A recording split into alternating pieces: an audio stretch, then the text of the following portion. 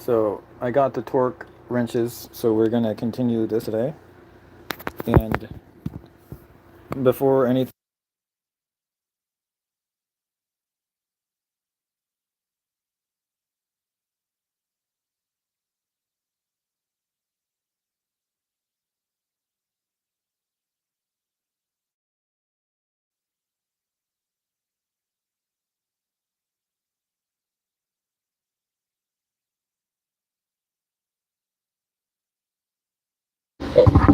anyway, if you guys can't figure out which ones I'm, basically saying, okay, imitate this to make the music, then I'm gonna go ahead and I'll tell you eventually.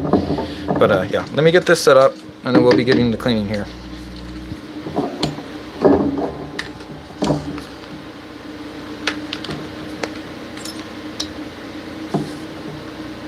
Oops.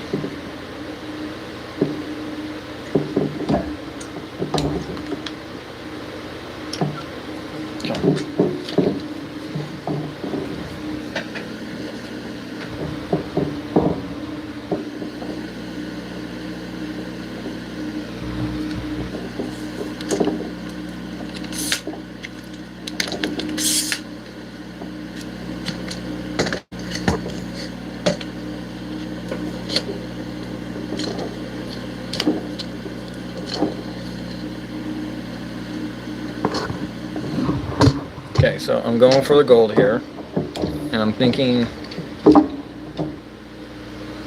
I got it because I saw something on this one guy's video. He inverted his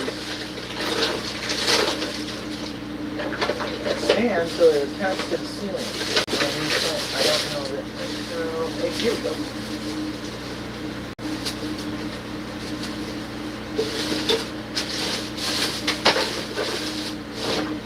Okay.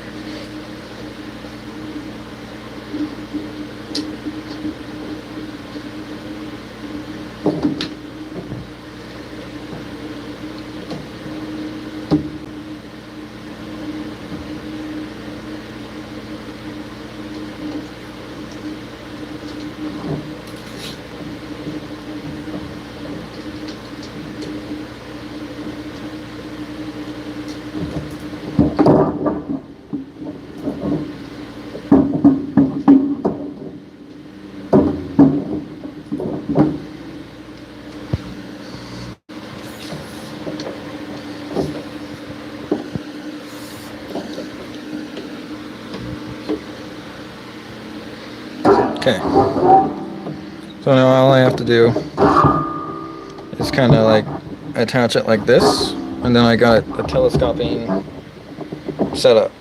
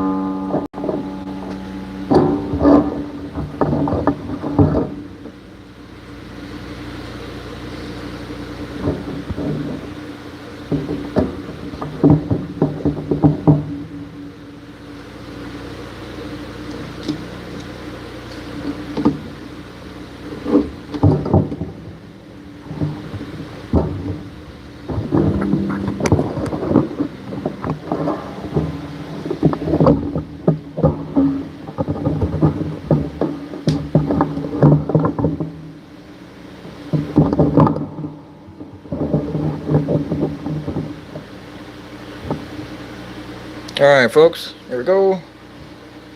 There's that. Sorry there's no sound cancellation, noise suppression for any of this. This is as raw as I can get it. Okay, so one more thing. I need to get light above here. Would be very, very helpful at the moment.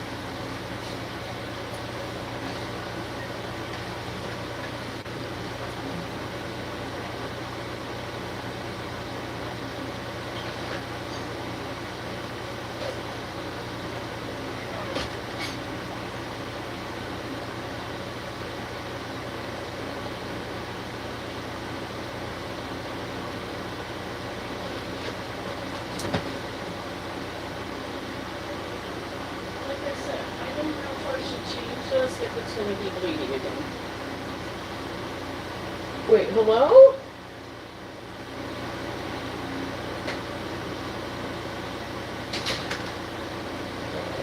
Hello? Well, where'd you go?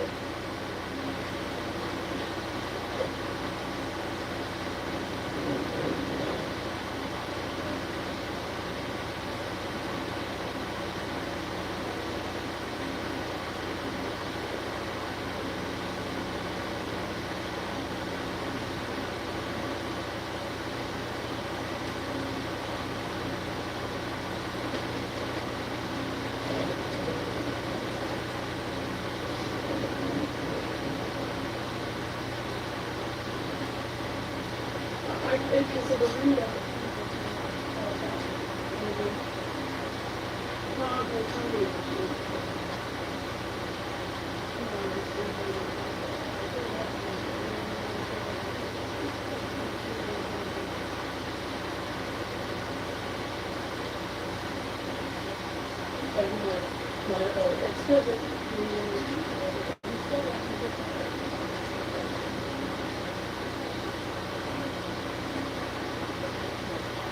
But now he's kind of settled down, so it could have been a nicotine. I don't even know.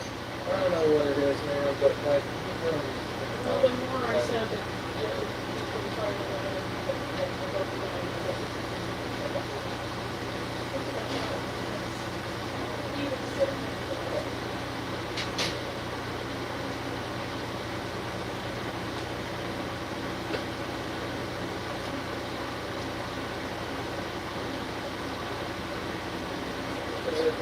Death to America? No, fuck no. Actually, I think it's cool they're dead. Let's fucking get rid of them all.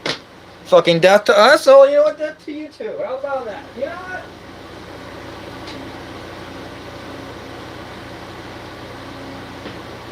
Fucking dumb, importing fucking terrorists. They got bigger fish to fry than worrying about some fucking guy who doesn't even understand what right and wrong is, apparently. You're not supposed to lie. Oh, fucking guy.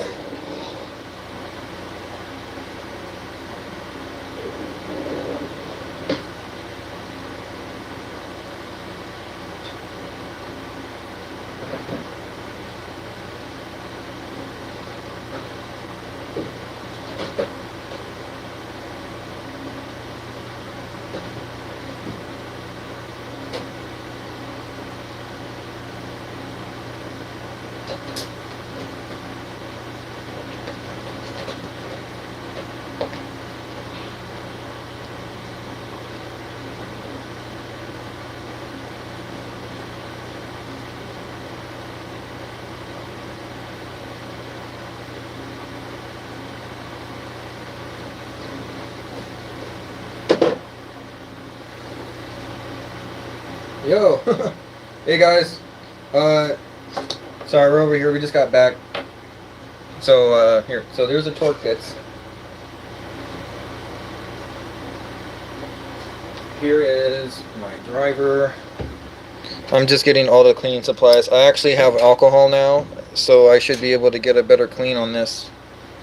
And I'm actually sorry, I'm trying, there's a light right here that is kind of out of your telescopic range that I'm trying to get plugged in because I just rigged it up. But it actually should be really way much better than this light I have in right now. This light right now is amber and it doesn't really help distinguish the dust very well on camera. So I'm trying to get this white light better to do it this way than to drain my phone battery light. And yeah, So just bear with me here, and we'll be going not too long. Oh, thanks for liking it.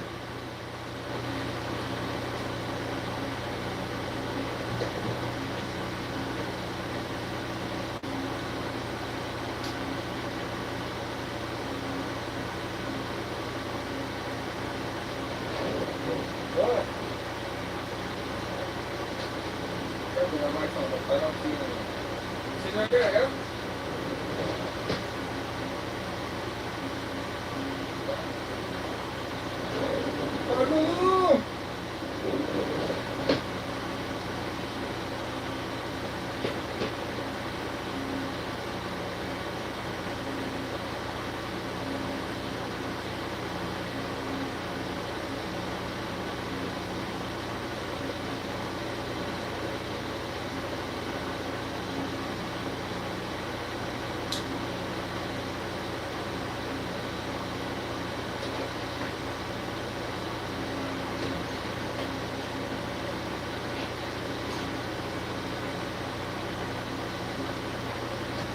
Oh, okay, here we go. We got Discord in use.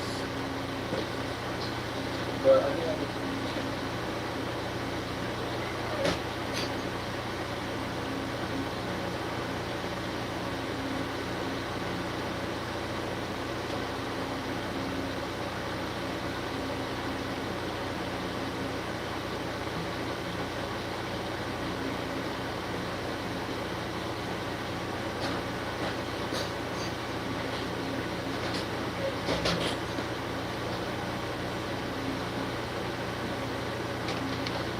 Okay, I got the cord. Now, that's only if... Can I get it? What I got? Let's see here. Let's go. I got a very weird angle to keep it from in frame here. Alright, that's... And then up. And then, let's see... what this looks like, yeah.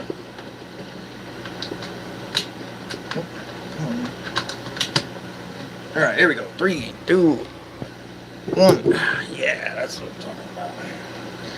That's the freaking sun. That's 1,200 lumens. What the hell that is? No, 650 washed out freaking LED. This is for chumps. Alright, now this is... Alright. Right here. I gotta get the mic. I gotta get the mic a little better, guys. Hold on. Alright, and this is also attached to my mic at the moment. Very, very haphazardly, but the other end is attached to the roof. So, we've upgraded since it's telescoping, and I'm trying... So if I need to zoom out more, I can.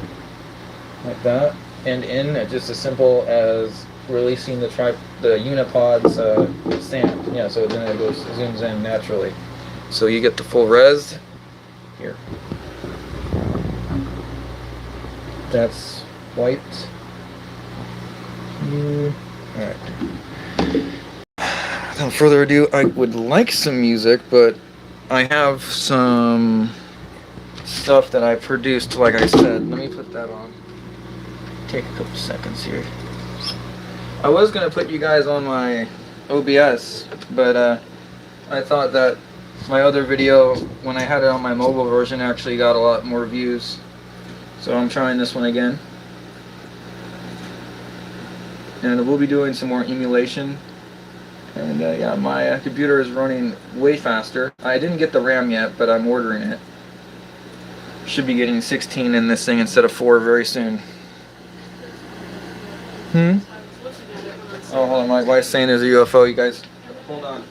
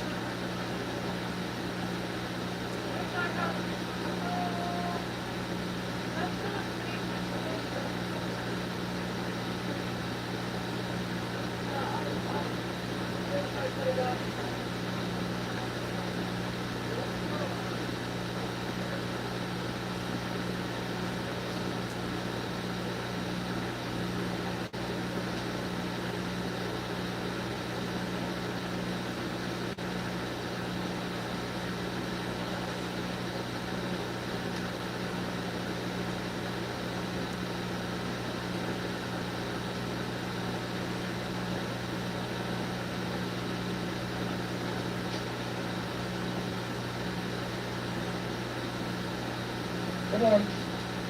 Okay, guys. No UFOs. Couldn't see it. All right. So anyway, I just rinsed this thing underwater yesterday. I didn't even get my brush out, and I want you to see how much dirt is still on there after it actually being submerged in hot water. And like that's just, that's too much. It's 12 years, isn't it? When was this released? This is the original Xbox. So here, well, it was on a plate yesterday. I could scoot better, but now it's not. So I'm gonna probably better off today, honestly. Anyway, because it's gonna be more open. Okay, let's see. I gotta. Anyway, I just wanted to show you guys that that's gonna be cleaned here soon. So I'm gonna disappear and clean that properly. I got a light right above the tank. I'm gonna get it right the first time. But I wanted to get this on camera, on better camera. My front selfie cam for my webcam did not give that justice at all.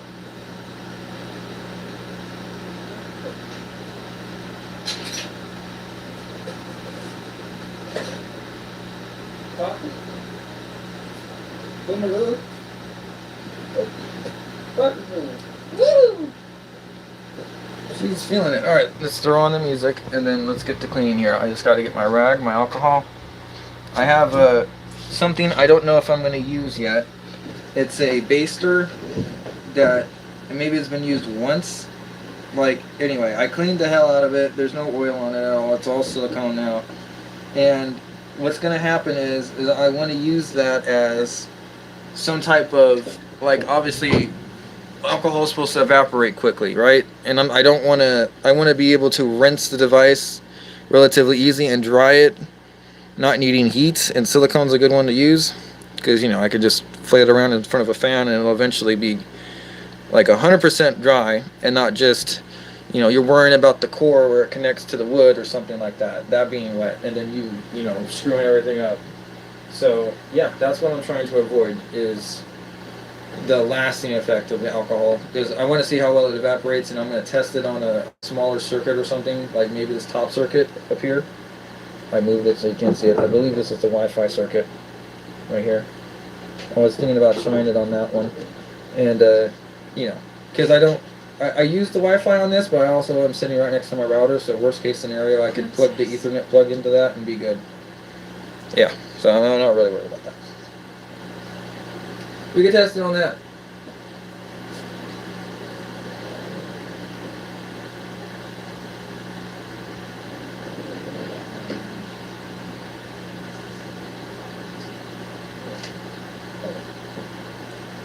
You don't need water, huh? So I mean, you feel that you can't do this with the time. No, and I maybe shouldn't have done that instead, you know, because I don't like to be too stand over people, because I don't like it when it's So you're on mic. I wasn't like even Babe, that babe. close. I know. That's okay, I have nothing to hide. Well, it's my mentally disabled brother. Well, probably they can't even hear me. Honey? Sorry, anybody, I'm just being a real person.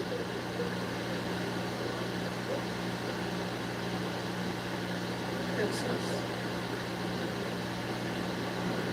Did mommy get too much soap?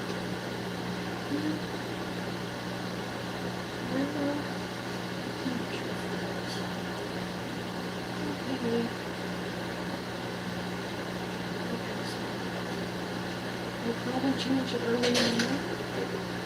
Change it in the morning. Alright, so I got food I gotta eat too eventually. So we're probably gonna have an intermission here in a bit. You know, while it's still good, it's fast food. I should just devour it really quick before I get started anyway, so kind of think about that. I have a good amount of music on. If you want to come back in about 20 minutes, I'll actually get down to tearing down and cleaning if you're only here for that. But if you're here to chill, which is totally more than welcome, I'm going to leave it on for that reason. And I might unplug my mic and plug in the actual, you know, charger to give it more of a. Yeah, I'm at 54, so maybe I should oblige it. You guys can hear my door creak. It's kind of ridiculous sometimes. All right.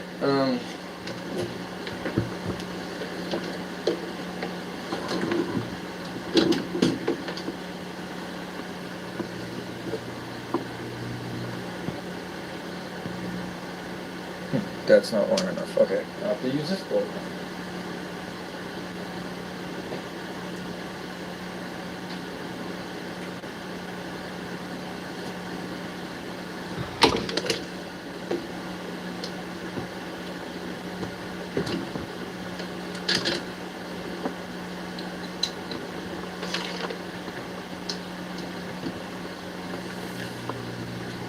Like an inch more to plug it in. I like it. Alright, here. And now you're hardwired, guys. You're no longer gonna die. Well, not like you were gonna die right now, but eventually. Right? And we're trying to prevent this eventuallys from happening.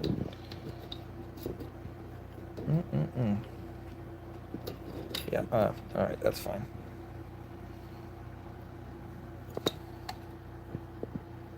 Obviously, I'm gonna scoot this back in a bit. But like, I kind of need a place to eat, so I'm gonna put this up here. Okay. Alright, there's that. I got my wet rag over here on this table. We're all set. I hope that's not fucking magnetized. I haven't even checked it yet. I don't think it is. Alright, maybe a little? I mean, I don't know. Honestly, I don't think so.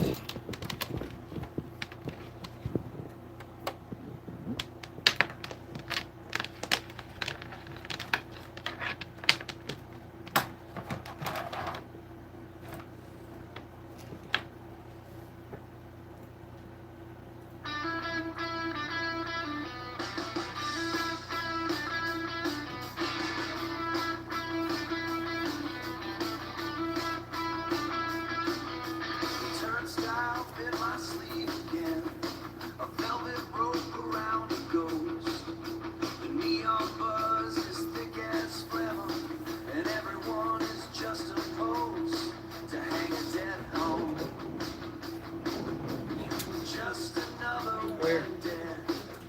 Here. Oh, this is mine. Hanging on the line of a broken stoplight in the 5 o'clock rush. It's a long drop from the high rise to the puddle in the parking lot. A slow burn for the wise guys, keeping tally of the things they bought. We're just kids and watch the spinning backward, yeah, spinning backward. Judging my choices, cold coffee and the flickering of those fluorescent voices in the back of my skull. It's gone. It's a long haul for a short man with a shovel in his hand, digging for a gold watch in a sandbox full of sand. It's a long drop from the high rise to the puddle in the parking lot. A slow burn for the wise guys, keeping tally of the things they bought. We're just kids and watch the spinning backward, yeah, spinning backward. The elevator is a coffin for the living, going up, going down, nobody's giving a single damn about the view. From the top of the pile, it's just a long walk down a very dark aisle, spinning backward. Yeah, we're spinning backward. Sorry, guys. It's cold, too.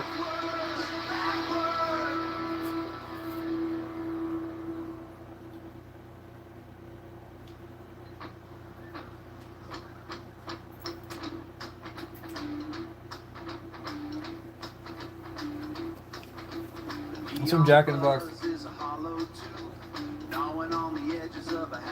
true.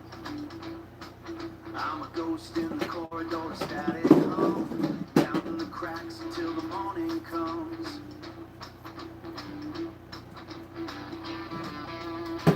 Carving copies in a paper parade, trading the sunlight for the city's shade. Got a pocket full of copper and a heart of lead, repeating the words that the radio says. So let the static drown the street tonight. We're burning bright in the shadow of the light. No one's home but the signal's strong. This is the rhythm where we all belong. This is the rhythm where we all belong. Sidewalk mirrors and a yellow sky. Nobody's looking but everybody's high. On the sugar-coated promise of a cleaner slate. Hi, While Mark. the wolves at the door learn how to wait. I saw you standing where the asphalt splits, trying to fix what the city omits. A flicker in the flicker of a flickering tube, solving the puzzle of a broken cube. So let the static drown the street tonight. We're burning bright in the shadow of the light. No one's home but the signal's strong. This is the rhythm where we all belong. This is the rhythm where we all belong. It's a long way down and the elevator's stuck. We're betting on the rain to change our luck, but the clouds are just exhaust and the stars are out. Give me something to scream about. Give me something to scream about. So let the static drown the street tonight. We're burning bright in the shadow of the light. No one's home but the signal's strong. Turn it up, turn it up. Yeah, get gone.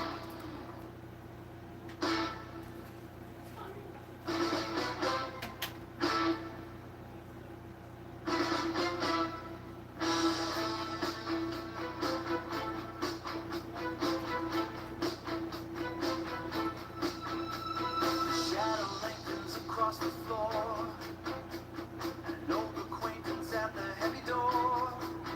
Not a ghost, but a hammer in the hand to strike the chord across the shifting sand. The air is heavy with the weight of breath. Breath. A rhythmic heartbeat in the house of death. Four strikes of iron on the iron gate. The heavy thumbprint of a hidden fate. No hiding now behind the silken screen. The architecture of the great unseen. The struggle sharpens like a jagged blade. We are the debt that has not been repaid. Back up, all the way. Phantom army with a silent This music, tread. right? No song. Counting the seconds till the sky turns red. Back up. It is a choice that Man, my dog's in the way. Alright, we just finished that. but the relentless turning of Alright, I have fries, but I'm not really in that mood. the relentless turning of the crown. Four strikes of Alright, iron I don't eat very much. the heavy thumbprint of a hidden fate. My tooth is a lot better. If you're here and you know who you are, if you're subscribers and you know that I'm usually talking a lot, but my tooth has been putting me out of commission. Turning of the rusted wheel. It's not the dark we should Okay, lights, camera, action, mic's on now. go that's glowing on the victor's brow. Four strikes of iron on the iron gate. Alright, I hope it sounds better. Thumbprint of a It's hidden not a cheap mic. now behind the silken screen. The architecture of the great unseen. We are the dark. They used to say like we used to get fun at gamers that played Xbox that didn't have a mic. And I'm like, I don't play with a mic right now. I just thought of that. But I'm sitting here on the desk with an $80 mic. I just choose not to sit there and rage at people like I did in the past. Oh my god, the Call of Duty Rage lobbies. Oh my god. Growing up with that, and you think it's a normal thing? Man, we were psychopaths. Freaking psychopaths. I look at people doing it now and I'm like, wow, were we really like this? But I honestly think that like they take it to a whole new level. Like there's no way that we could been this bad when we were kids. Everybody says like back in my day, bro. Back in my day, honestly, gamers like we knew when we said shit like I work for the Air Force. I'm gonna nuke you. We knew they were lying. Okay. You're not gonna need to go out of their way to report them like a little baby bot, and you think, oh, you gotta change. You're the one that's gonna change their life, and yeah, it's gotten too much. Gaming is completely different. The ballast is shifting, the lantern is out. We're bound by the silence, we're bound by the shout. Oh, that's not even the right one. Tide is a hammer, the rain is a whip. A kingdom of water around the woodchip. Can you see this? Enough, right? I mean, you don't really need to see me like that, do you? Feeding the engine, the hull and the bark. Heave on the iron till the capstan Let's sinks. see if it's magnetized. Good. I don't really like magnetized screws. We're spinning the storm back into the skies. All for the haul and the weight of the gale. Holding the ghost of the mainsail. Let the sky go black. Leave it back. No retreat and no coming back. Leave it back. Let the depths go wide. Let the depths go wide. Let the depths go wide. Heave on the iron till the capstan sings. Break the great beast that the hurricane brings. Down in the brine where the cold light dies. We're spinning the storm back into the skies. All for the haul and the weight of the gale. Holding the ghost of the mainsail. The gale is dead, but we're colder still.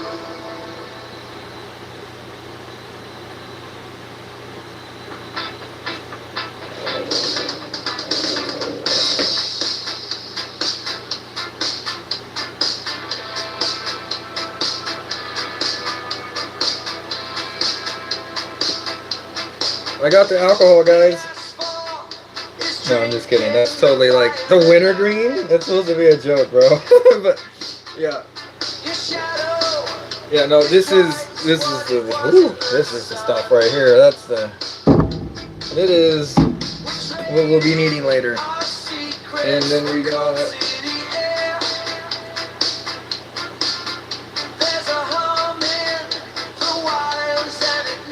right here. And see how my teeth right here? But then you have pads, and you have cotton balls, and then the swabs, and I've already used that whole much on my teeth basically, like 2 a day. Boom. And then, yeah, that's golden.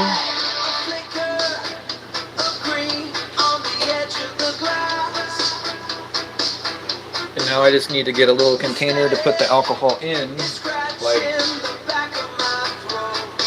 one of these little tops to a Pringle can will do. Anything, really.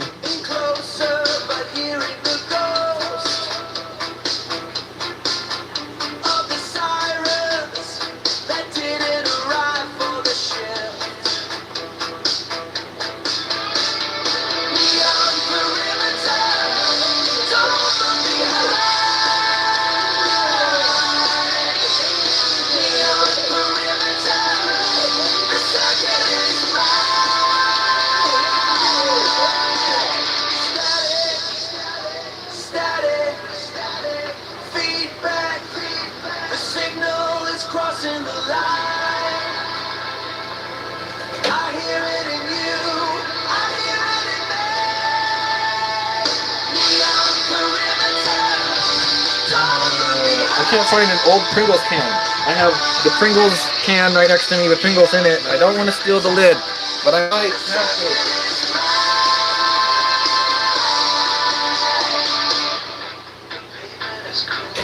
Come over here.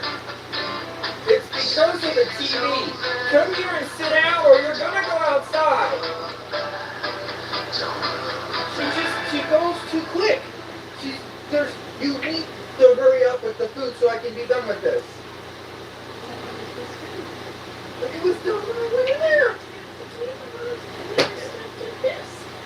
Okay.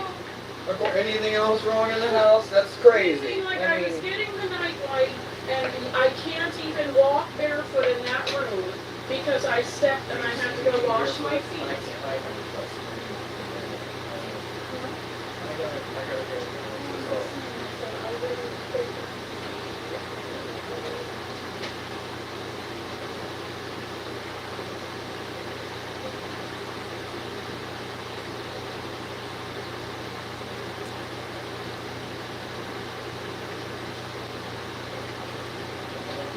The dog doesn't sit there like that. In front of the tanks.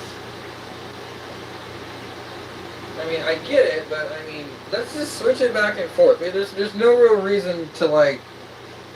It needs to be somewhere. This is freaking huge. It needs to be anywhere. It's over here in the corner.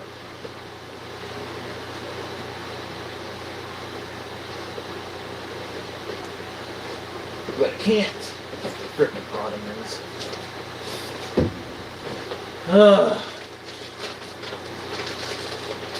Lazy fucking culture. That tub of lard. Can't wait to get to your fucking ottoman chair. God. What a fucking life. Reminds me of Wally. I can't even. I swear, if we get to Wally, I'm checking out and I'm going to Mars.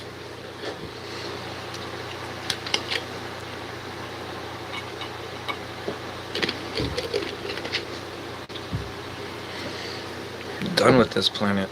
I don't even want to be here anymore. Fucking people are retarded.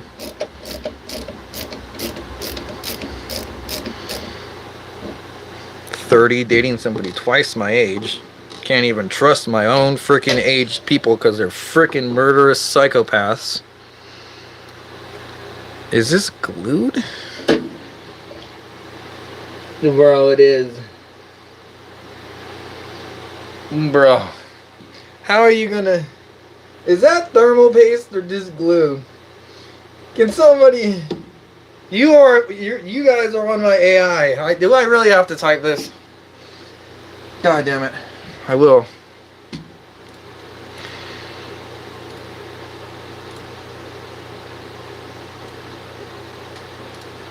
Well, I have a Gemination 1 here. Let's put that on so it's not just so dead silent, and then we'll stop the music.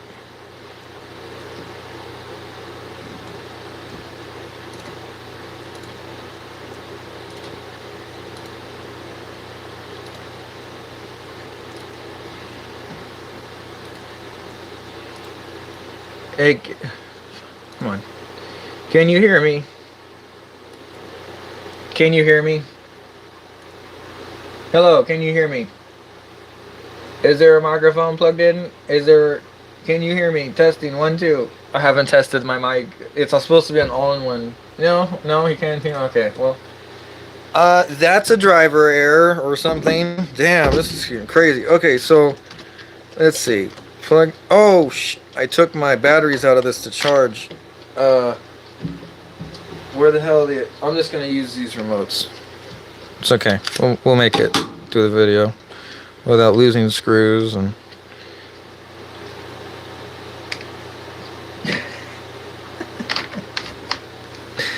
That's what I'd be watching and lurking for. Oh, he's gonna lose a screw. This guy, he's gonna lose a screw.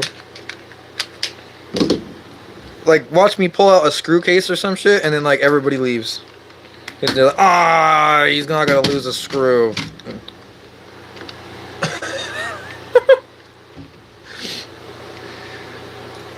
Okay. It's like Linus watching me or something.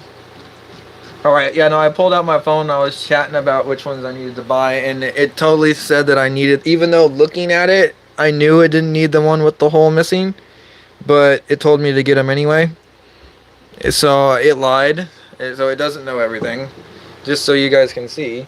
That does that look like there's a dot in there that you need to have a special little? No, freaking ridiculous. Drives me nuts.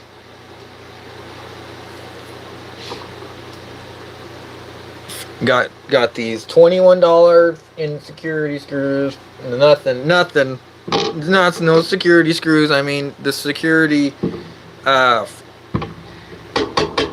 kit. I'm almost gonna call it a kit, man. This is because I bought it all in one. This is a screwdriver kit.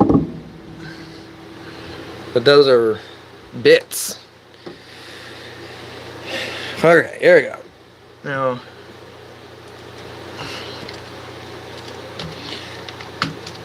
let's see. I need to know what is under the. Fuck, I need a new keyboard so bad. This is a $20 piece of shit keyboard that can't even backspace anymore. It's so bad. I need to know what's under that wireless chip. Is it adhesive or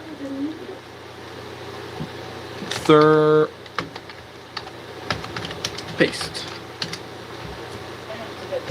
I mean, shifts don't work. I mean, there is something terribly wrong with this keyboard. These are numbered Logitech, and I love Logitech. Don't get me wrong. I have a Logitech Hero, man. Like that thing, you cannot beat me at Fortnite, man. You cannot. Okay, yeah, you can. I don't play it like that, but like seriously, low key, like honestly, if I really tried, you probably couldn't beat me at Fortnite.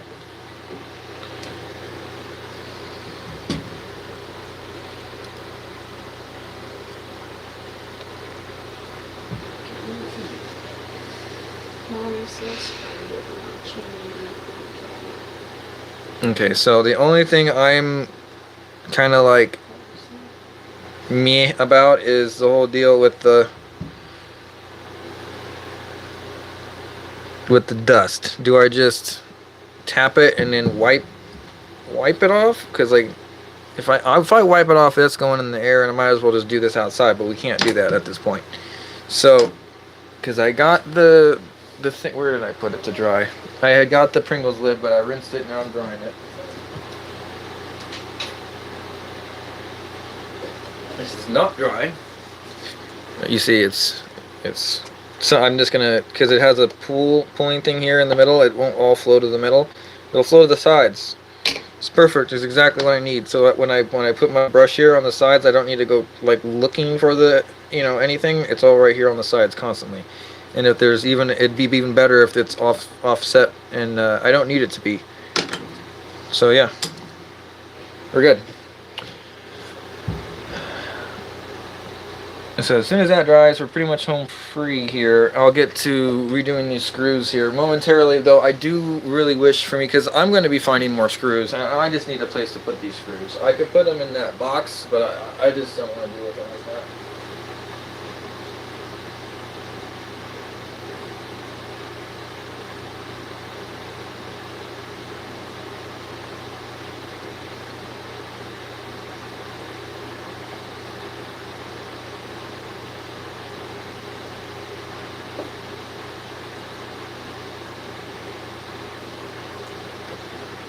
My husky's like right here at my feet. Whoa! Get out of there!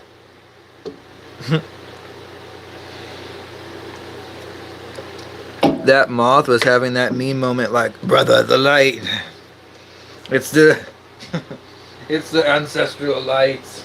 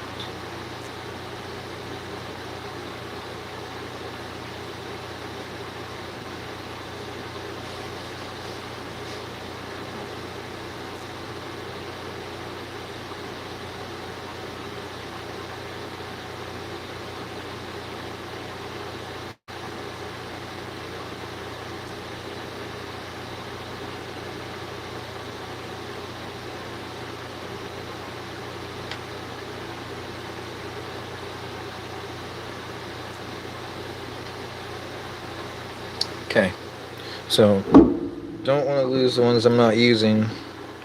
Not like that's gonna happen. Like I'm really good with my stuff, but practice good habits. So if somebody watches you, they think that you're even better than they are. And I don't always put it like that.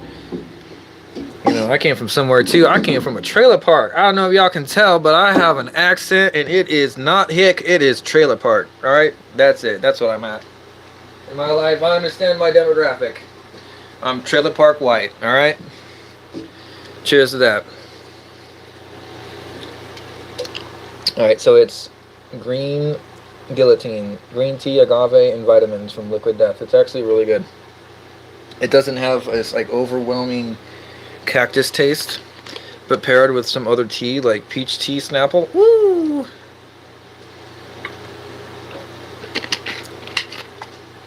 Because you got the peach is almost too sweet, and then you got something that's damn near bitter, and you're somewhere in the heaven in between.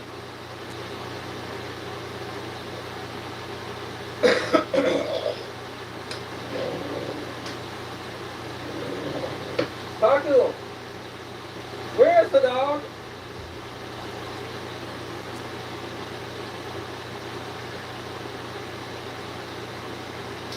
Okay. Good. Yeah, I saw her get on there.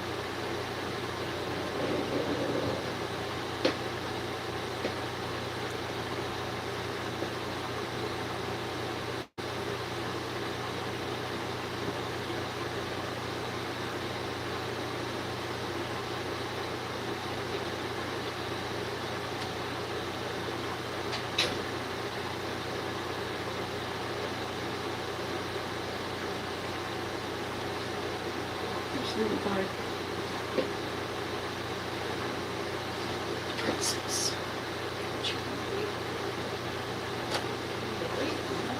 I don't know how much kelp she's supposed to have.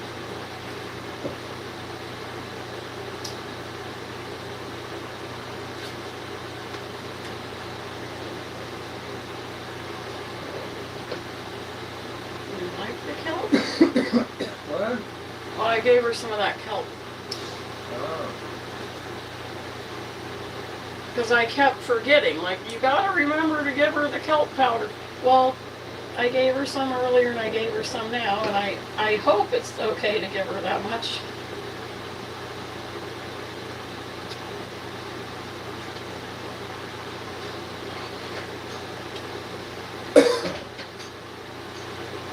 Sorry, sweetheart. Honey, you gotta eat.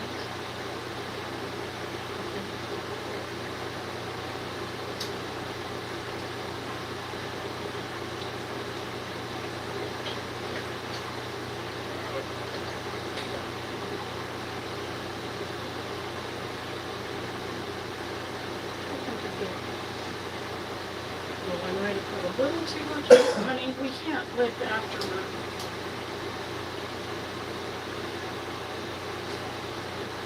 Well, I wasted a little bit. It was 30 cents. But it wasn't 20 cents because it's mostly here. She seems to like the kelp. Oh my God! You killed Kenny! You No, bastard! Like she'll actually lick it. Sweetheart. Okay, hon, I have to put this on because Mommy has to go get my food. Sorry, Pumpkin. Oh, boy. Here, there's probably not enough water in there. Honey. Alright, let's see here. Wow, Boom Boom's on the move here. Sorry, guys. Baki. It's not her fault. Oh, no, it's not. Oops, we just spilled some water. Wow, that's a lot of gulping Wow, down. how did we spill Cause that Slosh, much? she said, Oh. I had a hard time, Dad. Look, Well, it's my there's fault. a lake on the bed. Alright, there's a lake, and it's usually for me, but it's not. It's not today. It's not. Oh, Mommy, you know it's the troll. Okay, you gotta know how many times you put this I'm on me sorry. by the Mom. bite marks. Otherwise, I think you Plus, I forget. gotta wash this because, and I had it like that, but I Poor didn't dog. know it was spilling that much. she's got it going on right now. The poor baby. Okay, I got it. We're gonna have a pack of moths here at the window here if I don't roll this down. Whoa! There, take all the way to the ground here.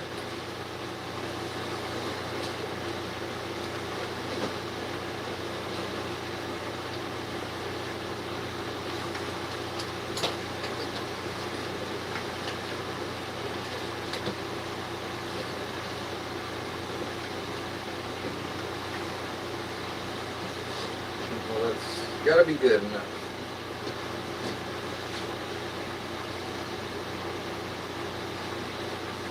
Alright. One last thing before I get blowing on this.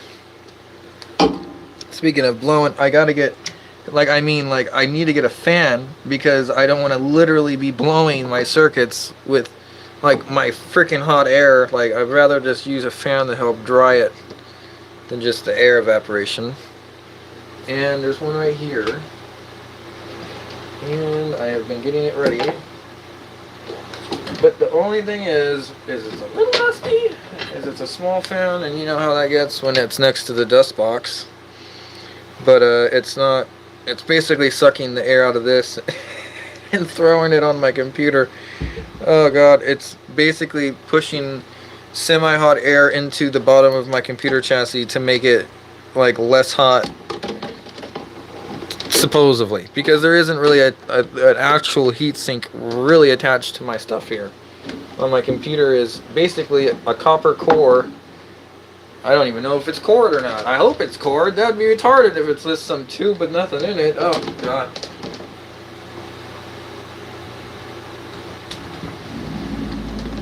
Alright, here we go. Of course, there's something wrong with it.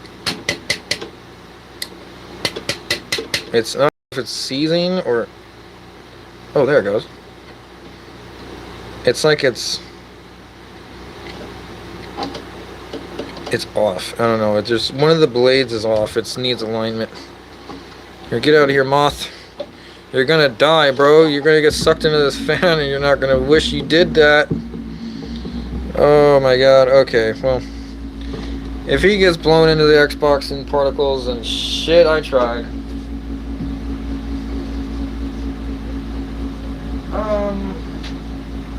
Yeah, oh, it was because I needed a place for my screws. Oh, yeah. Yeah, no, I couldn't even get the white one to go on, so I just said, well, what? Yeah. Hold on. Just put this one. Put the light. No, where's the light? I have a light on it. Where is it? She's gonna try to get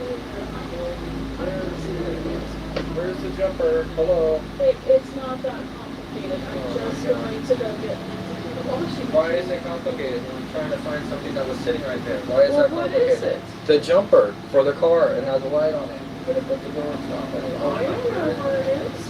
How would I know? I have to It's know. right there. That's one. Is it in here? You look on the floor. You look on the floor.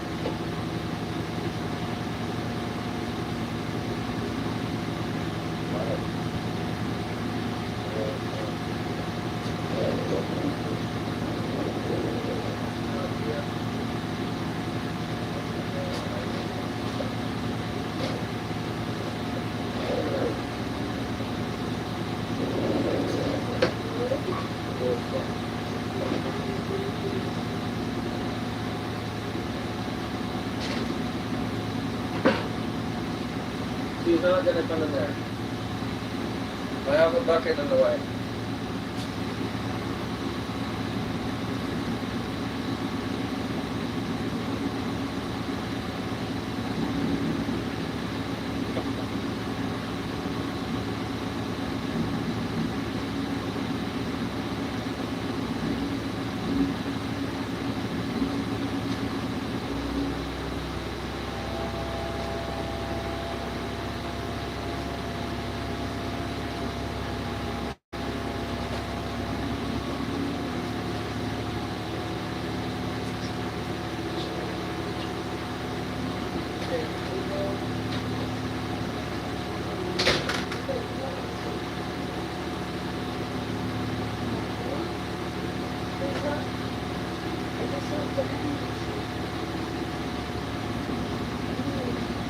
Okay, July,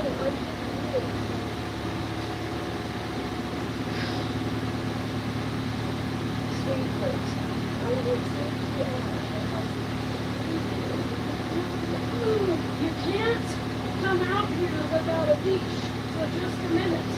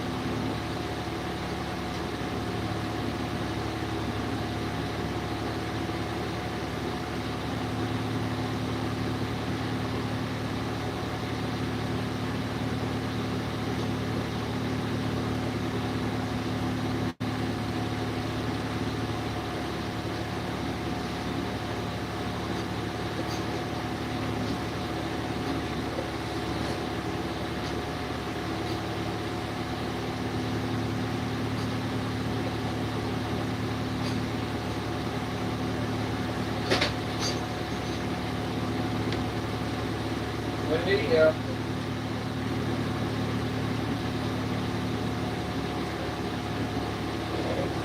Sorry, sweetie. Delilah, honey. Hey! Princess.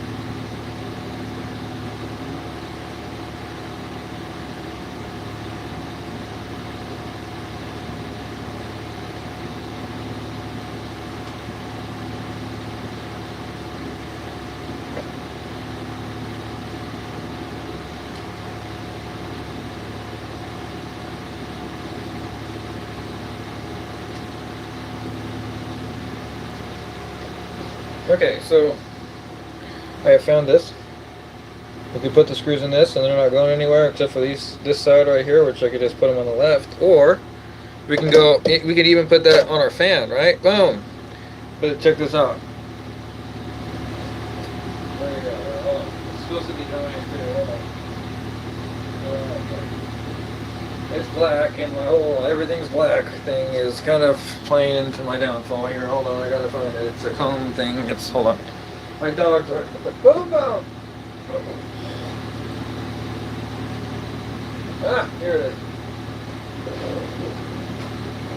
Back up. Okay, so it's still drying. Of course, we could just put it in front of this fan, right? Okay, put it back really good. See, it's not gonna leak anything. Just whoop. See how it's even got a lip, so you could stick it there. It's kind of like just wedge it. I don't even want to break it. I don't need to do that, dude. I'm just gonna set it up like this. But anyway, it's cool. I'm gonna put my screws in that. So I'm gonna use it because I already set my screw in it to see it, but it was kind of like dusty. So anyway, and it's got like cat or dog hair in it rather. I cleaned it before I set it down. Anyway, we put the screws in here, and they don't really fall to the side or left or right. So that way, if you have different sizes of screws, you know, you can remember which sizes are which by where you put them, and they don't roll around and they're flat. See, look, if you can give me 2 likes for this, I like that, because I really like that. I like this, but I really like this. I'm gonna put this in this, and then we're really, where are the screws going? They're not going. They're not gonna throw this in the orbit, okay? Give me one of these in orbit. There's no screws falling out of people's pockets. Freaking pockets. You gotta set every screw. Give me that screw. Yep, it's the future. No, I'm just kidding. No, we make the future, folks. I want you guys to understand that. So anyway, here we go. While that dries, I'm gonna think of everything, and this is what a leader does. He thinks of everything before he gets started. Although I really just needed to see how dirty it was. I couldn't wait anymore. I mean, 12 years is long enough, but gee, that was just, woo, that was painful. It took a whole sock just to clean the top of this. A whole sock, okay? I want you to understand that. I didn't flip the sock in and out or anything like that, but a whole outside of a sock. And I don't wear baby socks. Look at these socks. The whole sock. I've never seen anything like it. Okay, this is why we took a little bit longer to get started here, because I wanted to get everything done properly this time. And when I put it back together, I want it to be damn near perfect. Basically refurbished at that point. All I need to do is find those. Do you know those old school CDs that used to have like little hairs on the bottom of them? They used to, maybe, I don't know if they were carbon or anything, or like, literally this is carbon, but they used to be, you would play the CD, right? And when the laser got to the part where the disc was cleaning it, it would actually clean the disc. I mean, I'm sorry, it would clean the laser out from dust off of it. And it was so gentle. I mean, it worked so well. It actually, on these old school things my dad had, it wouldn't work, as in like, we needed something to clean it, and then he bought it. He bought that CD and he put it in, and it worked. It actually got the thing to work. So like, yeah, I don't know if mine's getting issues like that. It kind of might be at this point, because last time I tried to literally use, where is it here? Right here, this thing, which is a test file I'm eventually going to try to download, right? Is this disc. My Borderlands 3 would not download it. I don't know if it would register that the disc would even read anymore, which is kind of where my dad's DVD player was at. But when it read, you know, but it would never read. It wouldn't register there's a disc in there because of all the dust that was in there. It was nuts. It was insane, right? Back in the day, my dad's day. My dad was born in 1950, so I mean, he got to see it all. Anyway, I'm just here on the silicone, and this is nuts. They're over here tearing this apart. He never did this shit. My dad just said, "Oh, we gotta buy a new one." Yeah, okay, yeah. See how many dollars later we buy a TV every other year. Black Friday, we'd just be getting LCDs left and right. They would be changing every year. The bigger ones would get cheaper. We get it. What we do with the other? Oh, we'll put a 20-inch in the kitchen. We literally had a 20-inch LCD in the kitchen. Okay, I don't remember what brand it was. I mean, I think it was Toshiba. But like, honestly, it was in the kitchen, man. Like, I don't know anybody in that era. They were still using projector screens in that era. I'm telling you what, they barely even had fluorescent LED lights, the tube ones, and we had one of those screens in the kitchen.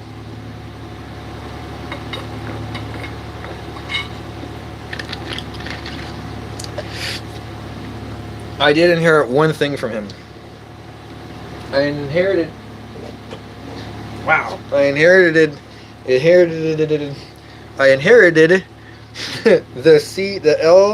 LCD. It was a 32 inch, and I forget the brand, but it's in the RV, and I had just got it out of storage. And I'm hoping it works. I'm hoping nothing else. If I need to open it now, I bet I have all the tools I need to open it and look at it, but and clean it, because I know it's gonna need to be cleaned before it starts to burn out. Like, I don't want to run it and then like it's not been cleaned, and then you get what I mean. That's why I'm doing that to these old computers and stuff before I'm even getting them turned on really right now. But I do believe that I figured out that, because I actually tested that monitor for the E-Machine, that if you were watching live you saw it, but like I had to delete the video because like I accidentally played some music and I wasn't sure if the mic caught it, and I didn't want to get a copyright strike, so yeah, I had to delete the whole thing on the quickness. But yeah, so that's literally where I'm at. Is yeah, because I already got one and I'm working on it. It was a stupid thing because I fell asleep, and like one of them, it was like a dolphins, it was something to do with dolphins. I have no idea, but it's literally copy struck me for some dolphins. I lost my shit. I was like, okay, we gotta tighten down this freaking posture. I was like trying not to die laughing. I'm like, dolphins, okay, so out of everything I play, you're gonna copyright strike me for some dolphins. I don't even understand. What? What's going on out here? Hello? I'm so confused. I hear somebody outside, and the dog's going to town. Hey, miss. Miss. Miss.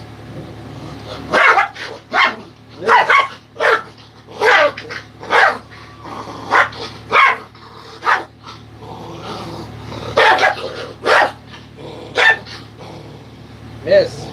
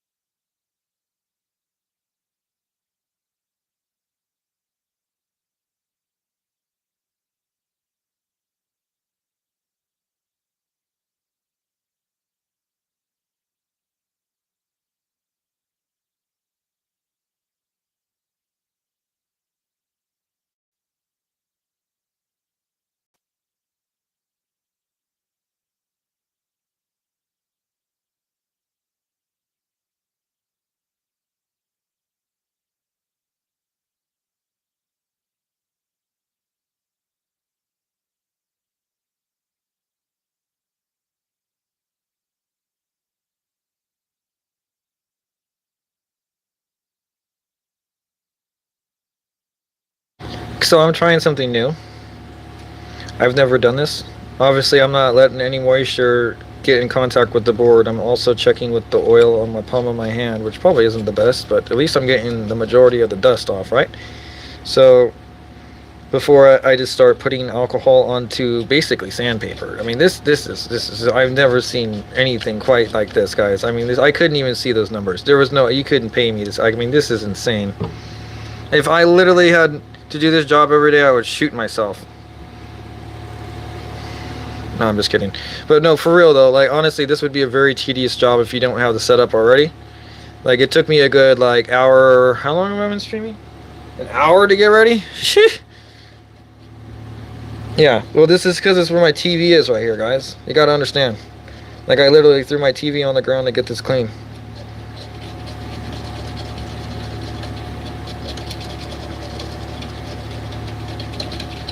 I mean, I have designated spots, but right now there's a galing windstorm outside, and there's just really no reason to go into a dust storm and try to get dust out of an object. It's just, you'd think it'd be perfect, but it's just pushing the dust from the one side of the Xbox to the other, especially if you're trying to clean it like that outside. That does not happen. I forgot to get the dumb freaking air compressor, because I gotta go tomorrow. So, like, push comes to shove, like, if I don't finish it tonight, like I can get a can of air compressed air for my other gigs tomorrow. Like if I do finish it, whatever. I'm not gonna like need air compressor. I'm going for the whole deep clean. But it'd be nice to get the gunk off of it before. Like I'm doing. This is kind of like an air compressor. Wait, you know those car washes?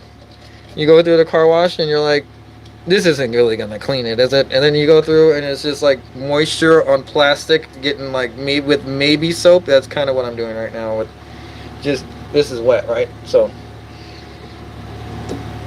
wet enough to leave a little bit of a watermark when you set it on wood. So that's about how much. And then so it's wrung out for about 20 minutes. Anyway, it gets the dust right back off the thing. Anyway, I don't need to do this too much more. This is looking pretty much clean. And so those are connection pins.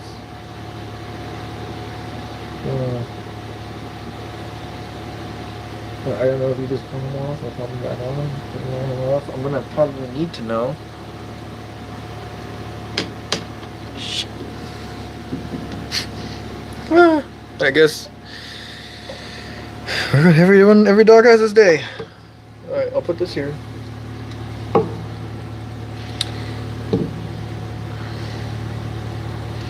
Considering these are not,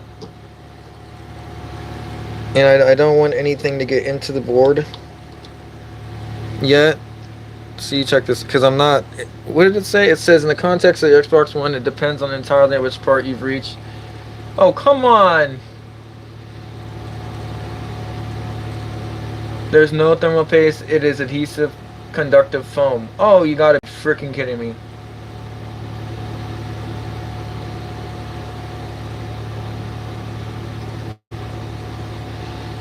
That is like, so why would you, I guess you just,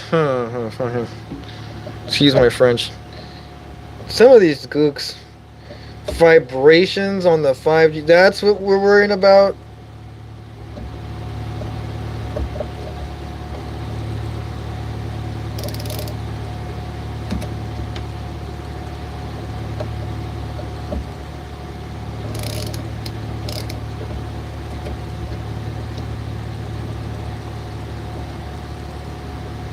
I'm trying to make sure I'm not double threading it here, guys. Hold on. You gotta make sure. I've learned that if you backfeed it and then make sure it pops, hold on, then you're gonna be on center the whole time and you're not gonna over thread it. Or under thread it, rather. Or whatever, double thread it. You know, where you're basically screwing your screw in the hole at the same time. No pun intended. Alright.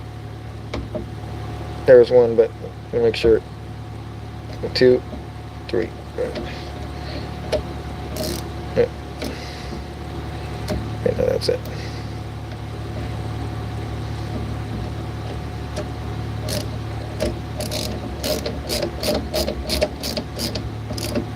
Okay. New screwdriver, guys.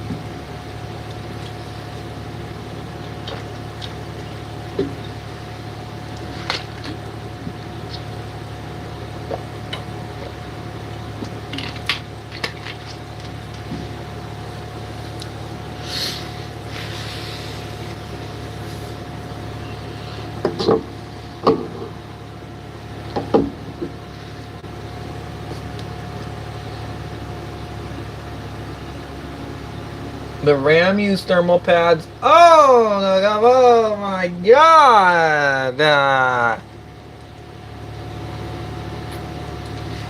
Sorry, I'm reading the specs on this dumb thing. Frickin' who? I'm barely getting into this, and I'd already know how like cheap that is. That's on your RAM. That's like one of your most expensive things. Wait a minute. Why would you put thermal paste on the APU but not the RAM? That is like stupid. It gets brittle. It's foam. It says in the name. Oh my god, this is so fucking Microsoft. Only Microsoft. No wonder it's 12 years and it's already glitching. I have this thing over here. This Windows 8. I haven't changed thermal nothing. And it's literally, I just underclocked it the other day. It's running like a pro. I literally I can't believe I got this thing to run as good as it is right now. I really can't. All because of AI. Helping me out. I'm telling you guys, like if you ever need somebody to help teach you how to use this thing, man, that is not the right, see how loose that is? That is not the right bit. Here, hold on. This one is, I bet. Yeah, that one is. Definitely.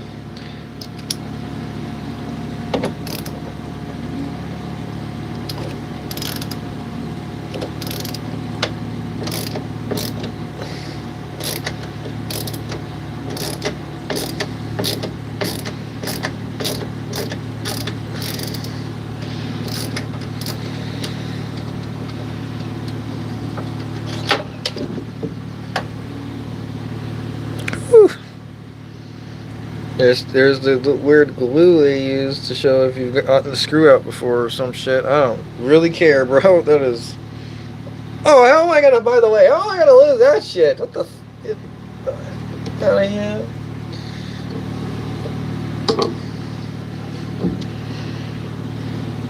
Oh, by the way, I'm doing these in order. They have a 1, 2, 3. Wait, what in the?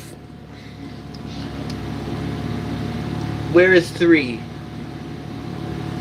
It just jumps to 4. Oh, that's gonna bug me. Where did it go? Like every other one? Oh my god, okay. 1, 2, 4, 5, 6, 7, and 8. Where did 3 go? There's literally no 3. What the f is going on? Oh, okay, you cannot make this up. I'm so confused, dude. Like not in like the sense of like just like do they know how numbers work or did they just literally just did they hide it? Is it somewhere that I'm like gonna I'm good. Come here. Come along, Gemini. Where is C3 on the metal chassis?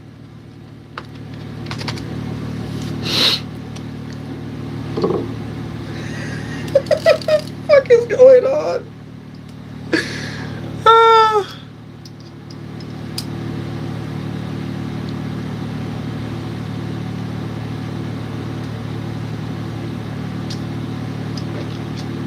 You cannot make this up, fam.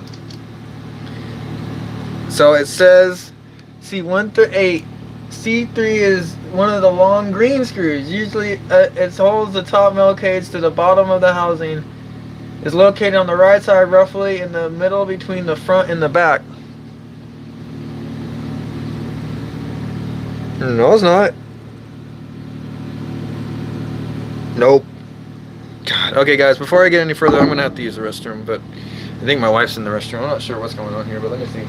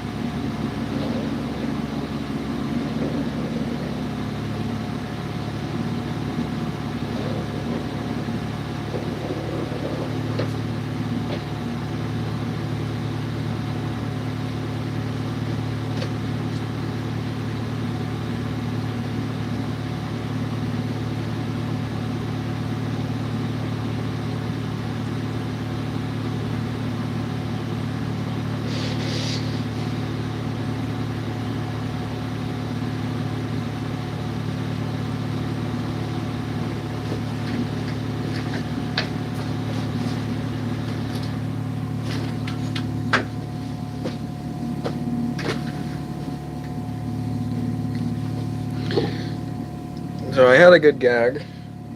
I couldn't find C3, but it says it's on the right side, roughly in the middle between the front and the back, and that's C5, not C3. So I don't know. We'll be praying that comes about. Sorry about the ratchets, but these are a little tighter than I thought. My wrists aren't. They used to be. Alright, here, 2. I'm gonna skip 3 because there's no 3. No such thing as 3.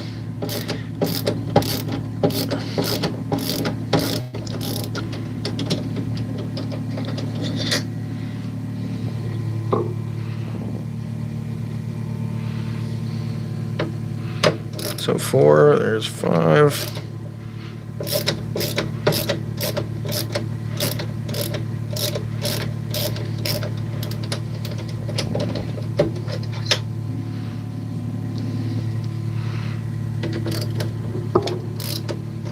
My wire for my light's all moving my mic. Oops. Sorry, I missed. It's almost easier without the ratchet, to be honest. For me. Because the ratchet's using a different muscle. And if I just span it like I normally do, it's only localized in my general arm, not my little tight wrist.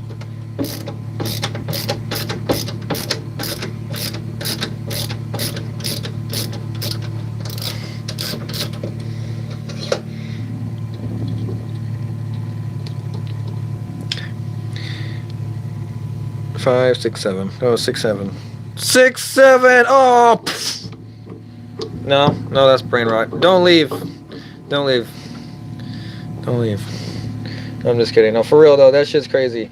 I don't know how the hell that's a word. Somebody made that a word, and I lost the term definition or the need for a dictionary, and I said, yeah, that's how the world died. 6, 7. 6, 7? Yep, and then the world died. 6, 7's a dictionary word. Who hacked dictionary.com and made 6, 7 an actual dictionary word? Like, that's what I want to know. Who did that? Let's play Germination 1.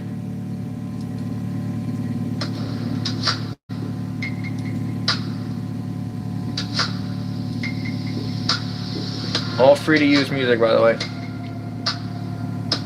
It is one of the deep screws that you remove to lift the entire metal top off. I don't see it. Oh, 8. Here, 8. Signal acquired. That's not 3 though. Signal See, look, it's. I think it's 3 now. Grid locking in. Deep core resonance. Okay, well. Considering. Pulse. Oh, yeah, that's coming right off. Pulse check. Wait a minute. Is that?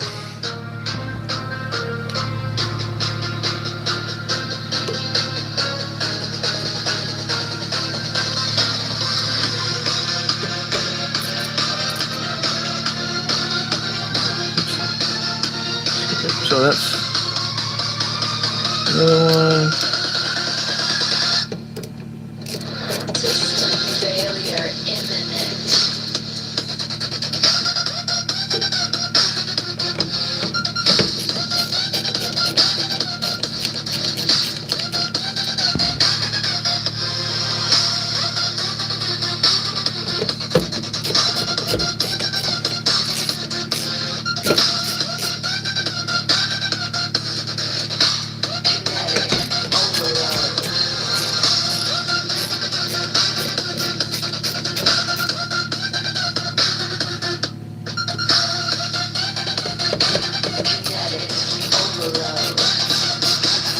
Threshold crossed. Total alignment.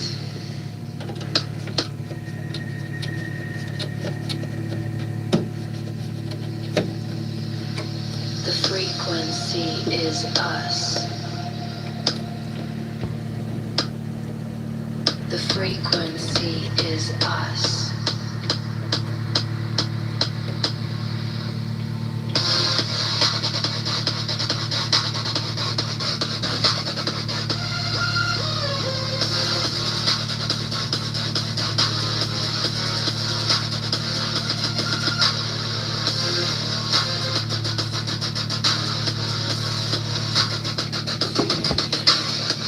So I cannot see what's holding this on here. It's not thermal paste. It's not glue like adhesive. It said this is the AI is full of S right now.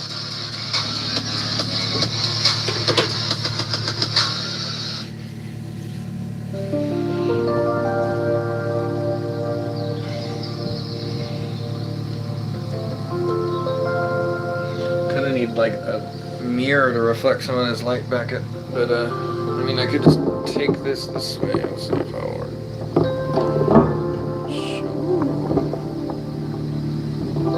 Because I gotta see the front of it really quick.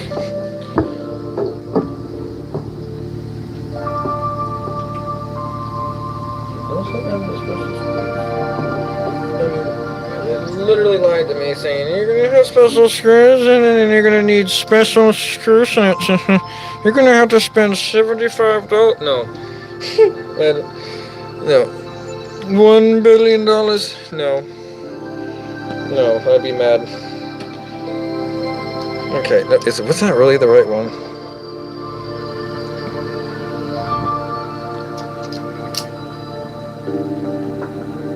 God damn.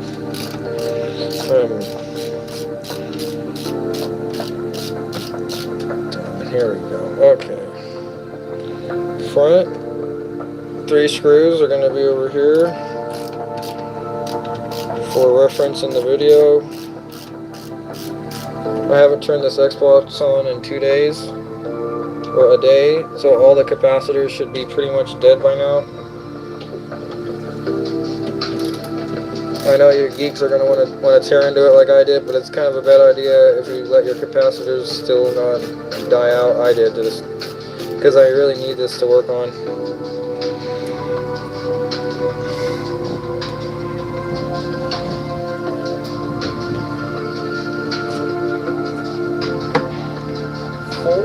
Where is that one? Wait a minute there. Oh my god, this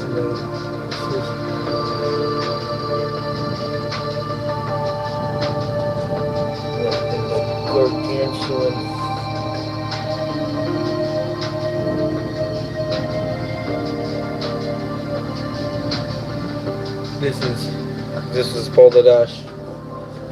I don't know, I'm getting pretty irritated why this isn't coming off. Oh, there we go. They are little clips. I thought that all this was transmitting data into some... No. Okay, so maybe this is the same here. Because I see that same type of device, like, believe it or not, down here.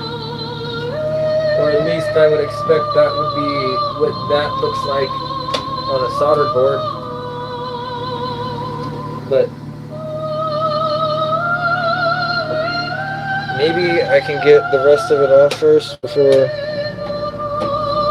Oh, see that? There's a hidden screw under there, folks. See right here? Right here. Turn it off for now. You don't need that right now. But we do need this off. That's way too loose.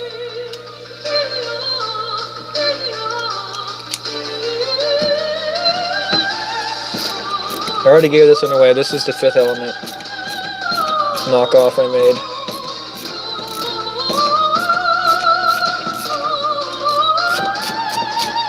You know what scene it is.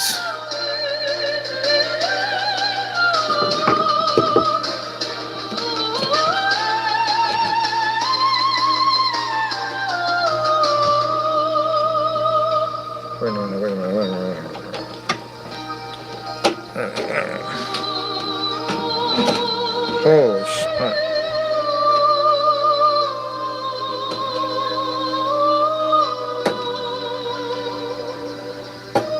Okay. Tempted to not plug in that speaker.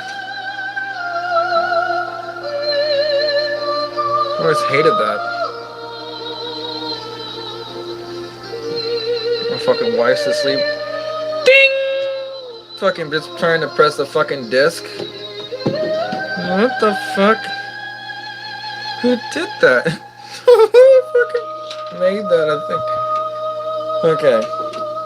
Some troll. Yeah, I know. No way, no way. That's what I was saying the whole time.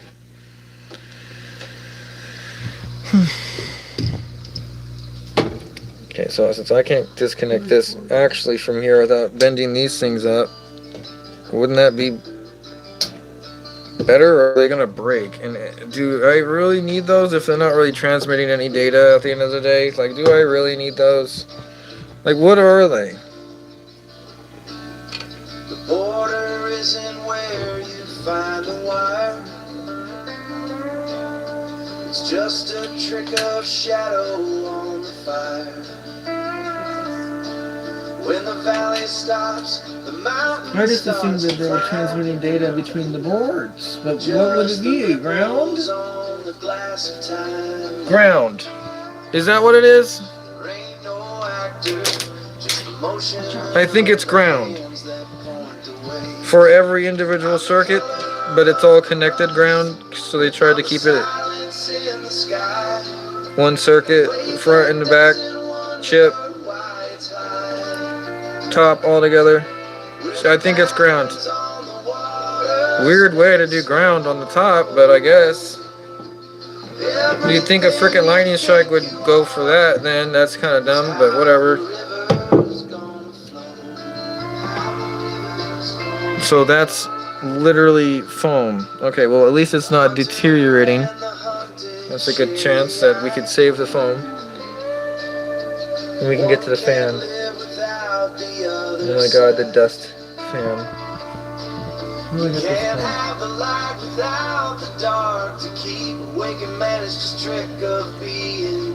500 gigs. Western Digital cake. Oh, it's all cakes. Oh my god, you guys gotta see this. Oh my god, I got a work cut out for me. This is. Come look at this. I just popped the top off. Look at this shit. Something religious on the TV in here. No, I mean, Everything you think you are is how the river's gonna flow.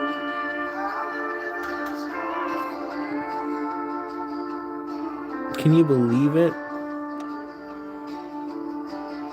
Like, it's literally crying for help.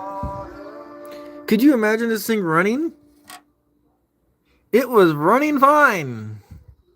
It was oh my god, is that a stick in the it's like a stick. It literally. You think it got chopped off by the fan? That is wild, bro. Oh no. There's some more tree. And that is. Maybe that got blown in yesterday with me sitting outside for a second. Okay, low key, maybe, but it didn't have the top off. So it had to have gone in here. That's just crazy. So my fan right here, this little fan, was pushing air into here and pushing it out the top, right? So it would literally. What in the is that?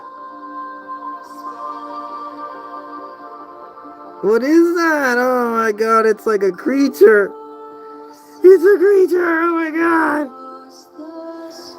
Shit. Shit. Shit. Oh my god. How am I gonna do this? I don't even know where to start. No wonder it wouldn't come off. Look at the thing it was attached to. Okay. There's a mountain of ash. Okay, I want you to understand, this is 12 years. It's never been opened up. Look at this really quick. Just really quick. yeah, it's pretty bad. 12 years. Right here, on the sides. This is where the fan was sucking up. Yeah. And there's some more on this other side over here, but that's about it. This is where the important chip, the memory, that makes everything go. This is the hard drive. This is the CD reader. The new ones don't really even have this. And it's just the motherboard underneath all these little circuits that run it. Crazy, huh? And there's power, data transfer. That's all. It's pretty simple.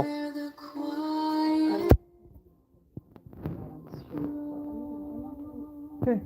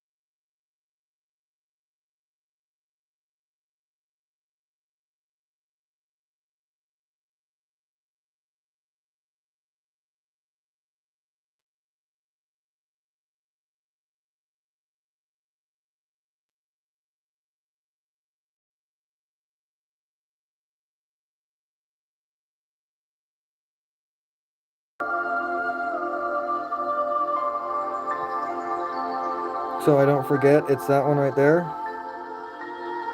That's what I gotta plug it in. It says C. I think C means cover. Probably ground. Like I'm thinking. Just as I'm trying to reverse engineer this without looking at a spec model sheet, that's probably ground. And yeah, so it ran ground from here down into the thing through the Wi-Fi chip. Into the systems board, so all the ground has gone up through. That's why there's extra cable on that. See? So, in my opinion, that's what's going on here. Why this can't come out, I don't know, other than the fact that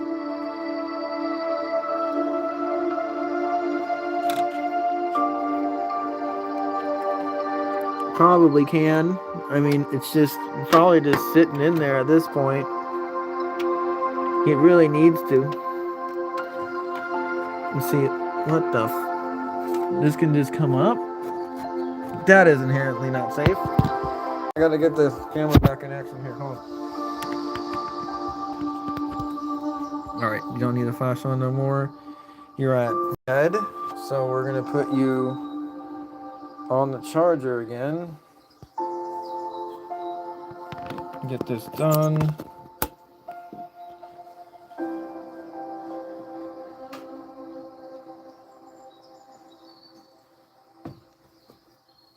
Okay, so this is the audio we're going to be getting from now on because it's deciding to die on me.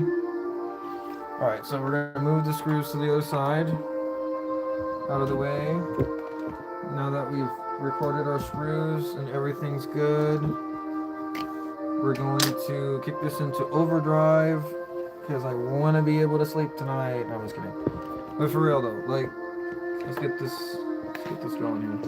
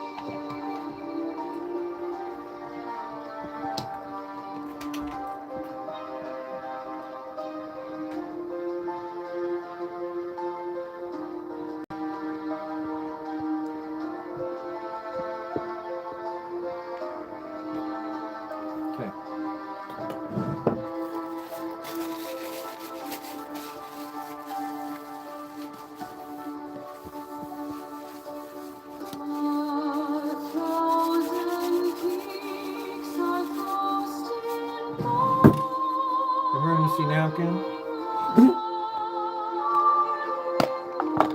Alright, I'm going into my kit here. I'm grabbing a couple Q-tips and I'm getting them ready. Good thing I have that tray, right? Now I can just set it on something I know will be clean. Alright.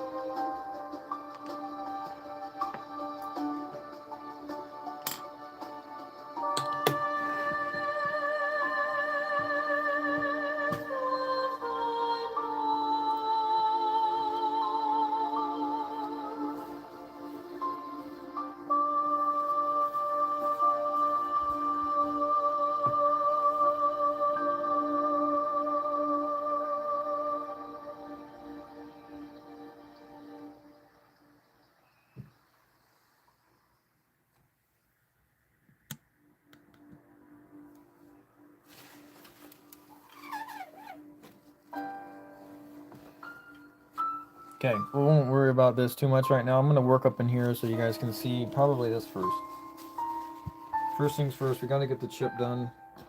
Can we release the speaker to get that detailed? We can.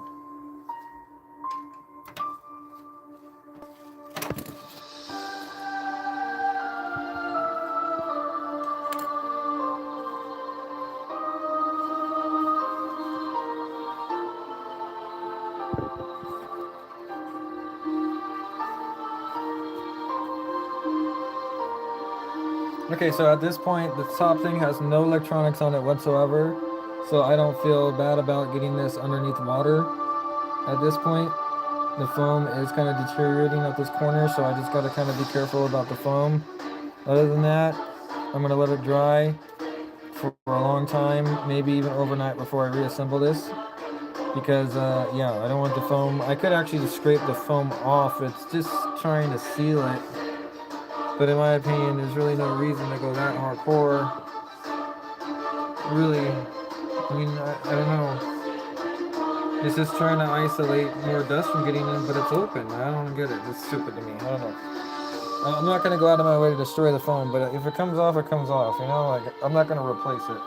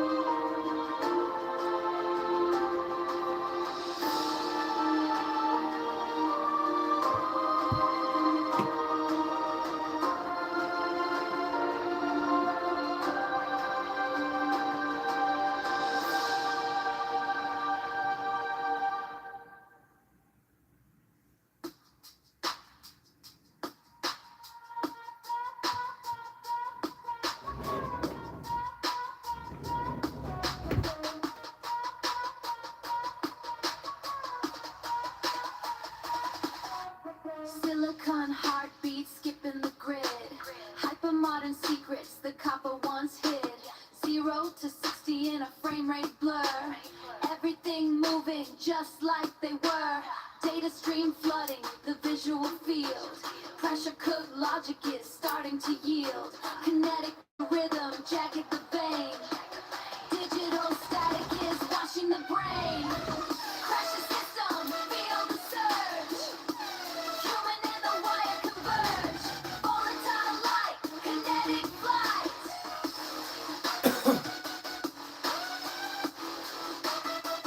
We are burning through the night.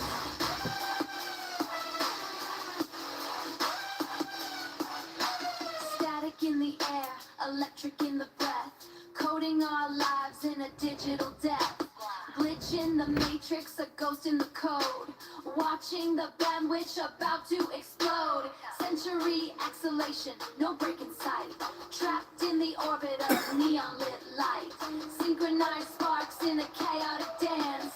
Leaving our fate to a digital chance. Crash the system, feel the surge. Human and the wire converge.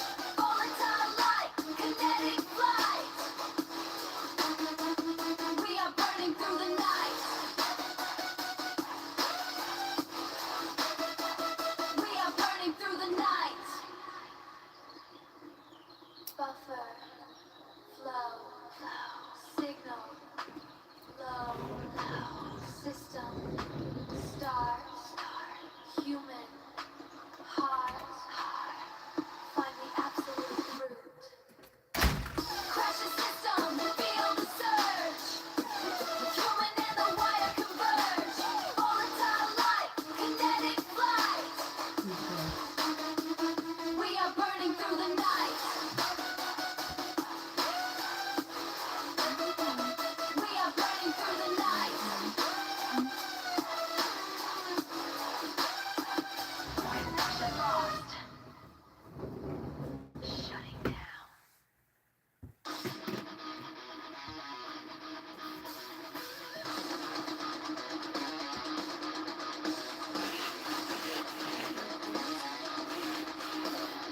Wake up, shake up, the makeup is fading away. Disjointed voices in the noise of the day. Internal static, erratic, the panic is high. Got your own rhythm under hollow sky. Speaking fragments, segments are broken and dry. Volatility rising as the seconds go by. Yeah. I don't think I can hold it together this time. Disappears here in the patterns of a jagged design. Why have you forsaken the soul when the communication is out of control? Yeah, out of control. Abstract contract, the impact is hitting the wall. Visceral shadows are starting to call. Psychological fire, the wire is starting to fray. No one is listening to what I say. Rapid fire syllables, nothing is easy. The air is heavy and the spirit is dizzy. I don't think I can hold it together this time. Disappear in the patterns of a jagged design. Why have you forsaken the soul when the communication is out of control? Out of control. Do you? Do you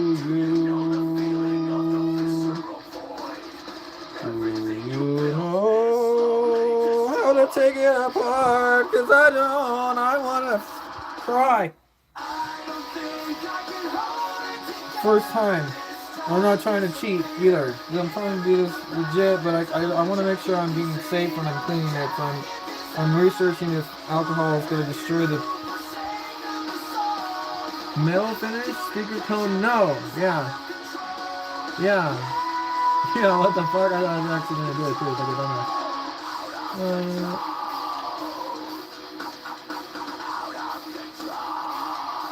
Q-tip.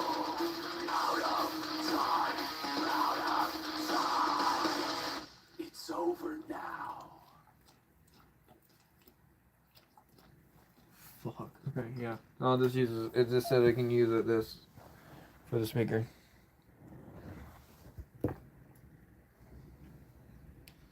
Okay, so that's literally all all of the stuff that I'm doing right now. This is crazy. All right, so circuit boards, PC housing, plastic housing, cones, rubber shields, avoid. Yeah, that's what I'm saying. Nope. All right, so let's see. I'm gonna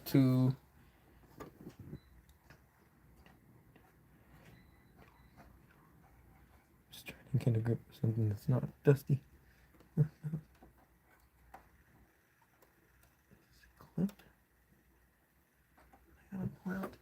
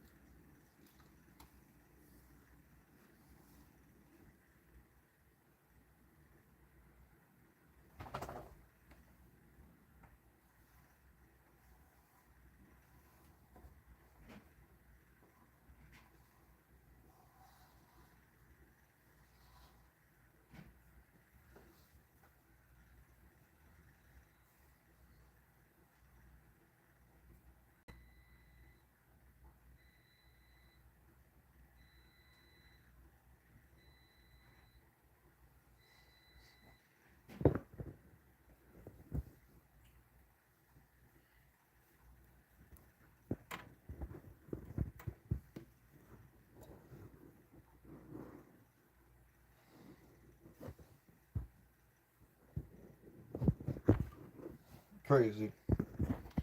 Just craziness.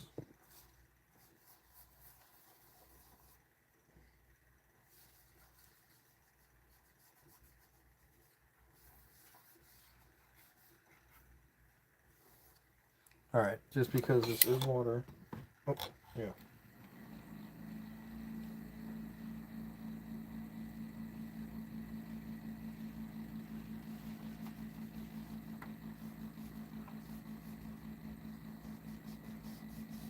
Remember, I rang this out like over 2 hours ago.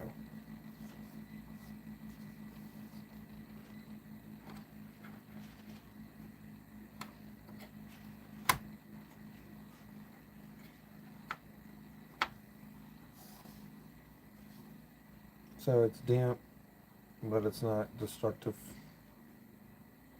I'm gonna get past this dirty shit again. I'm just gonna roll it up, roll it up. See? Brand new. Roll it up, roll it up. Life hacks, man, life hacks. You gotta know some life hacks or you'll be blowing your brains out washing your hands all day. Alright, here we go.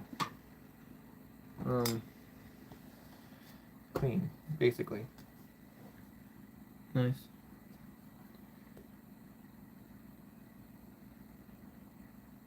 Class 1 laser product. It pulls 2.0 amps, 12 volts, 1.25 amps. So it pulls that when I'm using it extra on top of. Crazy, right? I didn't actually realize that. And then yeah, I can see the fan blade, by the way. There is a fan blade that it's like when you get it in the light, you can tell like it's one of them's off. Like it's like the whole aperture isn't off because it's on rubber grommets. It's still actually holding up pretty well, but it's off because it used to be pretty silent. Now there's like just offness about it when I tilt it. See, like that's even like way better. Like just usually just keep it like that, bud. All right, let's see. How do I get this clip? Is it a clip? I can't see my chat, by the way. I'm very terrible at this. Here, let me pull up my.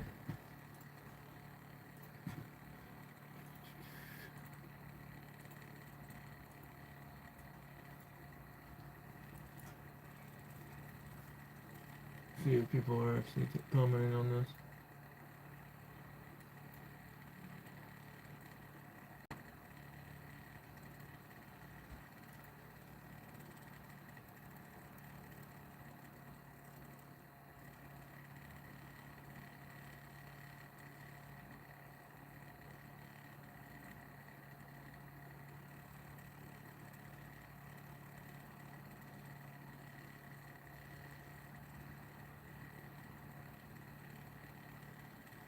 So it's not picking up. So I gotta go. Hold on. I gotta go do.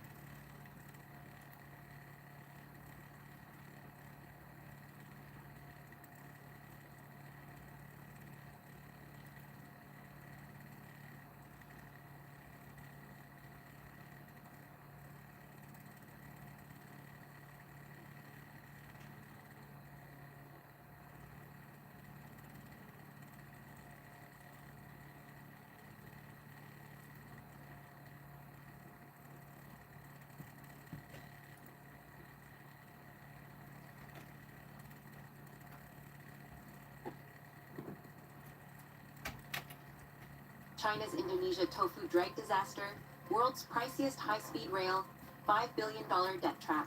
Sounds like Corruption us. erodes quality. Public Only outrage 5 boils billion? over. Hold on. So China's got a high-speed rail knockoff for $5 billion, and we're sitting over here with $135 billion, and we still haven't got a single product done in 30 years. I'm gonna lose my mind. Failed to copy Japan, Germany. China's And high-speed Germany rail has one collapses working. from the core, shakes violently, feels like a fast-moving tractor. China faced everything: dyed cattle, toxic meat, and painted fish. Is anything real? No, nothing's Korean real. and Japanese giants flee China. Factories collapse in droves, jobless Chinese in despair, homelessness floods, underpasses and streets. Seas, east rises, west falls, plan collapses, GDP disaster. The truth behind the 5% growth lie. China is repeating the Soviet model. China tobacco in panic. Over 100 million Chinese smokers are awakening and rebelling. You're watching Decoding China, where we bring you timely analysis and grounded perspectives on today's China. China's Indonesia tofu drag disaster, world's priciest high-speed rail, $5 billion debt trap. Corruption erodes quality. Public outrage boils over. The Jakarta-Bandung high-speed railway once dominated headlines as a symbol of a new era. A multi-billion-dollar infrastructure marvel was handed to a consortium of Chinese state-owned enterprises and promoted as the fast lane that would propel Indonesia into the future. Politicians at the time promised a project that would not consume state funds, would operate under a business-to-business model, require no government guarantees, place no burden on taxpayers, and deliver speed, jobs, and growth to all of West Java. Japan had previously been regarded as the frontrunner, backed by detailed technical studies and long-established expertise. China, however, offered a politically irresistible package: cheap financing, rapid construction, and assurances that no state budget would be involved. Indonesia was given a 60% stake through its state-owned enterprises, portrayed as proof that control and sovereignty would remain firmly in Jakarta's hands. Branded Whoosh, the project became a flagship of a new strategic choice and a showcase for China's Belt and Road Initiative in Southeast Asia. Yet once operations began, cracks quickly appeared. On social media, the term tofu drag engineering was used to describe a structure that looked impressive at its ribbon cutting but deteriorated rapidly in real use. At Halim Station, between late 2024 and early 2025, videos circulated showing rainwater pouring from the ceiling like a waterfall inside a newly built station worth billions of dollars. Investigations later confirmed that the drainage system had been designed far too small for Jakarta's rainfall. An elementary error, but one with systemic roots. Technical failures deepened at Tunnel 11, where clay shale geology became unstable as soon as excavation began. The tunnel collapsed repeatedly, forcing redesigns, reinforcements, and the hiring of outside specialists, driving costs and delays sharply higher. Independent experts argued that many of these failures could have been avoided had proper geological surveys been conducted at the outset, rather than shortened to meet political timelines. Years were lost, and billions were added to an already swollen budget. The consequences soon spread to surrounding communities. Elevated viaducts functioned like massive loudspeakers, with residents in Cimahi and West Bandung recording noise levels of 80 to 90 decibels. Families reported vibrating walls, cracked tiles, and chronic sleeplessness. At the same time, tunnel blasting destroyed underground aquifers that many villages relied on, while excavated earth dumped into rivers and drainage canals worsened flooding. Recently, flash floods have still been blamed on these construction practices. The technical and environmental crises quickly turned into a financial one. The promise of no state money collapsed in 2021 when the Indonesian government was forced to inject public funds to keep the project alive. Additional loans carried interest rates of 3.4 to 4%, far higher than the original 2%. By 2025, Indonesia's railway operator was paying roughly USD 130 million a year in interest alone, more than the line's total annual revenue. The sovereign wealth fund Donantara had to step in to restructure the debt, effectively nationalizing risks that had been promised not to exist. Corruption investigations further inflamed public anger. Indonesia's Anti-Corruption Commission uncovered a land acquisition mafia, in which insiders quietly bought land along the planned route before it was announced, then resold it to the project at markups of 500 to 1,000%. Even more damaging, some parcels were state-owned land sold back to the government at inflated prices. With construction costs reaching around USD 84 million per mile, nearly 3 times the cost of comparable lines in China, the question of who benefited became unavoidable. Public backlash grew accordingly. Online, Whoosh was derided as tofu dreg infrastructure, a debt bomb, and the world's most expensive 88-mile train. High fares further reinforced the perception that Whoosh was a prestige project rather than genuine public transport. In the end, Jakarta-Bandung is no longer merely a troubled rail line. It reflects a broader pattern associated with China's overseas infrastructure push. Grand political promises at the outset, risk assessments blurred or rushed, profits concentrated during construction, and losses gradually transferred to local state firms and national budgets. Responsibility lies not only with foreign partners, but also with domestic political choices that traded oversight and governance for speed and spectacle. The Jakarta-Bandung high-speed railway has thus become a political lesson. The trains still run and still impress, but the enduring legacy lies in decades of debt, environmental damage, and eroded public trust. Failed to copy Japan, Germany.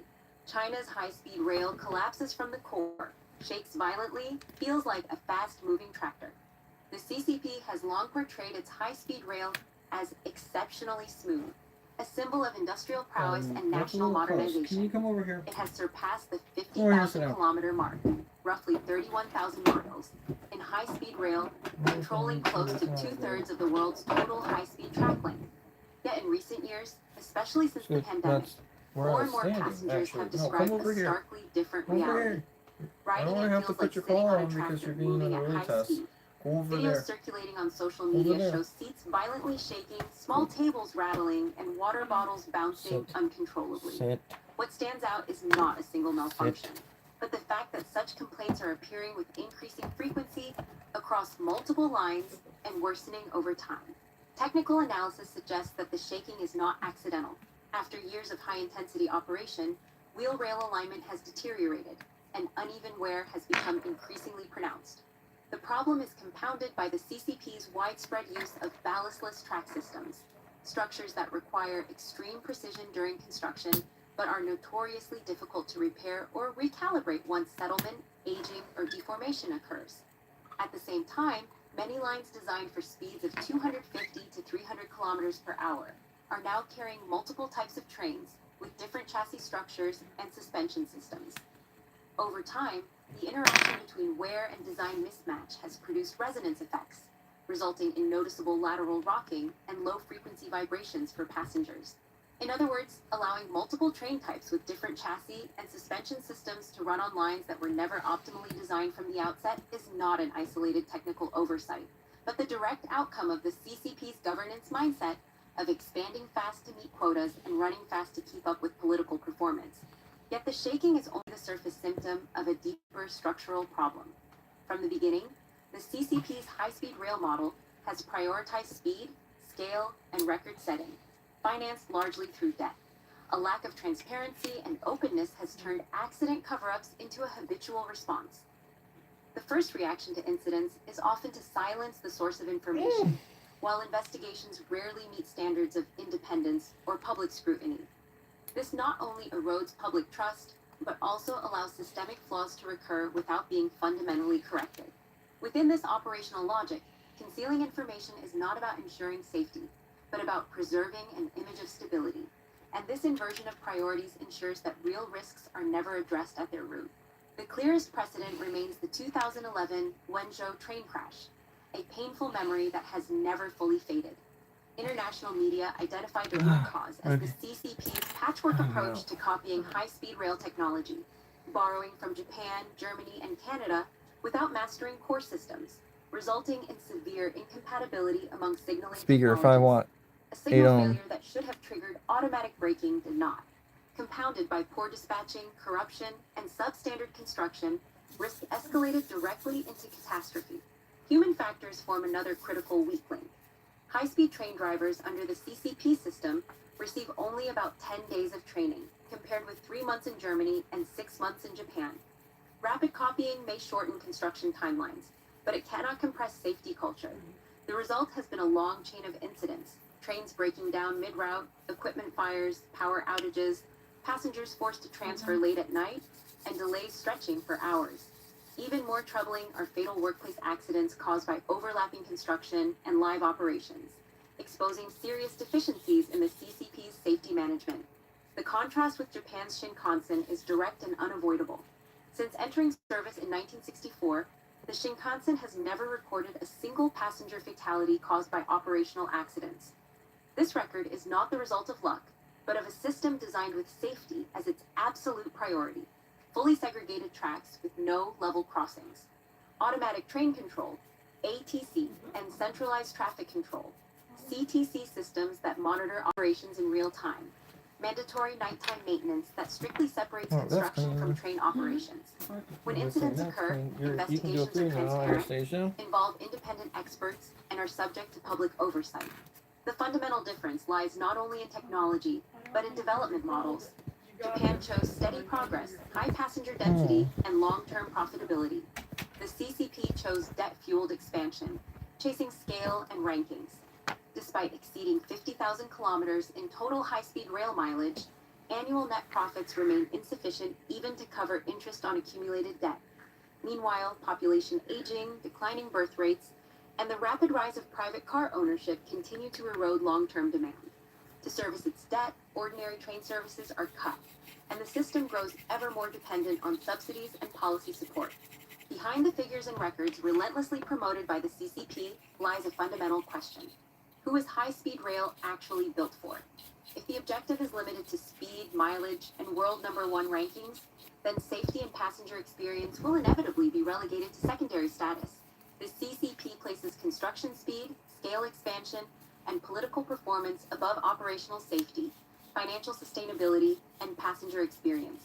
Ultimately, the pressure of this entire system does not rest on propaganda charts or performance metrics. It falls squarely on ordinary people, passengers compelled to accept growing risks, and workers forced to operate within a system where safety has never been the absolute priority. China fakes everything: dyed cattle, toxic meat, and painted fish. Is anything real? After a rainfall in Inner Mongolia, a livestock farmer was shocked to discover that several black and white calves he had purchased had turned red and white overnight. The farmer had fallen victim to a widespread rural scam known as dyed cattle, in which traders use pigment to alter the color and breed markings of livestock to sell them at higher prices. While the discovery might sound comical, it reveals a far deeper and darker reality in China's agricultural and food sectors, where deceit, toxic chemicals, and moral decay intertwine, from livestock markets to supermarket shelves. Similar scams have occurred repeatedly. One farmer paid 500 yuan, approximately $2,250 USD, for what was claimed to be a fourth-generation Simmental cow.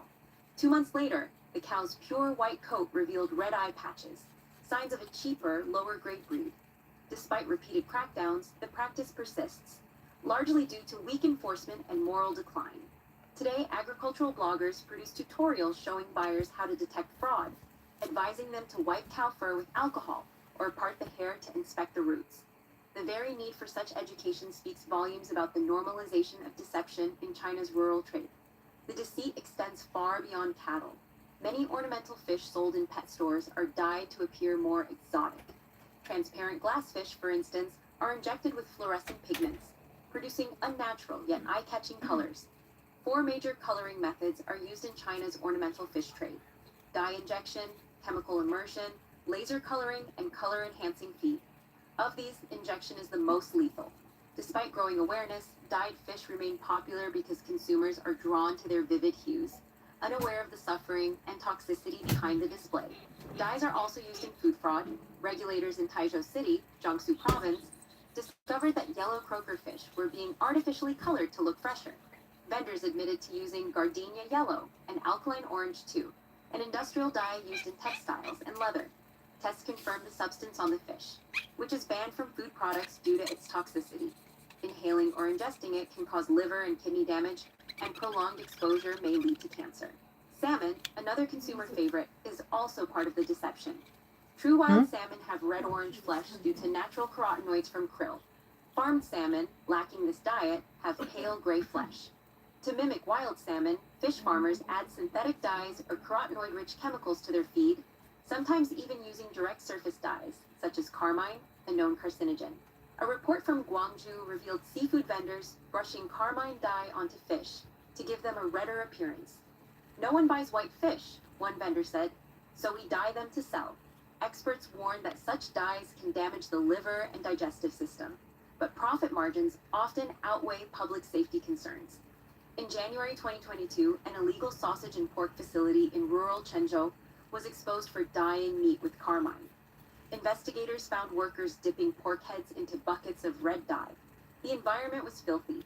Pork hung from dirty racks, and firewood made of painted debris was used for smoking meat. When questioned, the owner brazenly replied, "We have a conscience. This is food for people. It's all fine." The facility, which produced over 500 kilograms of meat daily, supplied roadside vendors. No licenses were present, and hygiene was non-existent. Next, Shanghai officials uncovered a massive counterfeit beef operation. Vendors were selling pork dyed with ox blood as beef, with over 10 million yuan in illicit transactions and 200 kilograms seized. The problem of dyeing also extends to vegetables. In Shaanxi province, investigators found chili noodle producers mixing corn husks with chili and adding red oil containing Sudan Red 4, also an industrial dye linked to cancer. Sudan Red 4 was at the center of China's infamous 2006 Red Heart duck egg scandal, when farmers fed ducks dye to make yolks appear richer. Yet despite public awareness, reports of Sudan Red's reappearance in the food market continue, proving that for many producers, profit still trumps morality. These incidents reflect a systemic moral and regulatory collapse under Chinese Communist Party rule, where ethical standards have eroded. Traditional Chinese culture, rooted in Confucian ethics, once valued honesty in trade. Today, the CCP's ideology has replaced personal conscience with opportunism, making deception a survival tactic and corruption routine. From the countryside to urban markets, dishonesty seeps into every layer of economic life. The party's propaganda promotes slogans about food safety and quality supervision, but these measures often serve as bureaucratic facades. Enforcement remains selective, reactive, and easily swayed by bribery or influence. As one Chinese commentator observed, the problem isn't that we lack rules, it's that we've lost shame. Korean and Japanese giants flee China. Factories collapse in droves, jobless Chinese in despair, homelessness floods underpasses and streets. LG has shut down its factory in Yantai, but not because of bankruptcy. The group relocated its operations to Vietnam, leaving more than 1,400 workers facing unemployment. For many years, LG was regarded as one of the leading South Korean enterprises in the area, known for stable wages and some of the best benefits among foreign invested companies. At its peak, the factory employed more than 10,000 workers, producing smartphone displays for companies such as Apple, Samsung, and Xiaomi. Beyond the direct workforce, an estimated 50,000 to 60,000 people in supporting sectors, logistics, catering, cleaning, and surrounding services, depended on it for their livelihoods. When the factory shut down, the impact rippled across the entire city. Restaurants lost customers, delivery orders dropped sharply, and small shops began closing earlier each day. Most workers were between 20 and 40 years old, the primary breadwinners for their families. Finding another job with similar pay and stability has become nearly impossible. An employee who worked at the Yantai LG factory for 8 years said the hardest part was not the severance pay, but the sudden loss of direction. Before, each day followed a fixed routine, surrounded by colleagues and steady work. Now he spends his days scrolling through job apps, while suitable positions grow fewer. His son has just entered middle school, and tuition fees, tutoring costs, and uniforms have become mounting pressures. The closure of the Yantai plant was not an isolated incident. Earlier, LG Display sold its Guangzhou factory to TCL, formally exiting China's LCD panel manufacturing sector. Companies that depended on LG were also dragged down. Dongdu Electronics, a South Korean-owned supplier specializing in TFT LCD materials for LG, was forced to shut down its factory, leaving 763 workers unemployed after losing its reason to exist. Alongside South Korean firms, Japanese companies have been retreating in waves. Mitsubishi Motors closed its plant, ended its engine joint venture, and exited the Chinese auto market. Nissan halted operations at its Wuhan factory, which had received billions of dollars in investment and was designed for an annual capacity of 300,000 vehicles, yet produced fewer than 10,000 units. Canon shut down its Zhongshan factory in November 2025, ending 24 years of operations and shifting production to Vietnam and Thailand. Yakult dissolved its Shanghai subsidiary at the end of 2024, then closed its first factory in Guangzhou in November 2025. The retreat is no longer limited to manufacturing. In January 2026, IKEA announced the closure of 7 stores in China, including its Baoshan location in Shanghai. Earlier, Starbucks said it would transfer part of its China operations to a domestically funded company. Firms such as Microsoft, Amazon, and Citibank have also cut staff and scaled back their businesses in China. Official data show that between 2018 and 2023, the number of employees working for foreign invested companies in China fell by about 7.8 million, with the trend continuing through 2024 and 2025. From January to November 2025, actual foreign direct investment into China totaled 693 billion yuan, down 7.5% year on year, extending the decline that began in May 2023. Fixed asset investment by foreign companies dropped by more than 14%, directly reducing new job creation in both manufacturing and services. Major industrial provinces such as Guangdong, Jiangsu, and Shandong have been hit hardest. As thousands of workers were laid off in short periods, many small and medium-sized suppliers across the supply chain lost the ability to survive. In large cities, more people are now seen sleeping in parks, under bridges, in underpasses, and near subway exits. Notably, the homeless population is becoming younger.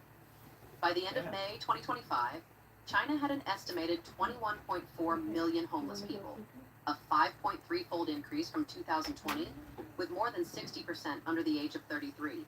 Images of unemployed workers curled up under overpasses, delivery drivers sleeping in cardboard boxes to save on rent, and jobless migrants wandering the streets have become new symbols of social strain. In a widely shared video, a man described Chinese society as a pressure cooker with its lid welded shut. On the surface, it appears calm, but inside the pressure continues to build. According to data from the China Dissent Monitor of Freedom House, the third quarter of 2025 alone recorded 1,392 protests, a 45% increase from the same period a year earlier. The total number of protests for the year exceeded 5,000, concentrated in densely populated and heavily industrialized provinces. The main triggers were property disputes, unpaid wages following factory closures, and rural land expropriation. Looking ahead to 2026, China may face a deep social crisis similar to that of Iran. Economic growth is stagnating, social protests are becoming routine, and the authorities continue to rely on heavy-handed stability maintenance rather than reform, gradually forming a vicious cycle. Discontent among the lower classes and anxiety within the middle class are rising simultaneously, creating a level of social pressure that is increasingly difficult to contain. Xi's East rises, West falls plan collapses. GDP disaster, the truth behind the 5% growth lie. China is repeating the Soviet model. China's GDP data has long been an enigma. Whether during the pandemic or at the height of the US-China trade war, Beijing has consistently reported growth of around 5% year after year. At the end of 2025, China has once again declared GDP growth at roughly that level, claiming an economic size now equivalent to about 70% of that of the United States. The paradox is that while the official figures remain presentable, lived economic reality in China tells a very different story. Households are increasingly cautious about spending, incomes are under pressure, unemployment is rising, and housing prices are falling sharply. The gap between published data and everyday experience has become so stark that familiar official explanations, such as claims that Chinese consumers simply prefer saving, no longer hold. In the United States, business professor Xie Tian at the University of South Carolina has argued that China's real GDP growth is closer to 2 to 3%, and even that figure may be overstated. According to him, China's economy now relies primarily on foreign trade to stay afloat. While fixed asset investment has fallen sharply, infrastructure spending has contracted, and consumption continues to weaken. Under such conditions, a sustained 5% growth rate lacks any No real bloated economic capacitors, foundation. This nothing. assessment aligns with Beautiful findings from specimen. the Rhodium Group, Other a than the US dust, based honestly though. research firm. Everything is not corroded, Rhodium estimates that considering it China's all. It actual really is GDP beautiful growth is underneath the roughly dust. half of what Beijing officially reports. The report also notes that no economy in history has achieved And I want you guys to 5% see real what GDP growth what I turn over to. lasting multiple consecutive quarters. China's claim to be an exception rests The not dog. on economic logic, but on administrative control Beautiful. over data. Last month, She's Yao having fun with Boom Shanwen, Boom. chief economist of Guotai Oh, Securities, Delilah, was are you on removed from his top of post mommy, after publicly Tuss? stating that Yeah, China's she's real proud of GDP that growth one. over the She's past looking 2 at to her 3 one. years The may have light, been around 2%.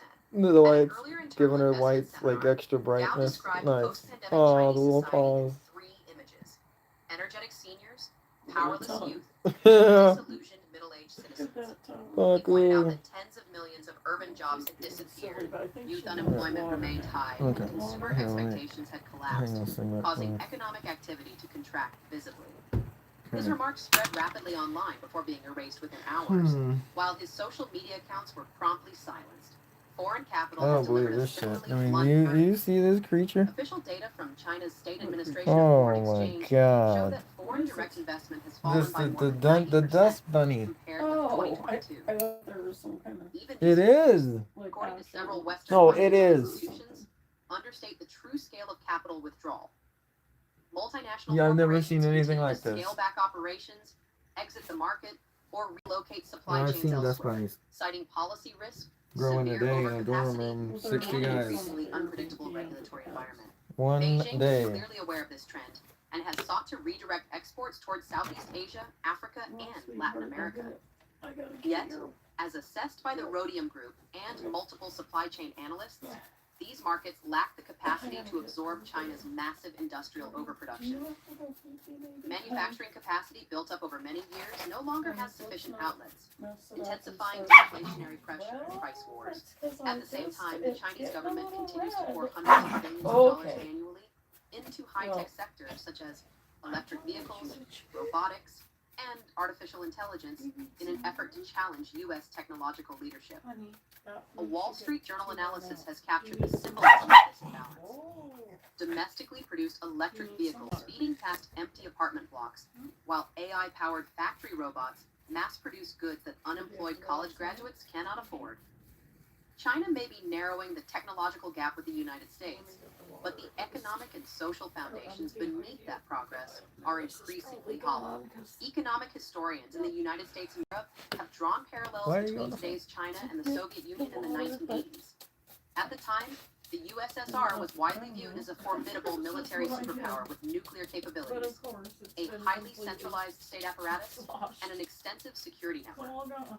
Its collapse, however, did not come from external defeat, but from internal economic failure and widespread public discontent. China today exhibits troublingly similar symptoms: outward strength masking internal fragility and rapidly eroding No, social babe, confidence. I mean, come on now. By contrast, the United States I is could put it following on the a bed here. markedly Let me. different trajectory. On December 23rd, 2025, the U.S. Bureau of Economic Analysis reported that Anxious. U.S. GDP grew Anxious 4.3% Tuss. in the Oh, we gotta third get. I gotta quarter, move. far exceeding market expectations. Frickin' According to Heather Long, chief economist at TV Navy here. Federal Okay, Credit on the Union, bed the here. data That is reflect the frickin' resilience of American beautiful. consumers and provide a solid foundation for growth heading into 2026. Beyond economics, the United States is also undergoing a strategic Look at that. military shift. The unveiling of the Golden Fleet Initiative No and new dust. naval platforms signals that Washington is no Maybe. longer centered solely on traditional aircraft carrier doctrine. I mean, Future naval honestly, warfare like, will no, emphasize like, oh my long-range god, it's missiles, 12 years old, bro. hypersonic weapons, unmanned Eventually, systems, this will be and obsolete integrated tech and we command won't even need a structures. disc, but This doctrinal Right evolution now, renders the Chinese Communist Party's still have a late-stage disc. push to build a carrier fleet obsolete before Alright. it is even completed. Moreover, the strong momentum of the U.S. economy provides decisive backing for this military that's done. transformation. That ships. An economy capable of Oh, I guess, sustained you know what I growth could and do for the innovation outer surface? enables Washington to maintain long-term strategic superiority, Boom. while Beijing struggles Boom. to defend increasingly implausible economic barriers. Alcohol. The Ew. CCP's dream of dominating the West and surpassing the United States has now shattered. China tobacco and panic. Over 100 million Chinese smokers are awakening and rebelling. Recently, calls to quit smoking have been spreading rapidly across Chinese social media. From personal You like my videos, sound effects? short posts, to long comment threads on major It's platforms, my power washing the sound same effects. message keeps appearing. I used to work at a car wash. All I used to hear was Stop buying. Start today. power spray. Some people record their first day without cigarettes. Then the third day, the 10th day. Others recount the moment they decided to It's already quit after years of continuous disintegrated. smoking. No more Cigarettes alcohol. are increasingly described as a fixed expense that has long gone unquestioned. A cheap pack costs around 10 yuan. Zoo. One pack a That's day done. adds up to 3,000 or That's done. 4,000 yuan a year. That's done. Many people place that number next to basic household expenses. A Get another year's food screws on it. budget We can for a open it small and clean family, it if we really need to clothing get down for and dirty. elderly But parents, I think or for money today, that could offset income cuts. we're gonna be okay with As just that. mortgage payments, car loans, and living costs rise at the same time, Okay, smoking this is no Dust longer Bunny treated as a though habit is giving that me can be nightmares. maintained I've never seen anything Most like it. smokers openly acknowledge that they know cigarettes are harmful to health. Yet for many years, smoking persisted as a way to cope with daily pressure. The turning point came when cigarette prices began rising sharply, especially for brands that had long been considered affordable. From the beginning of 2026, further price hikes are widely expected, while cigarettes priced below 10 yuan, approximately 1.4 USD per pack, are gradually disappearing, forcing low-income smokers to choose between maintaining the habit and meeting basic living needs. Alongside the discussion of prices are repeated references to tobacco taxation. Well, he has A pack of lost his cigarettes is lighter. subject to I mean, consumption here we tax, go. No. value-added No, tax, you can't smoke. and You multiple can't circulation I leave mean, wires. honestly, I A said regular that was pack the of man. cigarettes is Yeah, subject to that's 45% completely consumption unorthodox. tax, No wonder 17% value-added Tony tax, left. He's plus like, other okay. circulation taxes. I A mean, 10 yuan pack may cost less than 1 yuan to I produce. don't have Jack Squad. The more you smoke, Flipper the block. more you contribute to the state. I don't even. Not The gonna actual front. production cost I of a have pack is widely even have a described lighter as to my far name. lower than its retail price, with most of the difference Sweetie pie, attributed come to here, taxes. please. This You logic might is have to stated pee or bluntly and something. I know repeatedly. that thing's The more driving one her insane, smokes, but that's the because more it one actually pays. might be. At the same time, figures related to pay actually and might benefits be. in the tobacco sector are circulated Driving her widely. insane. Well, come Income, on, let's welfare, go and outside. pensions enjoyed by tobacco employees Jeez, are so you placed can't directly take that next to off the at average all? pension of ordinary Come on. enterprise retirees, You want to go which outside? barely exceeds Oh, wait a minute. 4,000 yuan.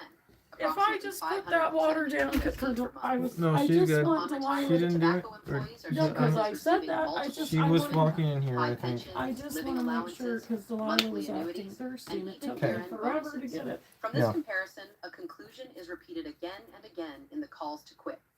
Hundreds of millions of smokers are directly sustaining a welfare system from which they will never benefit. Smokers pay for cigarettes out of their own pockets, bear the health risks, and shorten their own lifespans, while those inside the tobacco system enjoy stable incomes, You heard generous what they're saying? benefits, and secure retirements far Did you above hear the what social they average. said? Beyond No. financial issues, numerous test I'm trying videos to show get- China's No, I was cigarettes talking burning about cigarettes. significantly faster than imported is brands almost for over. cigarettes sold in Hong Kong. No, it's not. These videos, which barely exceeds 4,000 yuan, approximately 570 How you buy cigarettes to kill yourself, Upon and the retirement, guys who make tobacco them are employees basically just described getting as rich. receiving multiple streams of Yeah, income, duh. high No, it's pensions, not living duh. It's dumb. allowances, That's how it's monthly been annuities, No, it's and dumb. even They, year-end I mean, they're just bonuses. saying that From this why comparison, do a that? conclusion is repeated again and again in the calls to quit. Hundreds of millions of smokers are See? directly sustaining a welfare system from which they will never benefit. Smokers pay for cigarettes out of their own pockets, bear the health risks See? and shorten their own lifespans, That's stupid. while those Right. inside the tobacco system enjoy stable incomes, Mm-hmm. generous benefits, Well, I have and a secure stupid retirements couch. far above the I social mean, I average. can't be a hypocrite. Beyond financial issues, Thanks. numerous test videos show Chinese cigarettes burning significantly I gotta faster see than if she'll go imported out. brands or She's cigarettes really sold in Hong restless Kong. 'cause of this sucking thing. These videos circulate with suspicions that So- combustion additives are used to accelerate burning and increase consumption. The push to quit smoking is also tied to how the tobacco market is regulated. That would be nice. Enforcement efforts are repeatedly described as focusing on counterfeit cigarettes and fake alcohol, while legal cigarettes continue to rise in price. As a result, many people describe quitting smoking not merely as a personal lifestyle change, but as cutting off a steady stream of money to a system they regard as unjust. Since late 2025, calls for 50 million people quitting together, then 80 million, and eventually 100 million have appeared again and again. These figures are repeated in individual appeals. Many people say they are witnessing a clear increase in the number of smokers quitting around them, among colleagues, friends, and family members. In personal videos, individuals document their quitting process day by day. The first day, the third day, the 10th day. They describe cravings, insomnia, and physical discomfort, yet they persist. The most frequently cited reasons are rapidly rising cigarette prices and incomes under increasing strain. These calls do not come from any organization or official campaign. They emerge from countless individual accounts repeating the same decision: stop smoking. The vanishing Northeast, from cities to rural towns, a deadly silence looms. The horrifying mystery behind hundreds of millions of people disappearing. There are no people left. Rural northeastern China, according to reports from multiple areas, is truly becoming depopulated. Empty houses, once symbols of warm village life, now appear everywhere across Heilongjiang, Jilin, and Liaoning. Locals say that in many villages, not a single home shows signs of daily life. Over the past 3 or 4 years, entire villages have been locked down dozens of times, yet none have shown any development. Oh, by the way, so I'm gonna go through with what I was doing right here, just verbal now. So my alcohol kind of evaporated, which is totally normal. That's what it's why we're using it. Okay, so here's the deal. Is this right here is kind of difficult to get to No residents remaining. stuff, so I'm kind of trying to get the majority of it clean without having to go in here In many and cases, an entire village now has only one remaining resident living alone in the mountains. frickin' get it. Many describe the change as unprecedented in the region's history. Even once bustling commercial zones such as Dahong Shan Street in Harbin have fallen into desolation. Residents say that it is possible to spend half a day in the marketplace without meeting a single customer, while theft has increased noticeably. Many shops on a street less than 500 meters long have shut down, leaving business districts across the region in prolonged stagnation. In Jilin, entire apartments are sold for just tens of thousands of yuan. The population has fallen from over 4 million to under 2 million. In central Harbin, nighttime lighting rates in residential buildings have dropped below 20%. Even within the city's inner ring, only a handful of apartments keep their lights on. One resident said, "You can walk all morning through a village and never see a single person." Decline is even more visible in towns that were once vibrant, such as Zhaojiatun, formerly known as the Little Shanghai of the Northeast. Once home to hospitals, schools, and railway stations, it has now become an empty shell and a stark symbol of the collapse of a region once viewed as China's industrial heartland. Residents say economic pressure has made job hunting in major cities like Wuhan nearly Okay, impossible. so I gotta. The Ooh, this question is is no gonna be a longer fun whether one. one can find a job, but how one can survive. Northeastern China has seen sharp population decline in recent years, and its pension system is on the verge of crisis. This situation is widely referred to as the Northeast phenomenon, which reflects a combination of outdated heavy industry structures, severe aging, plunging birth rates, and economic contraction. Experts such as Zheng Jiming describe the situation as a process of civilizational extinction. The ongoing outflow of population and continued economic collapse have created a destructive cycle.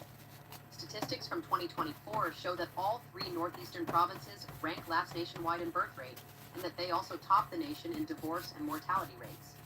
That same year, the region's population decreased by 820,000. Thousands of families packed up their belongings and left without looking back, often selling their houses, land, and everything they own. Depopulation is also evident in industrial zones.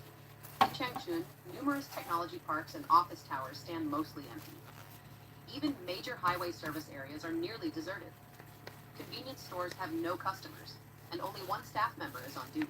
Some estimates suggest the scale of the decline is staggering.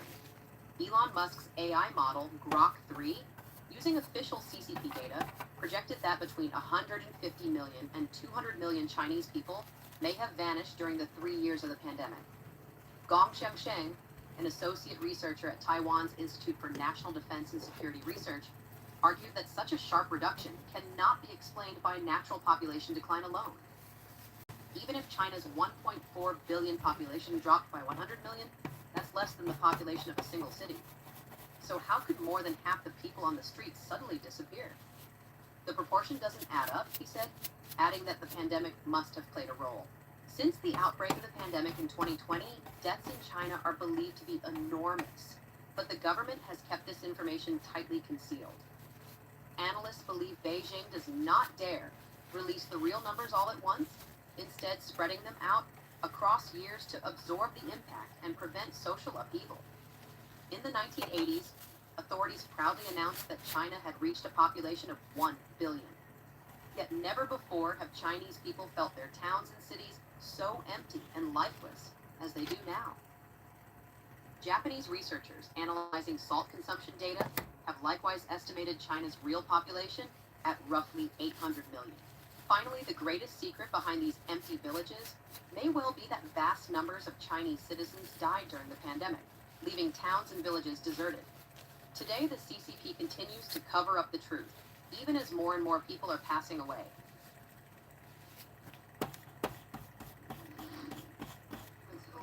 Beauty Tycoon's shocking video goes viral, profiting by extracting youth blood essence from teen boys. Large numbers of ID cards have appeared in multiple locations, both adults and children. Disappearances are increasing more and more. In recent days, as topics such as celebrities reversing aging, extending life by transfusing young people's blood, and CCP leaders living to 150 years old have gained traction, the phenomenon of large numbers of teenagers going missing in mainland China in recent years has once again attracted attention. Some netizens have noticed that cases of adults going missing are also increasing. In addition, there have been multiple incidents where large numbers of discarded ID cards were found, which is extremely disturbing upon closer thought. A series of widely circulated videos on Chinese social media show mainland beauty medicine tycoon Yu Wenhong openly promoting an anti-aging therapy called rejuvenating blood replacement.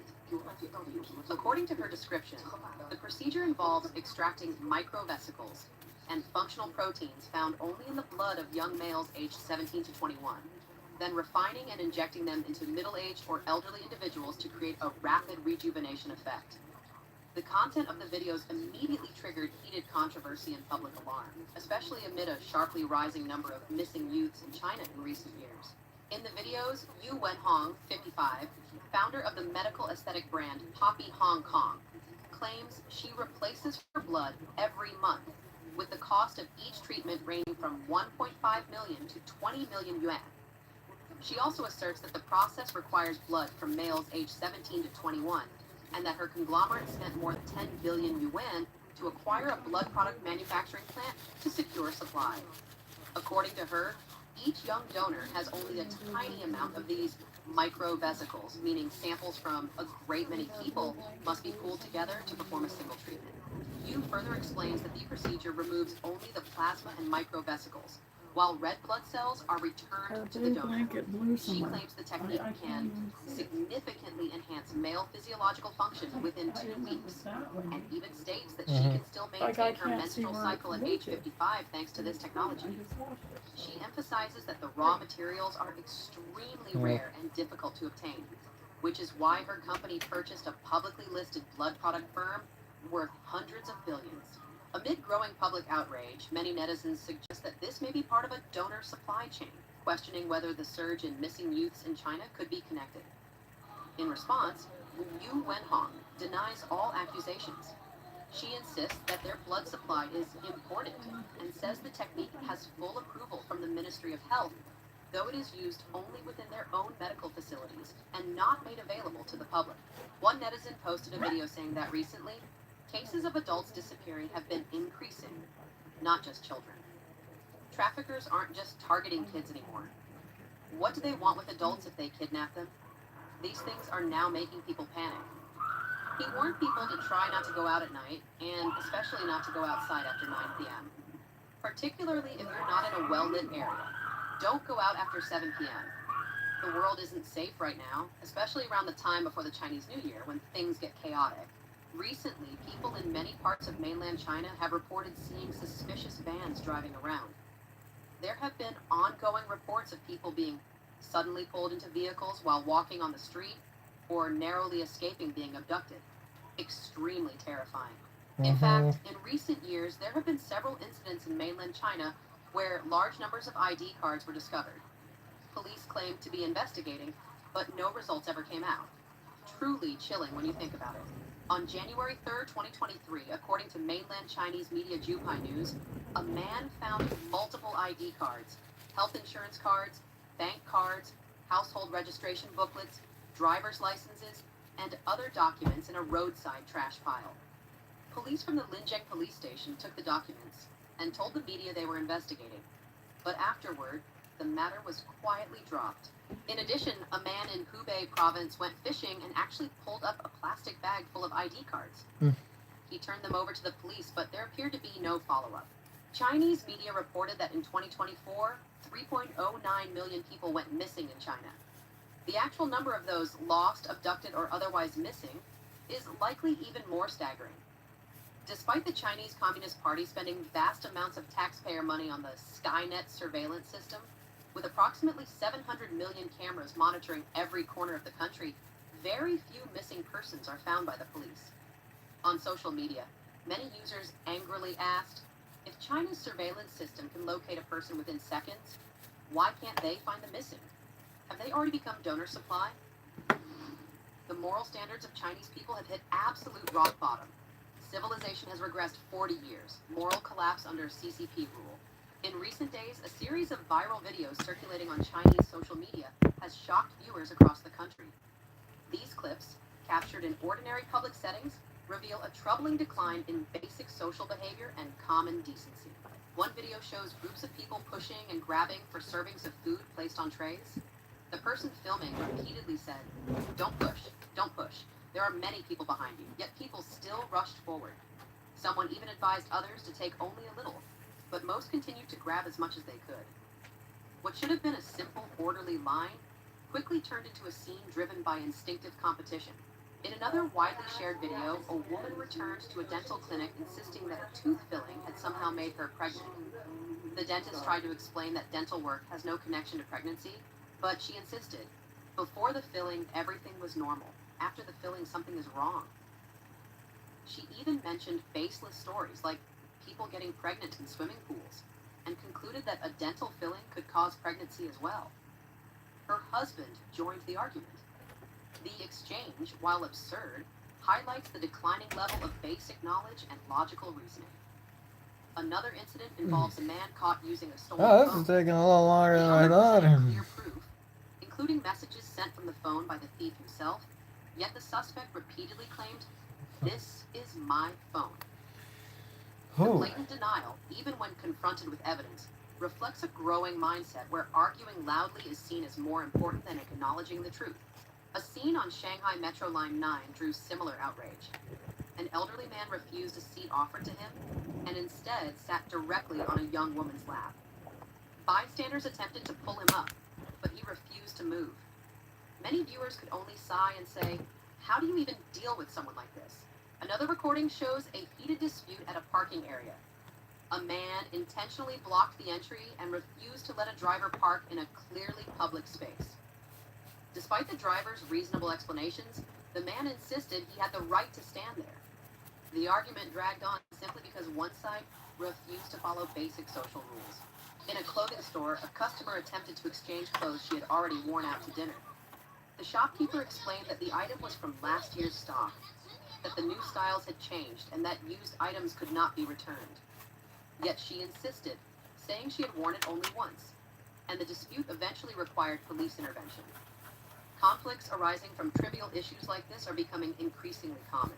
These behaviors reflect a deeper reality within today's Chinese society. Historically, Chinese civilization was rooted in Confucian values: righteousness, moral conduct, propriety, personal integrity, respect for others, and the belief that shame was a necessary form of self-restraint. Yes. People understood right and wrong, valued Yes. ethical behavior, and believed that personal virtue was essential for a harmonious life. I like it. However, after the Chinese Alright, I Communist gotta Party get the came to power, majority of this this moral off. I don't know how foundation to was pull this systematically off. It's all dismantled. falling off. Through campaigns such as the Cultural Revolution, the movement to destroy the Four Olds, class struggle initiatives, and decades of atheistic and violent propaganda, Okay, the thank party God. attacked traditional ethics at their core. Confucian virtues were replaced with the ideology of struggle. Respect was replaced with suspicion. Integrity was replaced with opportunism. Moral restraint was replaced with political loyalty. When a society is forcibly separated from its cultural heritage, people begin to behave according to the ideology imposed on them. The CCP's ideology, built on struggle and confrontation, Sorry. self-disciplined, and morally guided behavior associated with traditional Chinese culture. Many people today operate under a mindset formed by political indoctrination. Confrontation becomes normal. Aggression becomes acceptable. Shame is considered weakness. Chinese robots spark controversy after multiple fake demonstrations and dangerous malfunctions. At a robotics exhibition in China, a visitor approached a female humanoid robot and lightly touched its metal shoulder. Unexpectedly, the robot immediately turned around, elbowed the man sharply, and gave him an intense glare. The video quickly spread online, but instead of admiration, it sparked disappointment when viewers discovered that the robot was actually a human actor, reportedly a man disguised as a female robot. Many commenters pointed out that the robot failed to convincingly portray technological realism, which further damaged the public perception of China's robotics industry. Some joked that the robot looked even curvier than Tesla's Optimus robot, though at least Tesla did not need to put high heels on its machines. Others initially mistook it for a genuine robot, but the high neckline, designed to hide the actor's Adam's apple, led many to question the authenticity. This raised a broader question.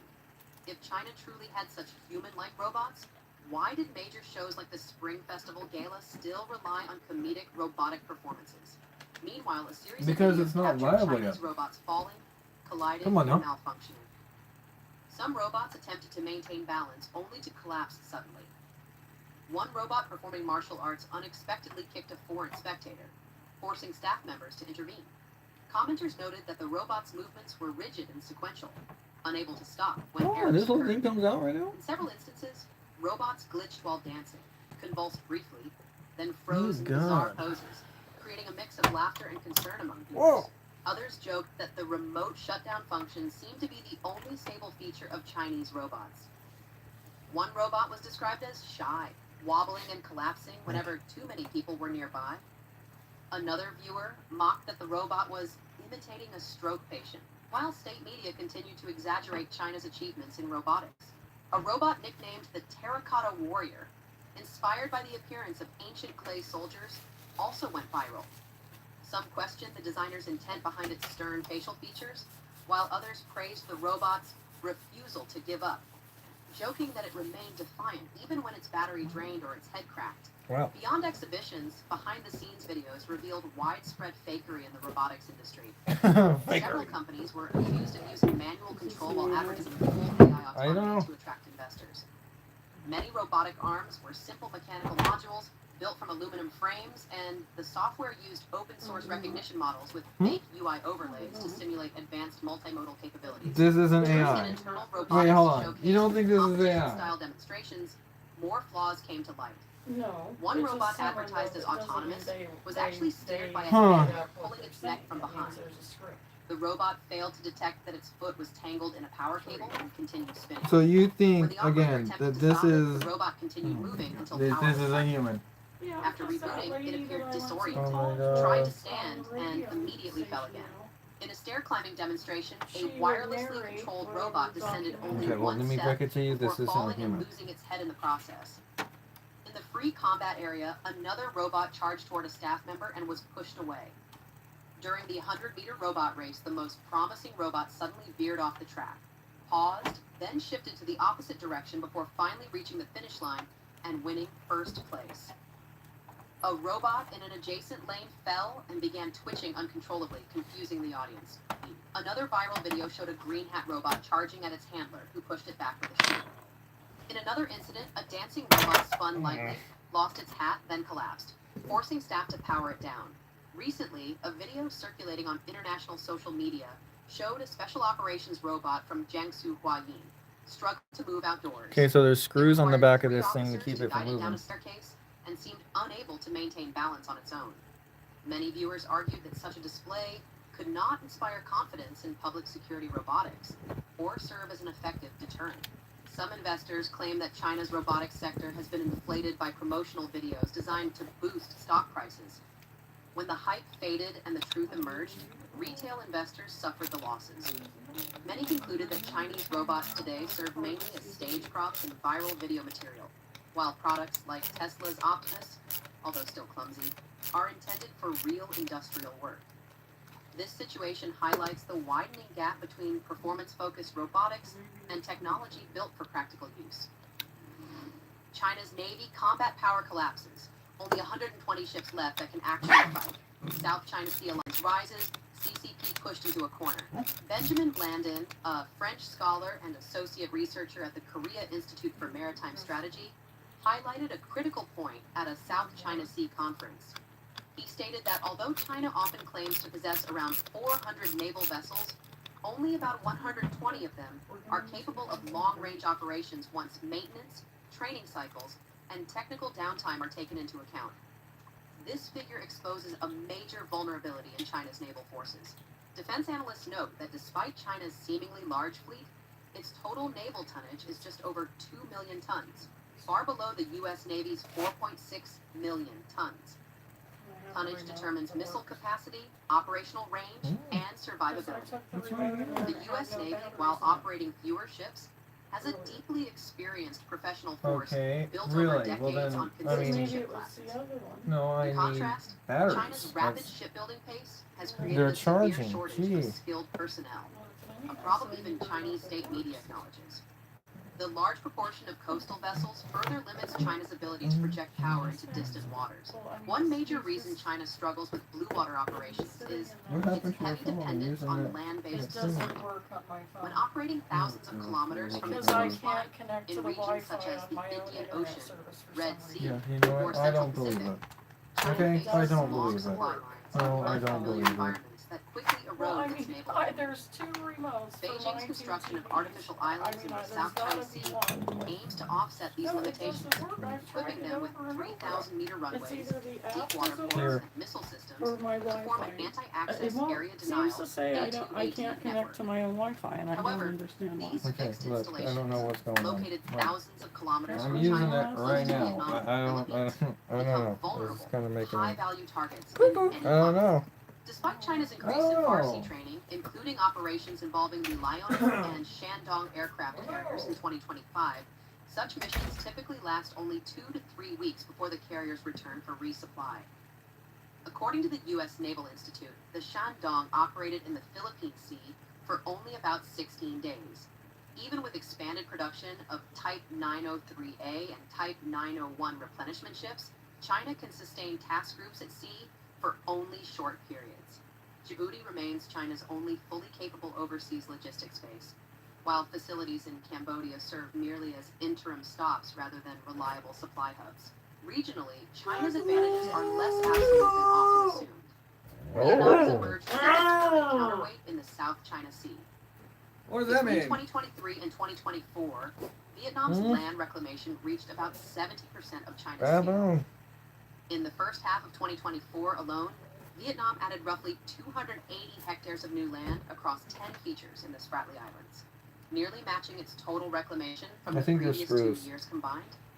While Vietnam has not militarized these features as heavily as China, their proximity to the mainland, combined with shore-based anti-ship missiles, air defense systems, and mobile radar, forces China to exercise great caution in the area. China also displays more restraint toward Vietnam while frequently confronting the Philippines. Analysts explain that the Philippines' naval and coast guard forces are significantly weaker, with only around 20 major vessels and outdated surveillance systems, making them easier targets for intimidation tactics such as collisions, water cannon attacks, and towing incidents. Vietnam, by contrast, possesses long-standing experience resisting Chinese pressure and has strengthened partnerships with the United States, Japan, Australia, and the Philippines. Exercises such as Balikatan 2024, joint Vietnam-Philippines Coast Guard drills, and new security assistance from Japan and the United States have formed an emerging defensive network in the region. Analysts conclude that the core issue facing China's Navy is not the raw number of ships, but whether those ships can sustain long-term operations, manage multiple fronts, and maintain continuous resupply. When China's fleet of 400 vessels is broken down, only about 120 are truly capable of extended missions.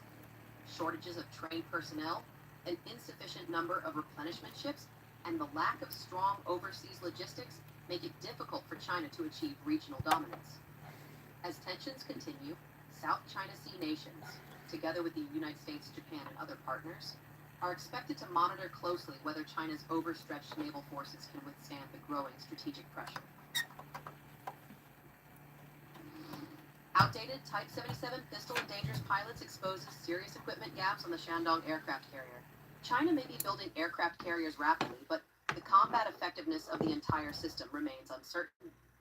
A Type 77 pistol has exposed a major weakness in the capabilities of the Shandong aircraft carrier. This outdated sidearm is currently issued to carrier-based pilots, and in practice, many of them avoid loading it due to safety concerns. The question arises, is this truly a self-defense tool or merely psychological comfort? When even a pilot's self-defense weapon is an antiquated and unreliable model known for jamming, misfiring, and causing injuries, it becomes clear that the Chinese Navy has not yet met full military standards in every detail. The Type 77 is not only outdated, but also widely regarded as poor in quality.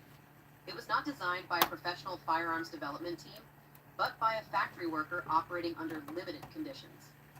As a result, the final product, although capable of firing, does not ensure user safety.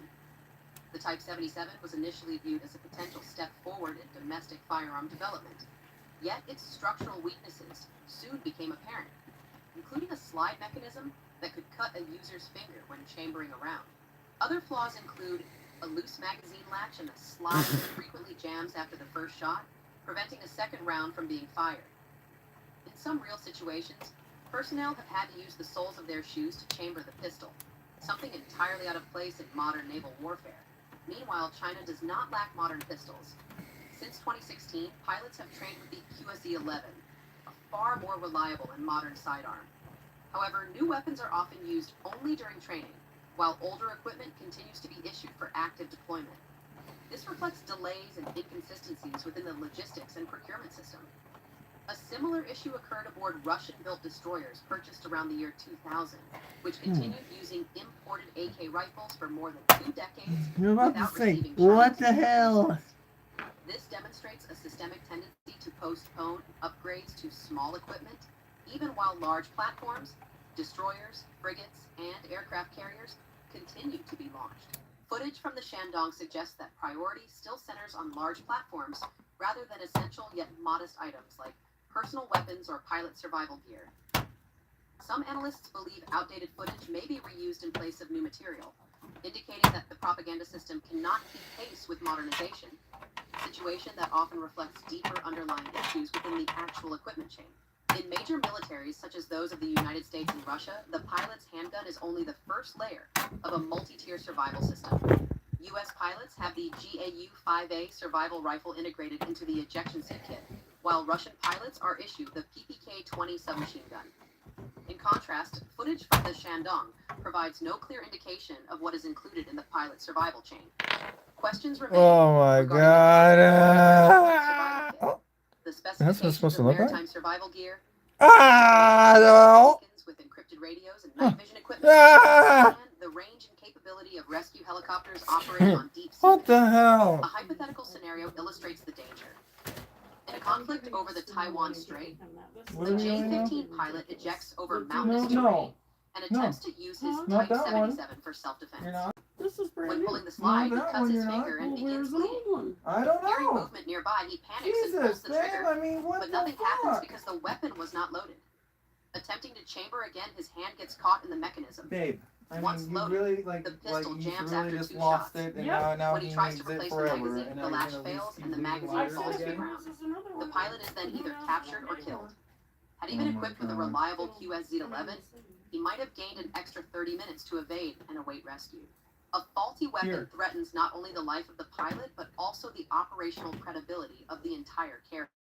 It raises questions about whether commanders will risk sending aircraft into high-risk areas and whether pilots truly trust their survival equipment. Monkey! The presence of the Type I'm gonna give her 77 one on a that was modern literally aircraft almost carrier about to die. I mean, I can't unintentionally take signals this. to pilots that their lives are not being fully prioritized. There's literally bugs in here. Low-quality gold and silver jewelry flood mainland China. Carcinogenic substances That exceed bug safety was limits by like more than been there 9,000 for times. eons. According to a compilation by reporter Yang Xu, on November 23rd, the topic cheap jewelry in mainland China contains carcinogens exceeding safety limits by more than 9,000 times, suddenly surged to the top of What are search you doing rankings, down there? raising widespread public concern over the safety of gold and silver jewelry It's a lot of produced in liquor China. talk. Although the issue has only recently gained attention, it has in fact existed for years.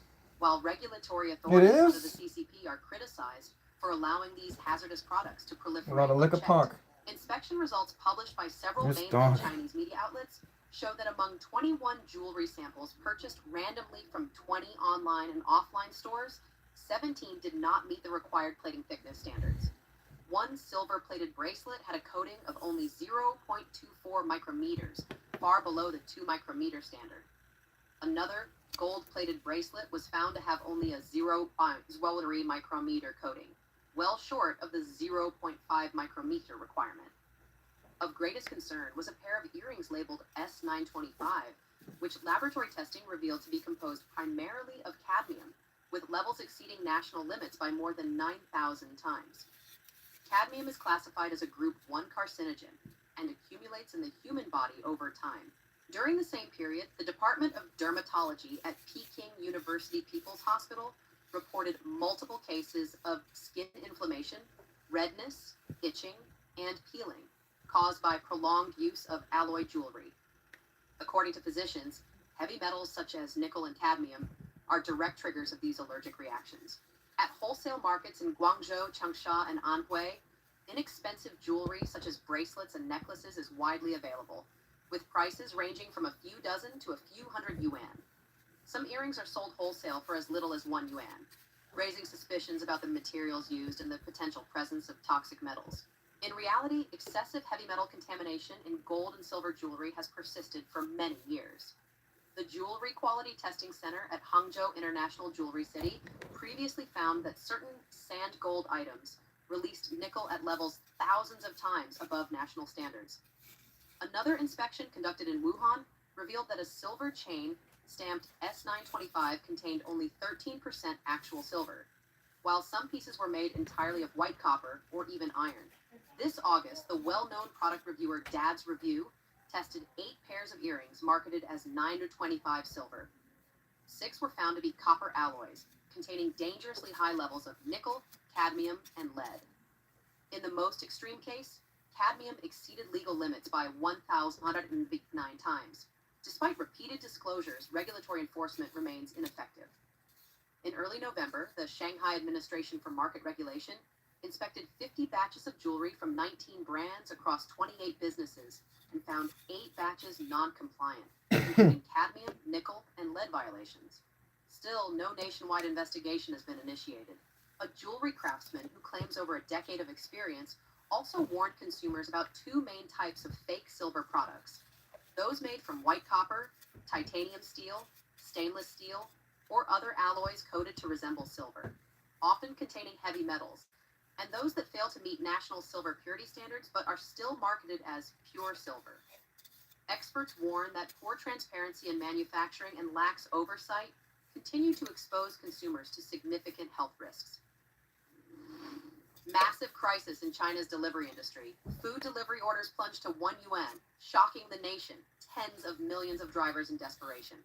In recent days, social media platforms across China have been flooded with posts from food delivery drivers complaining that their per-order rates have dropped to unprecedented lows, in some cases to only around 1 yuan per delivery.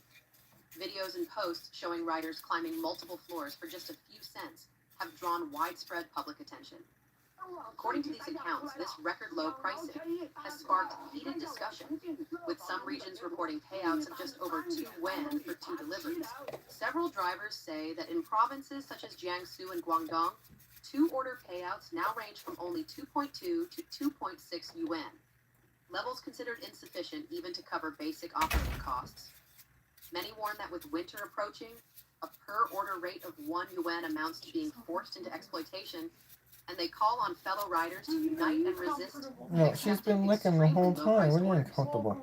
They emphasize that at such rates, it is nearly impossible to What's secure comfortable even about basic licking? livelihood needs. With payouts around 1 yuan, a rider must complete roughly 30 orders in Dad, 5 shut hours up. to earn just 30 Snitch. yuan.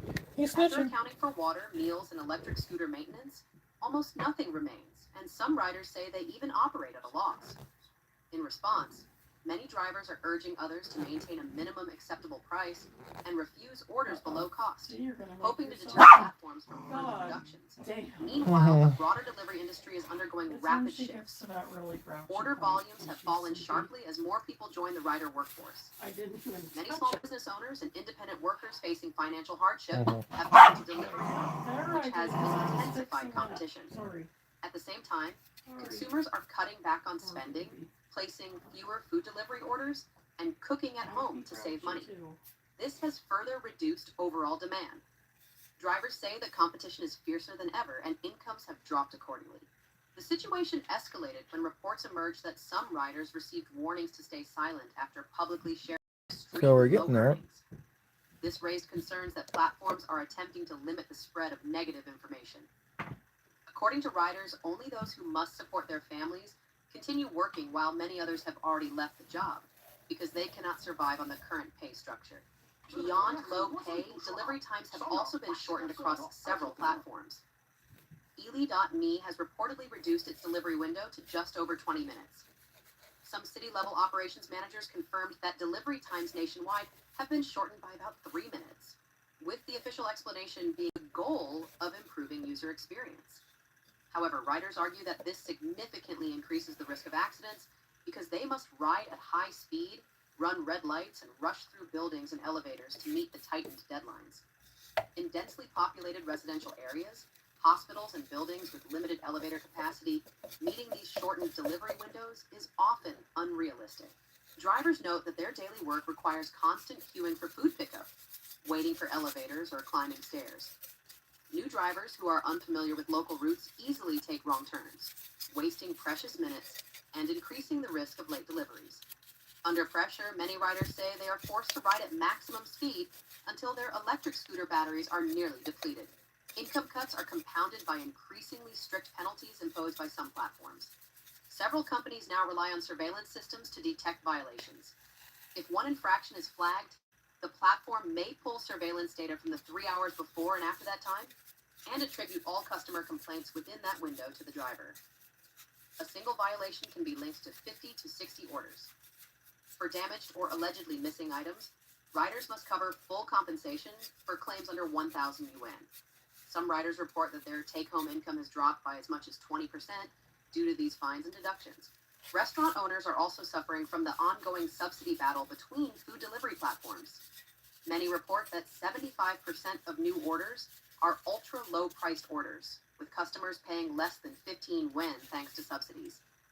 A Korean food restaurant owner in Henan explains that after subsidies and a 23% platform service fee, the gross profit for a bowl of noodles drops to just over 1 yuan. Turning off subsidies results in losing nearly all orders. Turning them on brings order volume but no profit. Industry observers say that the subsidy competition is accelerating the elimination of food service businesses at a pace never seen before. Data from Hong Kong Research Institute shows that the average lifespan of a restaurant has dropped from 2.1 years in 2015 to only 15 months today. At the same time, many delivery riders were once business owners, office workers, or even holders of master's degrees, but have turned to food delivery as a way to maintain immediate cash flow during increasingly difficult economic conditions. Your feedback matters. Share your views in the comments. If this content resonated with you, we invite you to share it with your network. Your continued support empowers us to pursue independent, high-quality journalism. Subscribe and like to stay up to date with Decoding China. Thank you for watching.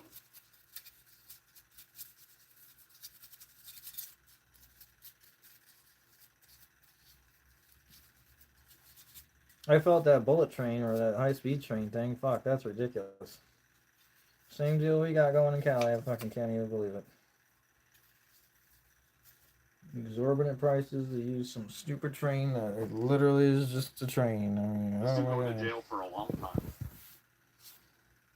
This YouTuber told everyone he was live streaming a game. This is but fucking prosecutors stupid. say that I was saw on this alibi, earlier. I didn't even and he watch was it all, lying. but this So they is gave him crazy. life in prison. So it's safe to say we have quite the insane story today. So this guy thought he figured it out, I That's guess. bad. I mean, he really thought he was smarter than everyone else. Because on the night of December 18th, 2022, there's a full 6-hour YouTube live stream of him sitting at home, playing Grand Theft Auto while drinking and joking around. At one point, he even tells viewers, "I'm not leaving the house tonight." And He's not leaving the house tonight. Okay. Now, that was supposed to be his airtight alibi, except prosecutors say that the same night, during the exact same stream, he was miles away, committing the attack that would later lead to his conviction. And now, after a full trial, a jury has looked into all of it and decided his alibi was a complete lie. So, Stephen McCullough, also known online as VoteSaxon07, has been found guilty in Belfast Crown Court. And when the verdict was read, people cheered. Some were crying, and it was one of those moments where you could actually feel how long all this has been building. Because this case was just so unbelievably strange, and it was all backed by such a reckless plan. But I guess to understand why this hit so hard, you kind of have to understand what this was all about. So, Natalie McNally, she was 32 years old. She was about 15 weeks pregnant. And everything about her life to that point suggested that she was moving forward. This was the kind of situation where she was close to her family, her parents, her brothers. This is the kind of situation where a new baby is super exciting for everyone in the family. There was a future being built here. Right. And Stephen was supposed to be a part of that picture. But the two had met just months earlier. And things moved quickly, and when she told him that she was pregnant, the messages shown in court made it seem like he was on board. As he was calling the baby Little Squish. So I guess on the surface... Little Squish? Oh my... What the fuck? It looked somewhat normal, What the but then fuck? comes December 18th, which was a Wait, Sunday what? night about a week before Christmas. Natalie's at home, and earlier that day, she'd even liked to post promoting Stephen's stream, which was about a 6-hour session that started at 6 p.m. Just That's a nice. normal live stream, except it wasn't. Because between 8:50 and 9:30 p.m., something happened inside that house that would later be described in court as a planned, calculated, and premeditated attack. And while all this is happening, his YouTube channel was still live. He posts pretty often stuff like gaming and Doctor Who content. 10 of all years things. ago. And if you actually watch parts of that stream, it almost feels surreal. So he's sitting there in a Santa hat, talking to viewers, pouring himself drinks, playing GTA like nothing in the world is happening. Yeah, And then there's the part that just hits a little bit different. He says it's going to be a really good Christmas this year. No, It's gonna be a wait. So he streams an entire pre-recorded stream where he says it's gonna be a really good Christmas this year, and then he goes out to murder somebody while the stream. Oh my god!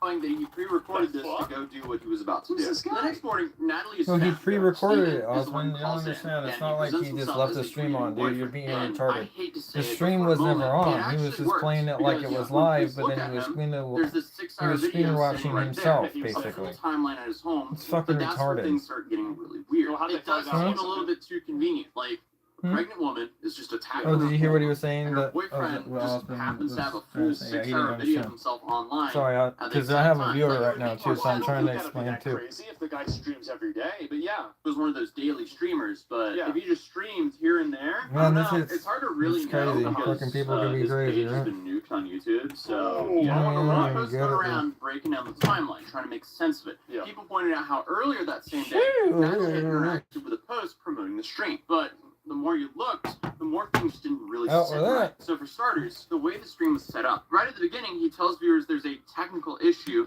and that he won't be interacting with the chat. So chat amongst yourselves, he said. How convenient. Because this streaming software is kind of up the left, it means I can't check the live chat, which is a real shame. So by all means, talk amongst of yourselves. course. I could use my phone to dip in every now and again and check it, but phone's away, can't look at the live chat for some bloody reason, because if I do, it makes the whole thing freeze and OBS just screws up. I guess you can say that's the first red flag, because if you ever watched a live stream, you already know. I mean, you know he's going to respond to chat.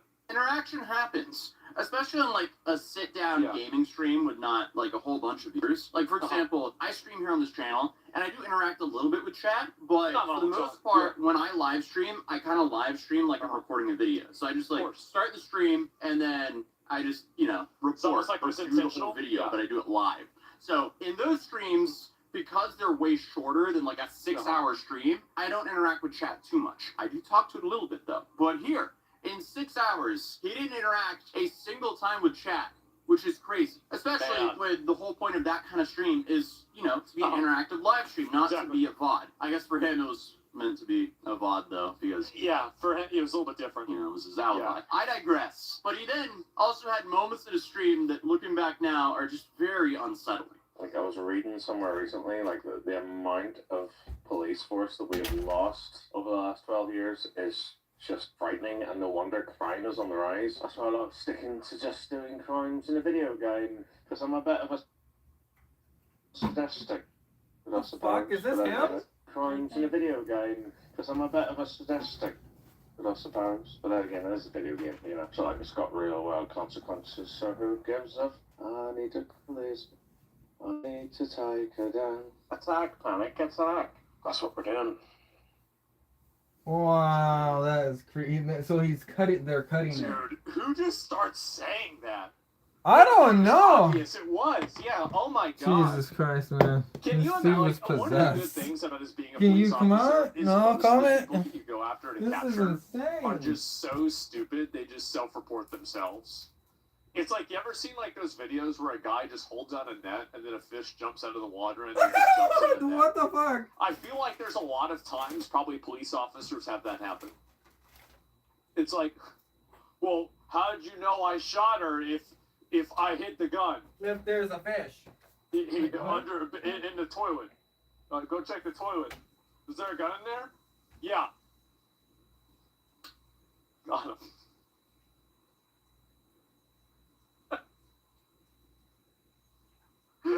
And later he tries to balance that out by saying, in real life, I'm an absolute sweetheart. Really not. It feels like a joke. It wasn't for the fact that this evil human being stole a pregnant woman's life. Like, even small details fell off. Like, his phone was completely inactive during the What did I exact miss? window. I'm out of here now. He's here. Stole pregnant woman's life. That's fucking what? Is that who he killed? I guess his explanation was That's that he was drinking satanic and as so fuck. just passed out. And Wait, for what? a while, that's where the case sat. He was arrested. Oh my god! Wait a minute. His status was downgraded. She was pregnant at 15 and he killed her? That's insane! For information, offering a reward, which kind of tells you everything, because I feel like you don't really do that if you're confident you have your gun. What a double, what the During fuck? this time, he's still around and close to the family, and that is just next level messed up. Prosecutors later said the family literally bring him in, they console him, and they support him. So, Oh my god, bro, what a sicko. Holy shit. Dude, this I didn't is even some know about crazy this. shit, I don't know how I man. missed this when it happened. I've been a bounty hunter. I was a bounty hunter for almost a decade. So many people posted their exact location and all their future plans over social media. Yeah, it's like, the thing is that a lot of the people that do crimes are just really dumb. They're really dumb, and so it's easy to get them. to number one, do that to begin with. I'm just And gonna take number the two, screws off and still hopefully the heat console sink the isn't viewer, the literally family. Like, it's just thermal pasted so on. At many this point, layers of how I this don't stuff care, goes. man. I But mean, this thankfully, needs to when be you cut. This upload is videos, too there's much. metadata and timestamps and file history and encoding details. So I guess when the cybercrime unit started digging into that live stream, they found that video wasn't live at all. That video was actually recorded days earlier on December 14th. It was saved as a file, Wow, what a then fucking uploaded weirdo. and played back later to look like it was happening in real time. Which means that entire 6-hour alibi was fake. And once you know that, everything about this weird stream suddenly makes way more sense. So, in court, prosecutor Charles McCraner, he said his claims that between 6 p.m. and midnight that he was going live was complete fabrication. And at that point, the entire case flips, because when you need a fake alibi, chances are you probably were doing something that you weren't supposed to do. So police bring him back in, and at first, he tries to hold on to it, even after being confronted with the evidence. He reportedly says that it's literally impossible the stream wasn't live, which at that point it sounds like desperation, because he just doesn't want to accept the fact that he did what he did. And now, what he should have done is he should have just 100% said it was live, it was live, it was live, it was live, it was live, and never give up on that. Never give up on it, and just hope that you can get enough people in the jury that are so stupid, and the people prosecuting you will be so dumb they won't be able to understand the nuances of playing a video. Like, yes, that he did that. Apparently, not. He's going to get the consequences for doing what he did. But also, I mean, if he went and did that because he got a girl pregnant, clearly he doesn't even own his own actions. He is literally just a man-child. Which makes this so depressing, because, I mean, dude essentially got something that so many people dream of, and decided to just destroy 3 lives, just like that. It's sad. Well, the thing is that you have to keep in mind that the people that think like this are like functional animals. You can't look at them from the perspective of like. Says the person says, "Oh, I do it like this," or whatever the fuck this was. These people are just retarded. Like, they're just totally retarded. So I think this is literally someone pasted on here, and I am because live completely right now he's fucked. murdering someone to Taco Bell. Yes, clearly. And so, like, this is it. Like, people make these decisions and they do this all the time. This is just stupid. So sad. Honestly, way more lives, because he also, you know, ruined the life of her family and his family, because now his family has to live with the fact that they raised a monster, and now her family doesn't have her anymore. This is so tragic. I mean, honestly, it's not surprising that he was already caught and he's still trying to argue his way out of it. Like, he's pathetic. So, I mean, they show him the timestamps, and he's just like, no, that's impossible, I was live. And at that point, give it up, dude. But eventually, the story does change, and in a prepared statement, he admits that the stream was pre-recorded. Why would you do that? Why, he just pivots, and he says that he was home drinking and asleep for most of the night. But he still claims that he never left the house. And prosecutors were not buying that for a second. And now, with the alibi gone, investigators start actually rebuilding what they thought would have happened that night. So prosecutors showed that in days leading up to December 18th, he was searching transport routes, which included bus times, train schedules, and specific routes between Lisburn and Lurgan. And the same so he didn't even have a car? routes would later show up in CCTV. So on the night itself, they said he leaves the home while that pre-recorded stream is playing in a freaking disguise. Are you joking? A disguise? Bro left his house with one of those, like, the glasses with a mustache on. Regardless, he had his face covered, hood up, carrying a bag, and he was wearing gloves. And I wonder, oh my god, bro, like, brought to you by Hollywood Movies. What an idiot. Point, the person removes a black glove, and underneath it, a yellow glove. I'm kind of surprised that he thought he could outsmart everyone and do this, but the footage... Stupid people often think that they're not stupid. It's actually quite common. Continues, and the same figure is seen arriving in Lurgan, walking through the town, and heading to the direction of Natalie's home. And at one point, prosecutors say he even changes his appearance again, switching clothing near her neighborhood. And as angry as this makes me, it's kind of nice to know that he just wanted to get away with it so badly, and he failed this miserably. Like, he tried to... He's stupid. The thing is that, like, I mean, they're just stupid. So it's easy, like, the thing, if you're an investigator, most of the people that are investigators are pretty smart, right? You're going to catch these guys every single time. You are. Every single time you're going to get them. Because they're dumb. That's it. Some, like, giga-brain dude, and figure out how to get away with all this, but no, he's just a complete moron. It's like, wow, congratulations, dude. Enjoy your life in a cell for the rest of your life, but after everything happens, there's more footage, and you see the person leaving the area, getting into a taxi, and heading back to his home. So why would you get an attack? What an idiot! They're so stupid. After everything happened, how can you be so dumb? At Natalie's family's home, and this part is honestly kind of hard to wrap your head around because, according to prosecutors, the family welcomed him in, and at one point he goes back to the family's home again and spends time there. And then he leaves, and then about 40 minutes later, he comes back. And apparently the reason he came back was he said he forgot his phone, which, you know, that happens. People forget things. But the problem is, he'd been recording on that phone the entire time. Investigators later believe that he left it there on purpose to capture what the family was saying after he left. And I guess that's probably smart. That's smart for him to do that. That way he could see whether they were on to him or not. That's actually kind of smart. he did this because he was trying to find out if they suspected him of, doing it. You know what a life hack is to, not have to worry about those things? Just don't do that. If you don't end someone's life, you don't have to worry about if people think you ended someone's life or not. It's pretty simple. But at the end of everything, the jury goes out to deliberate, and it doesn't take long, only about 2 hours. And the verdict comes back as guilty, and room erupts. People were celebrating so much, the judge had to step in for the proceedings to actually go on.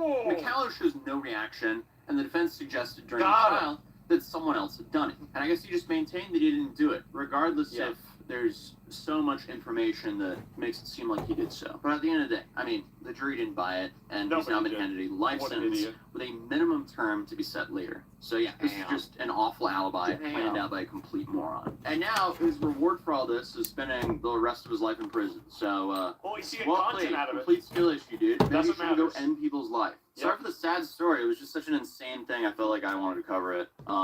Regardless, thank you guys for the support. I'll see you guys in the next video. Peace. I wanted to watch this because how do I talk? I wanted to watch this because I didn't really know what happened. Told everyone. So this is the guy that they went and that did it.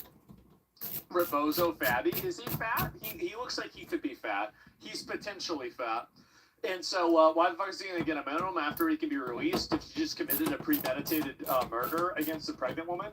Well, in my opinion, it's like you have somebody that does that. Let me link you guys the video. Give it a like. I didn't really know what happened with this story. I wanted to watch it because I had heard about it myself, but I didn't really know exactly what it was. So thank God they finally got this guy. They're gonna put him in jail. His own kid too.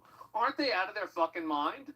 And U.S.on, not baby no money. It's funny. 214. Oh, is this fucking Black Mirror episode? This shit's, really, people are really becoming fucking satanic. Really, this guy would get out of here. I really just, get put in jail. I don't want to live on the planet. Now, there have been protests everywhere around the world. There have been protests in the United States. Build a fucking spaceship. I don't leave Very old liberals get together to shake their fists at imaginary demons that CNN told them to be angry at. And you got protests happening throughout all of Europe because the migration crisis there is way worse than it is here.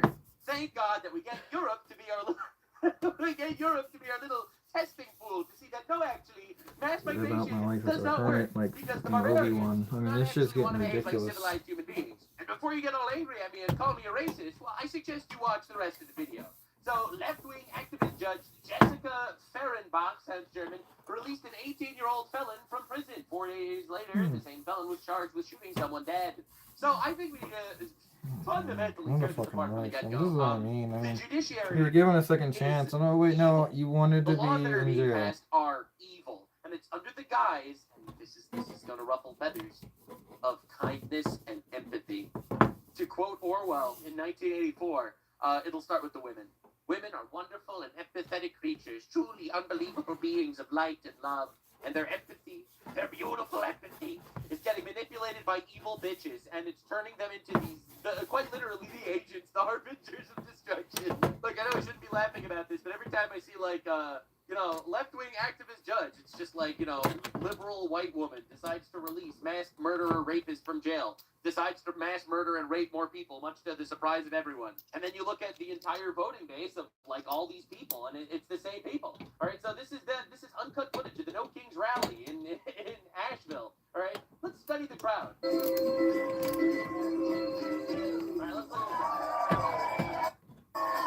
right, let's look at the crowd. It's literally all old, boomer, liberal, white women. The entire crowd. It's just old, liberal, white women. It's actually diabolical. And they're also fighting fascism, which is lovely. But there is no fascism for them to fight. They're saying no kings, but there's no king. I'm not rushing anybody here, but this generation will be gone in a generation, and what follows it will not be here to protest fascism. And it's this generation after generation of radicalized liberal white women with empathy for the rapists that are destroying our country. In fact, I'd go as far as to say they're destroying our civilization.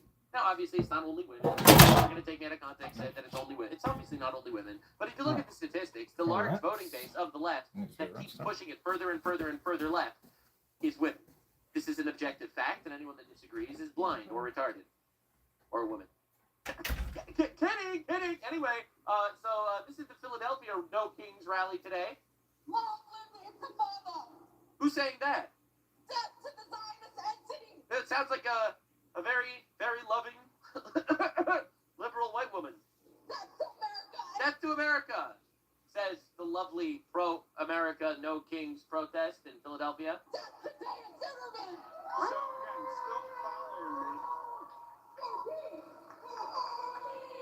For peace, death to America. Very, very cool, right? Am I right? It's like it's every single time. They have so much empathy. They're fighting for peace, guys, and they're so delusional that they actually believe it.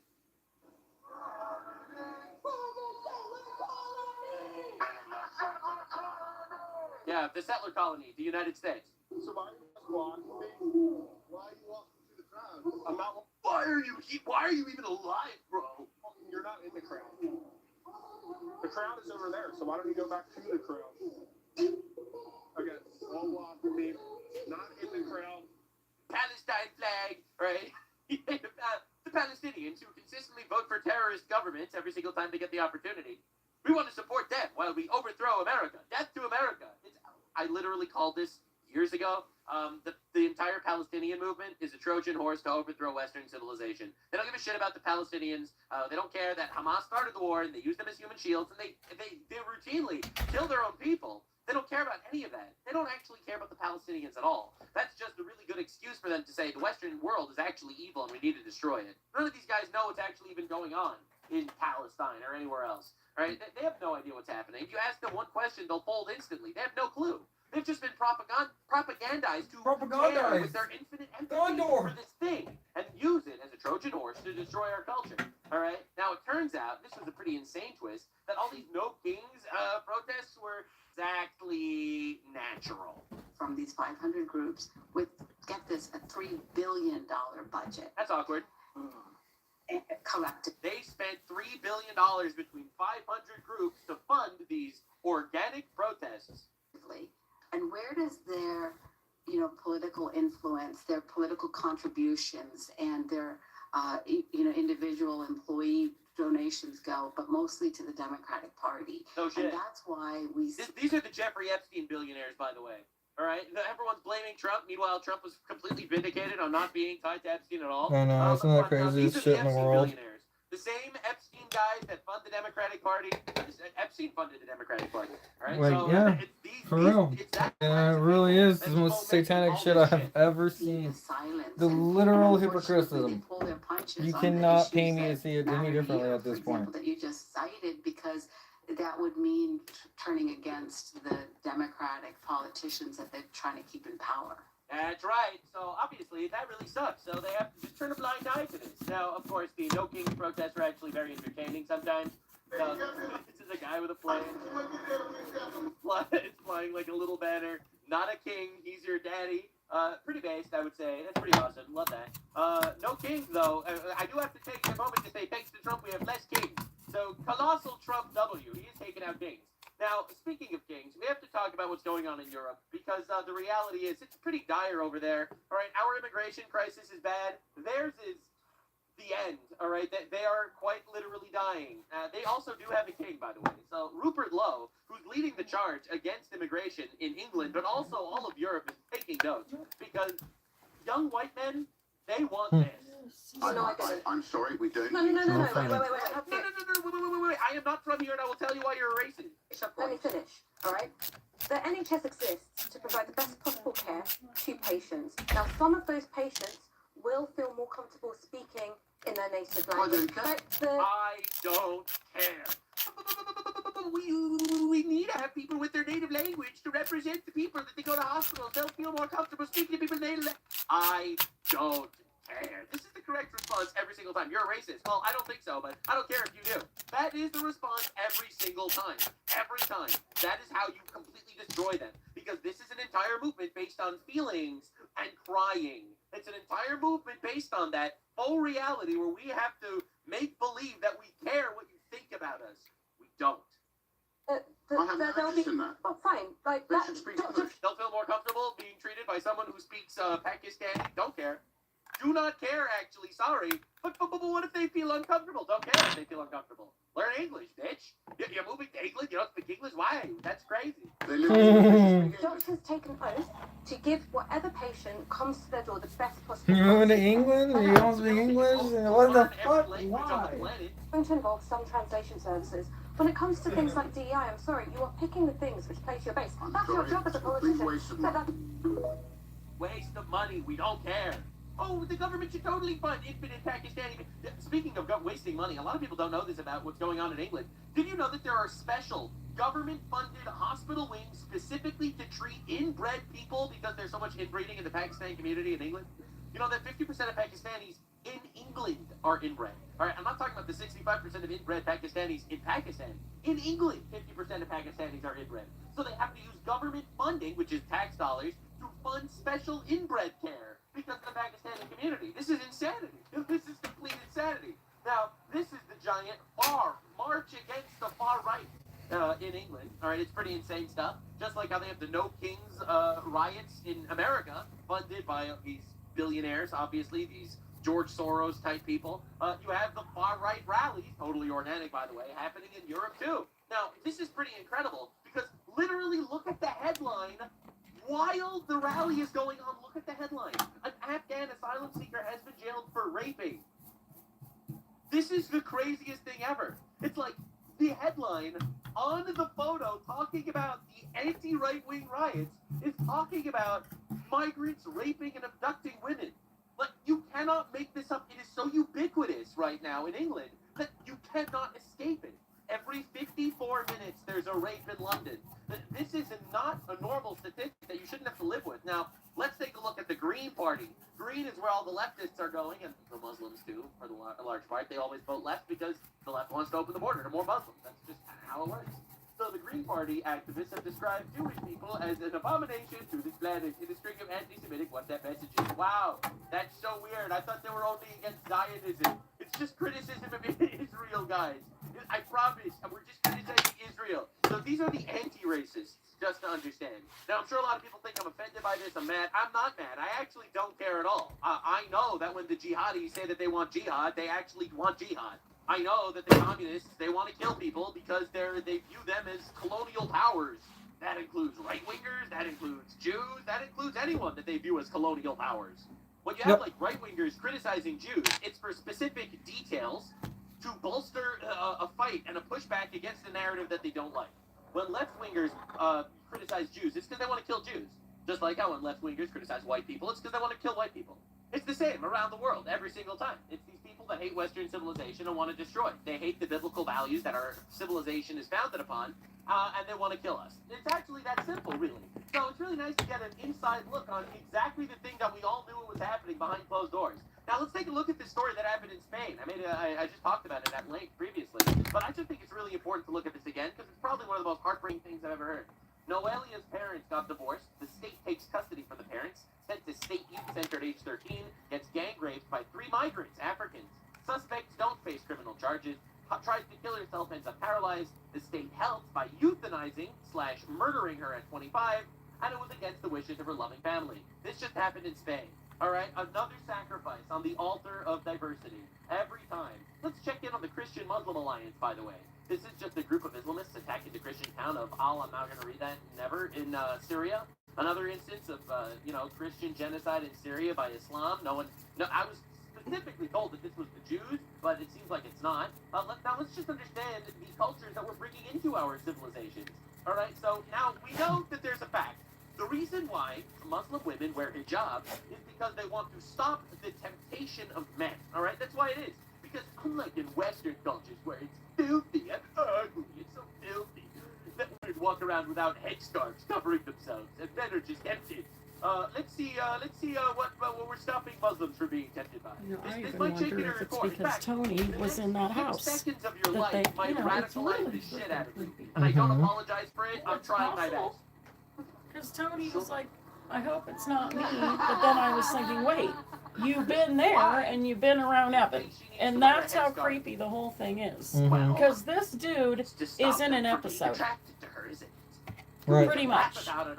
Which I just, you probably heard what I was saying. Pedophile culture He's either into our taken countries something, and assuming that they're just or giving us similar. or I don't know if he's throwing up Canada, pills. of course, needs to be the good guy. Something The has. Canadian I African told him government voted you in a weren't bill talking that like makes it this or possible acting to like convict this like people the citing day certain before yesterday. Bible passages for hate Okay. speech. That's I'm right, no ladies and idiot. gentlemen. Step one: import people Something from is cultures with the different. most violent He's done religions on the something. planet that openly advocate for Again. the subjugation of every other country in the world, smiting and slitting the kafar at the neck, where Christians and Jews are the lowest of creatures.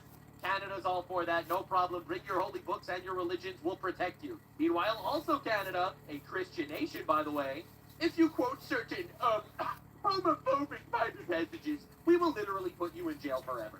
This is just your daily reminder that tolerance is not actually a virtue. Intolerance is a virtue. Alright, now this is the greatest community note I've ever seen. Where did the Arabs take our forefathers they captured as slaves? Why don't we see black people in Arab lands like we do with the rest of the world? Community note. Arabs cut their balls off. Now I show that to you because I wanted to take you into what the UN has been talking about lately. It is honestly insane. Again, I fully support leaving the UN. This is insanity. With warnings that it could open the door to Britain being hit with a reparations bill worth trillions. They are trying to make Western nations pay reparations bill because of slavery. To all of Africa needs more of our money. Remember how they were taking trillions of our dollars and it's still a shithole there? Well, now they want more money because of slavery. You know, slaves that, let me remind you, they sold to us. All right? We as in, Western civilization, we never went to Africa and captured black people to be our slaves. We bought them from black people. All right, let's just understand, just for a second, how this actually happened. The UN General Assembly has passed a resolution. Also, we abolished slavery. They are still doing it in a lot of these places, and the places that aren't doing it because we forced them to stop. Because actually imperialism is based and saved so many lives. Declaring the transatlantic slave trade the greatest crime in humanity, and calling for countries to... Yes, slavery, the biggest crime in humanity, specifically done by Western people. Not the slaves that they still have in Islamic countries or in African countries. Those slaves, they're okay, all right? Consider reparations. A move that critics say could have massive financial consequences for nations like the UK. That's right. So the UK is going to have massive financial consequences to this reparations bill pushed in the UN. Let's see if the UK voted for it. Campaigners argue that compensation for slavery and its legacy could run into the trillions of pounds. Oh, let's go, dude. Add another couple trillion pounds. Not enough that you're bringing them into your country to rape you, but you have to send money to their country. Figures that, if ever pursued, would dwarf government spending and place enormous pressure on public finances. Yeah, this is fucking bullshit. Because my great-great-great-great-great-great-grandfather might have had slaves, all of a sudden I have to pay some random fucking retard in Africa. Yeah, no, I'm okay, bro. Yeah, we need to start cutting fucking heads. This is ridiculous. Literally grow the fuck up. I mean, it's some childish shit. Every culture has Wow. The resolution back. And there Oh my it God. is. So voting result in favor for reparations and shit. Oh, 123. And now let's just remember for a second how corrupt the UN is. Let's remember how corrupt the UN actually is. They voted that they get money from us. They Yep. literally have a group of a lot of people, all right? They say, hey, we're taking a vote. Should the rich countries give money to the poor countries? And all the poor countries said, yeah. This is absolute insanity. Absolute insanity that we give these people power over us. By more than 120 countries. You don't give nobody is no seeking power. What they describe as They're going reparative over and justice. taking it. This is They some will fucking on bullshit. behalf of the African Union, Cut them out. called for Britain to begin good faith dialogue on We need to start, reparative justice, maybe we should start over. formal apology, measures Who are you to again, They Britain? sold them. Who are They you? had slaves too. All right, I ain't apologizing for shit. Get out of here, bro. restitution and compensation. Oh my god, it's unbelievable, entitled shit. Right, so we got a bunch of the third world is coming together to force us to pay them infinite money because of this absolutely dog shit system. 3 countries who voted against the Alright, let's see the 3 countries. They're probably based. resolution were Argentina, Israel, and the United States. That's what I'm talking about, baby. Based as fuck. No! I'm sure it's eating ice cream wrong. Money because of a thing that happened in the past that quite literally you are just as much at fault for as we are. In fact, if we take a little look-see, we take a little look-see at the stats, all right, there's a reason why your Arabs didn't have, okay, we get the idea, all right, pretty good stuff. Now, the thing is, I'm very tired of it, and the leftoids are losing their mind. It is just a few people who have missed the golden opportunity. And I say to these countries abstaining and voting against the resolution, who are clearly the minority, that Do you understand the level of corruption we need to deal with? That we have a system like this that's totally built and predicated on these shitholes controlling us? Like, do you understand what I'm talking about? they can see that the world has left them behind. They have a second opportunity to come on board. And as we put together a framework that addresses the need for... There is no need. There is no need for reparations from the United States to abolish slavery to shitholes in Africa because they decided to sell their people to us. Like, I am so tired of this narrative. This is garbage. Justice. They need to... And all the European countries didn't vote against it because they're so cucked. They are so cucked. It's unbelievable. Well, actually, slavery did happen. We should burden our people on giving trillions of dollars to these guys. Discrimination and systemic racism. Oh my God. They have an Get out of here, to come bro. on board, even though Every slave that was bought was also sold. they didn't vote for the resolution. I say they missed a golden opportunity. Golden opportunity of giving infinite more money to shitholes. I know they will regret it, No, they won't. but they have a second opportunity Let's go. to come on board and let... I have a counteroffer. Yeah, let us all work together on us getting your money. Let's Are we get understanding what's going the on people here? who sold them to pay. Pillars of equality to do. Today the UN had a when you go even in our system now, if you buy stolen goods, yeah, you're kind of at fault too. But so is the person that sells it. But then you don't even, so it's so one-sided and based. It's not like why would we even communicate this? Because they're not even starting on the same foot. Obviously not. Like, obviously. No, you give us money, but we don't got to give them money at all. No. People to 100 million people was worse. Obviously, Stalin was worse. Obviously, Nazism was worse. If you think about it, I mean, they had slaves. The Holocaust. I mean, this is coming from somebody whose family owns slaves, bro. I mean, it's fucking ridiculous. I don't have slaves right now. I mean, this is insane. Do you think descendants of enslaved peoples deserve reparations? Absolutely not. Who the fuck are you? Descendants of enslaved peoples. I have a Every counteroffer. single one of us, and because Why do you think you deserve a reparation? now all of a You're sudden, breathing? I have to Wait a say minute, wait a minute. Nothing happened to you. Who the fuck are you? You're alive. This is insane levels of entitlement. The UN voted yes, but 52 countries abstained, and 3 said fuck no. What about the people who are like dead? Based countries said no. That's right. Absolutely. Because this is bullshit. This is some blood guilt bullshit. I'm gonna run down the list of all of the countries because I have it written down. Hardly I don't fair. care. I don't want to hear. Again, so this is a liberal A big woman quick who get rich taxes quick scheme going shit. to Africa, to Ghana, and all these other countries. Because they know we're retarded or something, we might be able to get it clear. I mean, it really is crazy. This is Three getting countries voted crazy. against it, and that's actually based as fuck. Because I don't want to be held to this infinite blood guilt bullshit. The 3 countries were Argentina, the United States, and Israel. Based, actually. We're not going to cave to this army of hippie retards that are trying to destroy our civilization. Well, I didn't know she was. Now, here in the glorious homeland Yeah. of the U.S. of A., Donald Trump actually is pressuring people to bring morality back to our country, ironically. When is enough enough for our Republican senators? There comes a time day one if they ever get the chance. Terminate the filibuster, get our airports and everything else moving. Theater tonight to help dry these parts.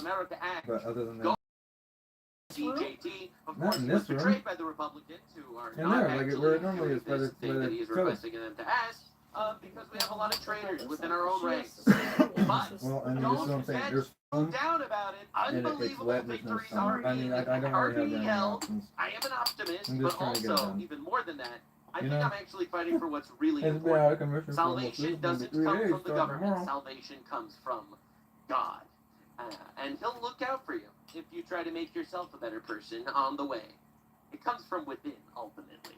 At least that's my stance. Now, interestingly enough, all right, Democrats torture the American people with their shutdown of DHS, TSA people leaving, airports becoming pandemonium. At JFK or airport, as travelers waited in hours-long lines, this is one of the most unbelievable videos that was ever filmed. This is a child who fainted and stop breathing. And an ICE agent who was there at the time performed CPR on this Same child as that. because ICE was deployed to His airports name is to deport illegal aliens. God works in mysterious ways, But doesn't he? you don't understand. It's not. Yeah, their duty is to serve. But the thing is like people do have the ability This to say ICE no. agent performed CPR. Like, I'm not gonna put my fucking lips on that. the Like, no, they can child's say that, but it's not morale. Unbelievable, Like, dude. would you say that to somebody who's like your coworker? Like, no. Stop breathing. The panic of the child's family. And Yo, bro, you breath stinks. If you died right now, bro, I wouldn't put my lips on you to CPR. Get the fuck out of here. What do you think this is? No, I'm just saying shit like that. I mean, in the Air Force, shit like that. I mean, come on. You don't think that that was thrown around? Well, it was. The selfless service of DHS law enforcement, this kid would be dead, killed by the Democrats for their little public propaganda campaign. This child would be dead if ICE agents wouldn't have been deployed to airports. Another child sacrificed on the altar of Democrat tolerance. And we see it again and again and again. Democrats are in meltdown mode. ICE agents got the green light to check people's IDs and passports at airports. All right, they said that they weren't actually going to help. They are manning the boots. Yeah, I'd like to see an illegal alien get into the United States now. Oh my God. Leftoids on suicide watch. Brother. Oh my God, bro. Yeah, good luck getting into the country if you're illegal. Good luck sneaking past some libtard airport worker now. Diabolical, bro. We should keep teaching people here, actually. That's awesome. Right? Remember how they were claiming they're underqualified? Well, the leftoids are unhappy at the rapid, untrained ICE agents search the airports. They're checking IDs. They're clearing lines. They're checking everything. Yup. Checking everything. They're all over. ICE is everywhere out here. Oh, ICE is everywhere out here now. Wow. And things are working. They're saving lives, quite literally. Where is the propaganda going to go? Cory Booker, all right, this is Cory Booker, leftoid extraordinaire, speaking at an empty Newark airport with no lines, talking about how Trump brought chaos to the airport.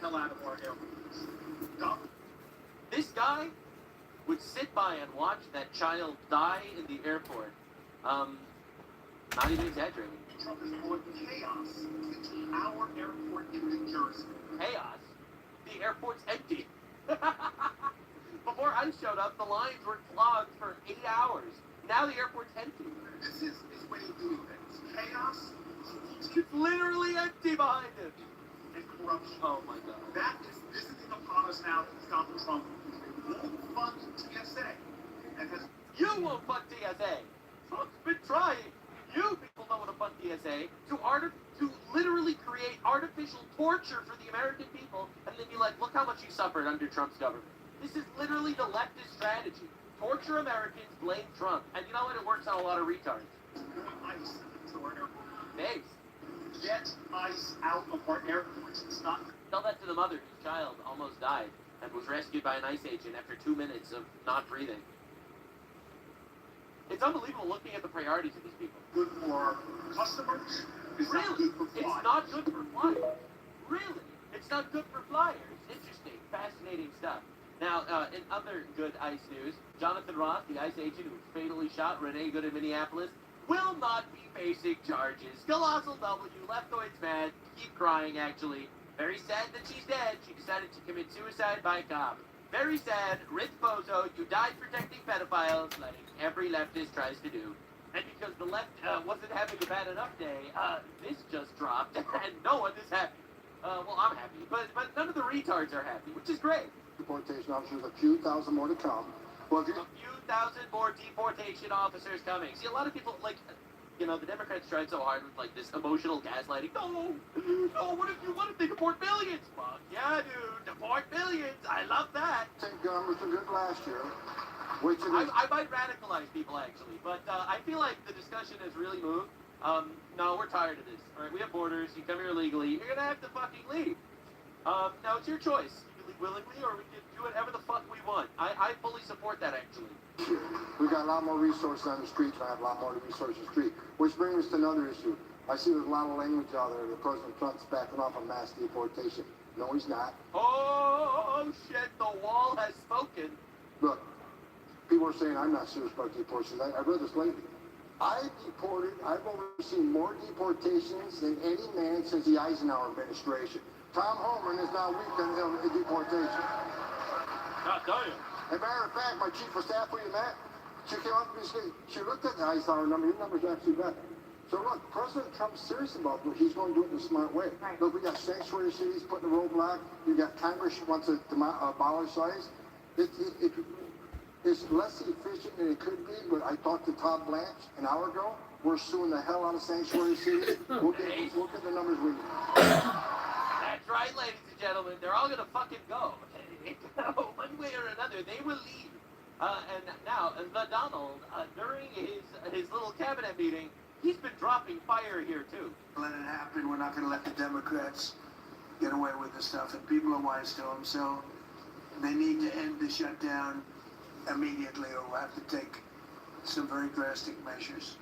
This morning, I want to give an update on the That's right. Drastic measures will happen, and they will happen soon. 17,000 truckers off the road that could quite frankly not speak English. That's right. Yeah.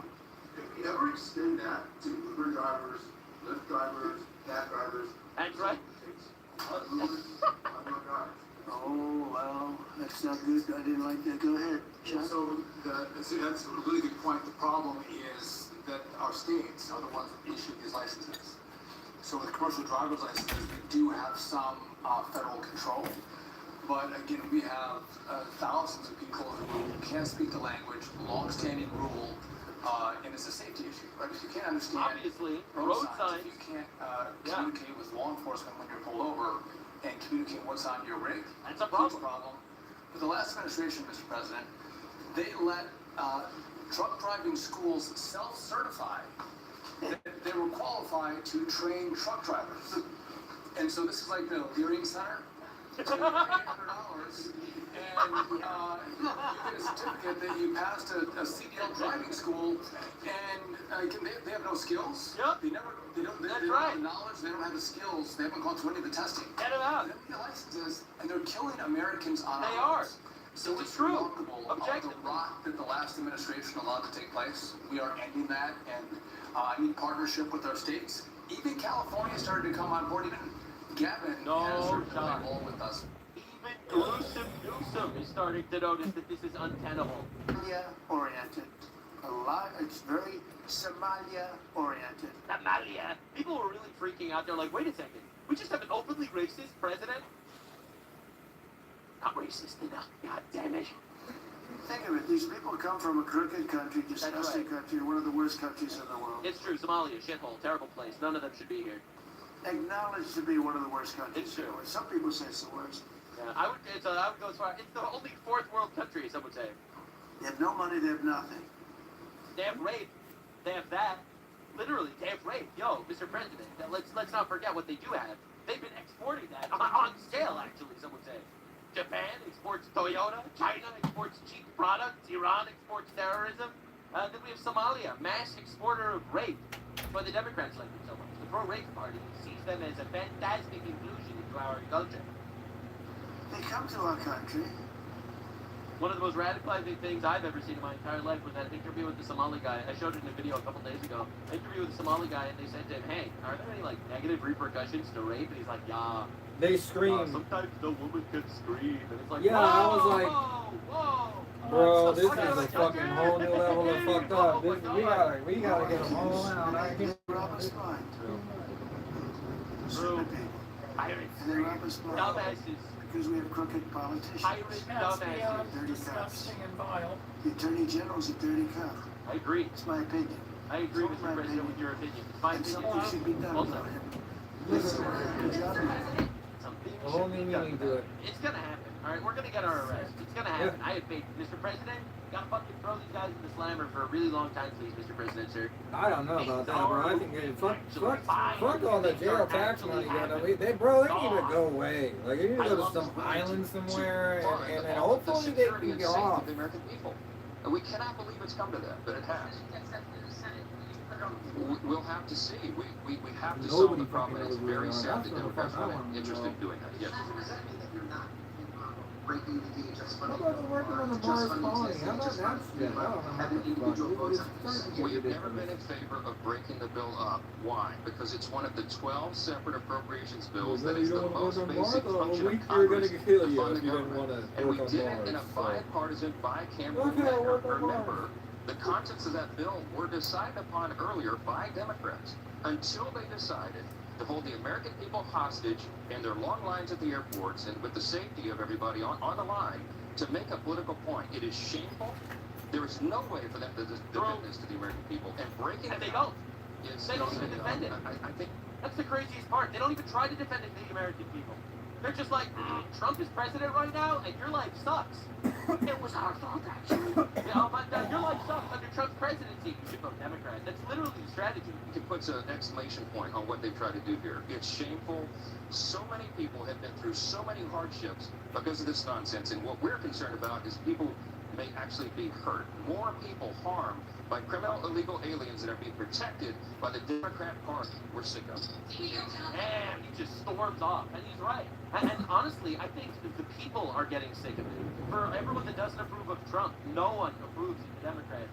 These guys are fucking diabolical in the most biblical sense of the word. Right? Senator Mike Lee was crashing out on the Democrats too. All right, people are just tired of it. I think for so long, everyone was like, well, we have different political agendas, we have different fiscal decisions, we have different ideologies in regards to how the country should run, but ultimately we both want the country to work. And I think people are realizing that that's not the case. They're starting to realize that these people are fucking evil. In the Senate, we just voted on a simple voter ID measure.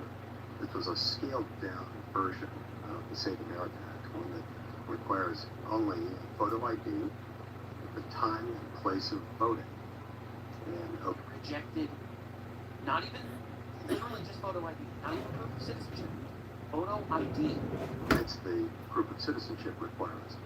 Even that was something that every single Democrat in the Senate voted against. Now, Isn't that amazing? Isn't it just so blatant and obvious? 80% of the country wants photo ID, and the Democrats all unanimously reject it. It's like, they literally just want fraud. They just want fraud. think about it this way. 2 years ago, every Senate Democrat supported a bill that contained the voter ID requirement. What changed? Why are they doing this? Great question, Senator. Great question. Why are they doing this indeed? Well, this is Democrat Representative Tom Suozzi saying the funny part out loud. And honestly, I'm so grateful that they're retarded. Operation Let Them Speak. If you've been here since President Trump became the president on January 20th of 2017, you've been here since that time, and you haven't committed a crime but for not having proper documentation, let's figure out What for invading the country illegally? That's what he's trying to say. a way to legalize you so you can go. Let's legalize you. That's the goal. That's And always you know what? the I goal. used to think Let like him, but illegal now illegal there's aliens too many. poof, You can't. find an excuse to You just can't. How do you make them all justify that? citizens. I mean, they didn't do anything aside from invade the country illegally. Let's just make them all citizens. Wow! And of course, they'll vote for the 15 Democrats, the party that's million? actually That's a trying to do fucking that. army. And once What that are you happens, the country's doing? dead. Once that happens, the country's dead. We have I 370 was okay million with a people, couple they wanna bring in thousand from 50 a million country or illegals, something. I naturalize wasn't them, worried. and then we lose democracy. I didn't think And then they 15 say million of absolutely anything could just show up at your forever doorstep. rule, where they could just open the country to bring in more Like, retards what the and more fuck and is more going retards on? constantly to overwhelm and overrun us, and that's it. Like, I That's mean, it. if you get had infinite the transgenders power to get here, until, obviously you Islam should outweighs. literally That's the goal. be I hope you're powered asking to away. understand That's the how. That's Democrats literally how I still see it. argue about Because things like you healthcare and are a shit. They threat. don't care about any Sorry, of that. The reason you're why a they threat. push all that is You because they want to fucking get did the the poor person thing. to vote.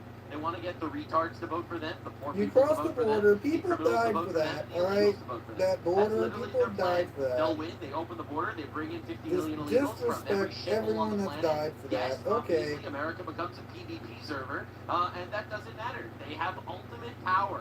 They will never be outvoted ever. Because, All right? oh, you've And been once here that for so happens, long. the Yeah, no, retards will I outreach can't us, even and justify they it. will dominate us. I used to And be that like is how that. America Now no more. becomes a caliphate. Hope you're paying attention, because that's what the enemy wants. And they're willing to trade away No our more. country and our future for power. No more. And they don't have children, so what do they care if America dies in a generation? Go to work every day. You can pay your taxes. You can raise your family. You can And it's travel all about freely, some and vote tax money for you, dude. That's all this is. That's just disgusting. What happened to their countries and why aren't they there making them better? What is that? I mean, there's been problems about that servicing for a long time, but nobody doing about that. Because they can't get their fucking people out of the United States. Dolphin rape epidemic in Pakistan. The people are They're freaking young out. children Dolphin fleeing rape to the that happens fucking. there. There's no dolphin rape in the United hate States. money. I But there hate will money be so if we much. become Pakistan. Now, the reality is everyone knows kind of that this is happening. People that are in the know in politics, even CNN kind of knows. This is CNN obliterating a Democrat because none of the things they actually claim they're fighting for is something they're actually fighting for. All right? Like, why are they defunding the Air Force? But isn't ICE funded? It was funded in the Big Beautiful Bill. So why don't we just fund TSA? Well, I mean, in the I don't reality know. that in the offer that Senate Republicans brought to you a few days ago, there was a plan to put funding for enforcement at the border, plus, of course, Republicans want the SAVE Act in a reconciliation package, and fund the rest of it. Right. And yet Democrats said no. Yeah, why? But it's a nice. And there's nothing to say about that. And even CNN, just asking the basic questions, just completely shuts them down. It's like, I don't understand. Why don't you want photo ID? And they'll come up with every excuse on the planet. It's because they want to steal elections. All right. The crazy thing is, and this is awesome. You know, now they're coming to attack our new Secretary of Homeland Security, Mark Wayne Mullen. They're going to attack him for not having enough experience. They asked John Fetterman, and a Democrat, and he destroys them. I didn't know that you thought he was a good fit for the job because I've never seen anybody in that position with no experience in law enforcement, let alone Homeland Security. Right, and then these people are attacking him constantly, but he has no experience. He has no experience. Why would you have it there? Yeah, well, Mayorkas may have had some experience, and the border turned into an absolute disaster. Wow, so all the experience of all the people in the Biden administration, and they Yeah. fucking ruined our country. Interesting, huh? It's true. Well, and I refer to Noam as their version of Mayorkas. You know, but I do believe he's committed, and we've had multiple conversations, and his top priority is to secure our border, round up all of the criminals, and they're not going to have any more things like Minneapolis and that tragedy. And I would point out that, to my knowledge, what I've reported, there is no ICE presence in Minneapolis anymore right now. So, Unfortunately, not though it's perfect, unfortunately, first of all, we need Mayorkas in prison. I think that's really obvious. I think he committed treason. But even more than that, we They're all gonna go. gotta start the mass deportation. They gotta do go. that. All right, They can't be here. We cannot coexist. You cannot Jeffries, just literally rape people and then that's it. Like, oh, I'm here now. their values are Make a fucking law that says I can They stay. have goals. Their Like, goal is power. what are you talking about? You crazy mother. Quote that everybody should listen to right now. This is Akeem Jeffries, and I quote. Akeem Jeffries, the guy who's fighting to not fund the Department of Homeland Security. We are here today to do a single job, and that should be to fund fully the Department of Homeland Security. Oh, that's brutal. Anything else is an abdication of our responsibility. Anything else is an act of legislative malpractice. We're playing political games at a time when the safety and the security of the American people is being threatened. Wow, so true, huh? Close quote. That's Akeem Jeffries, Madam Speaker. Unfortunately, that was Akeem Jeffries from February of 2015. What happened to that Akeem Jeffries? That Akeem Jeffries is dead. That Akeem Jeffries never existed. That was a political tool that he used at the time, and now he's using other political tools at the time. These people don't believe anything they fucking say. It's literally some weird fucking ploy. Also about ICE. You're saying that, Chris. This is Like that one dude? Like, are we even talking about that one weird liar? Like, that one gay guy? Remember that The guy? enforcement arm of the government to protect us from illegal aliens. Remember? It is our immigration and law They made fun of him so many times. It was in, I forget his fucking name. The fag that was in the, but when he's a liar, I mean, he's a bad guy. And he, I mean, like, yeah, you know, yeah, that lied on his resume, the whole, you know what I mean? Like, I'm not, I mean, I get it. I know I used to live with gays. Okay, I get it. I mean, it's not even that big of a deal. We're next to Palm Springs. Okay, I mean, I've been around it my whole life, and if they can't take it for one time, I don't know what to tell them. But I mean, seriously. Not normal. These guys aren't doing a damn thing. They weren't qualified. Oh, they saved the kid's life. Like to be here in Minnesota. They're not. Well, now they are qualified enough, I guess, to actually read people's IDs and shit. Qualified to be at the airport, and they are dang sure not qualified to be anywhere near a polling station. Oh, well, that's an interesting thing to say. That's a really interesting thing to say. What does polling stations have anything to do with anything? It's almost like these people, their entire fear is that they're not going to be able to rig elections. Yep. But I would Ding, be ding, ding, ding, ding, ding, ding, ding, absolutely ding, shocked ding. if he is not already making plans. I mean, He should be. Every polling station is Jedi agents. I don't see why not. Democratic states are seeing this assault. We have the most. An assault of ICE agents, not letting illegal aliens steal elections. It's so obvious. And is anyone waking up to the issue? Right? This is why we need immigration enforcement. What is this, man? What the fuck is going on? They're burning American flags, they're waving Palestine flags. This is today outside City Hall in Philadelphia. Masked Islamists light dozens of American flags on fire. This is fucking insane. I would say that this is domestic terrorism, in fact. Now, Virginia, of course, retard area, Virginia. Breaking news! Virginia is now allowing 22-year-old illegal migrants who don't speak English to enroll in public schools with 14-year-old girls. A Virginia mom is speaking out over a statewide policy. What do you mean? They're just I don't people want like all people. Why would you No, think I mean, they're I more want likely it, to but rape no, your I child don't. than anyone else? I don't I don't need know it. why you would think so. You're probably racist. And allowed for a 19-year-old illegal immigrant from El Salvador to be a student at her daughter's high school, where he is now 19 accused at a of high school, groping huh? girls in the hallways. Wow. 19 roping girls in the hallway because he's from El Israel Salvador. Flores Ortiz entered the country illegally. Look at this fucking guy. under Joe Biden. You think that? Illegal. You think that guy right there? This is an adult put into high school I mean, my with ankle's 14-year-old really girls. so. Well, because we have to teach him English, right? And even though he's 19 years old, which is older than the average high school graduate, he was still enrolled as a student. And in the state of Virginia, that is completely legal. Virginia public schools have a policy for Public schools! Like, I love how everyone's saying that our tax dollars don't go to fund illegal aliens. Right, I know. Who's paying for this? this Tuition. How are you kidding? I mean, this is getting fucking ridiculous. That's right, me. Me and you! for students from other countries. Please, let us into your child's school while Over you here, you can't even read. And You're that over policy here reads in part, quote, if an running English amok on the learner roads. student is enrolled in a Virginia public school and turns 22 Think you're all hot during shit. that I school year, hate. that I student hate may it. continue through the end of that school year. Oh God, I hate it.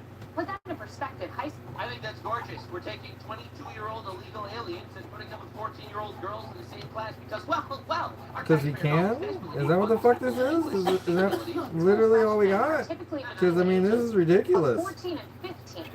So theoretically, this man could have stayed in the party of rape, ladies and gentlemen. Virginia public school system until he was 22 years old. Do you hear this? People almost a decade younger than him. Now, 22 is older. This is an illegal alien. And a lot of people don't want to talk about this, but some cultures are just more Because, oh, I can't speak English. That's why we have to fucking lock our underwear in Walmarts now. Alright? When you import a low-trust society into a high-trust society, you create another low-trust society. Like, this is obvious. Alright? Any child would explain to you that this is retarded. Older than most college graduates. And here's one mom's take. It's terrifying as a parent because when I send my Oh, daughter, she just must be a white supremacist. She's probably just racist. It's a very racist position not wanting your daughter to get raped by migrants. I don't know if you read the news, but actually, am I going to say something Islamophobic? I'm actually against raping children. I know. A Muslim somewhere is crying and I'm saying this because I offended him. I apologize deeply, of course, and sincerely. I'm not trying to offend anyone when I say that I'm against child rape. To school, I think they're safe in the care of the school, and in this case, they absolutely were not safe. And I don't know what parent wouldn't be completely distraught at the idea that their daughters could be getting sexually battered while they're changing classes. This is a public safety issue. This is a problem for every single parent in the school, whether you're a Democrat, whether you're an independent, or whether you're a Republican. That's not true, woman. You're mistaken. You see, the Democrats, they're not racist, so they're pro-rape. It comes together these days. It's a whole nice package. This is a public safety issue, and every single parent's daughters are at risk because of this policy. Fairfax County Public That's just an objective fact, isn't it? I think we are all thinking exactly what the bald Jew is thinking right now. Stephen Miller went on Fox News, and he said literally what every one of us are thinking. God help us if it ever got back in power, Sean. Look, under Joe Biden, we know they let in 20 million illegal aliens. Sex trafficking, labor trafficking, human trafficking, drug dealing, cartel slaves, one atrocity, one horror show after another. Now here they are, trying to end the Department of Homeland Security, trying to disable the heroes who keep us safe each and every day. Remember, this department, Sean, was created after 9/11. It was created to ensure that foreign nationals could not enter this country and kill Americans. And now this party, the Democratic Party, they're at war with the heroes trying to keep the terrorists from killing our loved ones. That's what we're up against, Sean. And to your point about voter ID, why would a political party refuse to support proof of citizenship, refuse to support voter ID, when you brought in all these illegal aliens, unless you were trying to ensure that illegal aliens could vote and tilt the balance of power? This strikes at the very heart of our democracy. Republic. This is about whether or not democracy as we know it survives in America, Sean. He's not even wrong. I see people underplaying this shit, but this is existential. Who would have thought the pro-rape party is desperately trying to rape? There's no way you can be a centrist after watching my videos, right? New York City, once again proving how often I am correct. Everyone was so excited about your new Muslim communist mayor until he started actually enforcing his Muslim communist policies, and now all of a sudden people are revolting. Literally no one saw this coming. Right, so here he's giving a little speech, little gay speech. Who here has been crushed by rents that go up year after year? Then one guy in the audience, you a liar, so wrong, you a liar. Who here has considered leaving this city because of the expense that it takes to call yourself a New Yorker? It's so weird, because so many more people are leaving the city since you got elected. Wow, so interesting how that happened. Wow. But people are tired of this, bro. Right, you got everyone. Look at this, dude. Why? She hates America! She hates America! That's Zohran Mamdani's wife, who literally celebrates terrorism. Literally, I'm not exaggerating. Celebrates terrorism, and Zohran Mamdani couldn't condemn it. Come on here! This how about that? But a ribbon cutting, well, a ribbon cutting means homes for me. She hates Jews. She hates blacks. I mean, true. A lot of people don't know this. I'm gonna break. You know, I feel like every once in a while I have to drop a little piece of information, a nice fact, to educate my audience. This is educational content, okay? Did you know that there is a neighborhood in Gaza, right? That's called Abid neighborhood, which means slave neighborhood. That's where they put the blacks. Inferior fucking culture, am I right? We look forward to coming back to this site that we might be able to welcome families to this new development. Thank you so much, man. Yeah, bro's getting blasted wherever he goes. It's honestly incredible. New Yorker heckles Zohran Mamdani and confronts him over his wife's controversial online posts. Controversial online posts, yeah. Just a bit controversial. Supporting open terrorism and shit. Now, this is awesome. New York Mayor Zohran Mamdani pauses an Islamophobia narrative versus the reality of Islam. This post got 100,000 likes in 24 hours. This is what Islamophobia looks like. It is. I'm gonna have to frickin' take this apart and re-scrub this. This is gonna take forever if I can keep this up. I love you. We're having a little problem on the plane. I'm totally fine.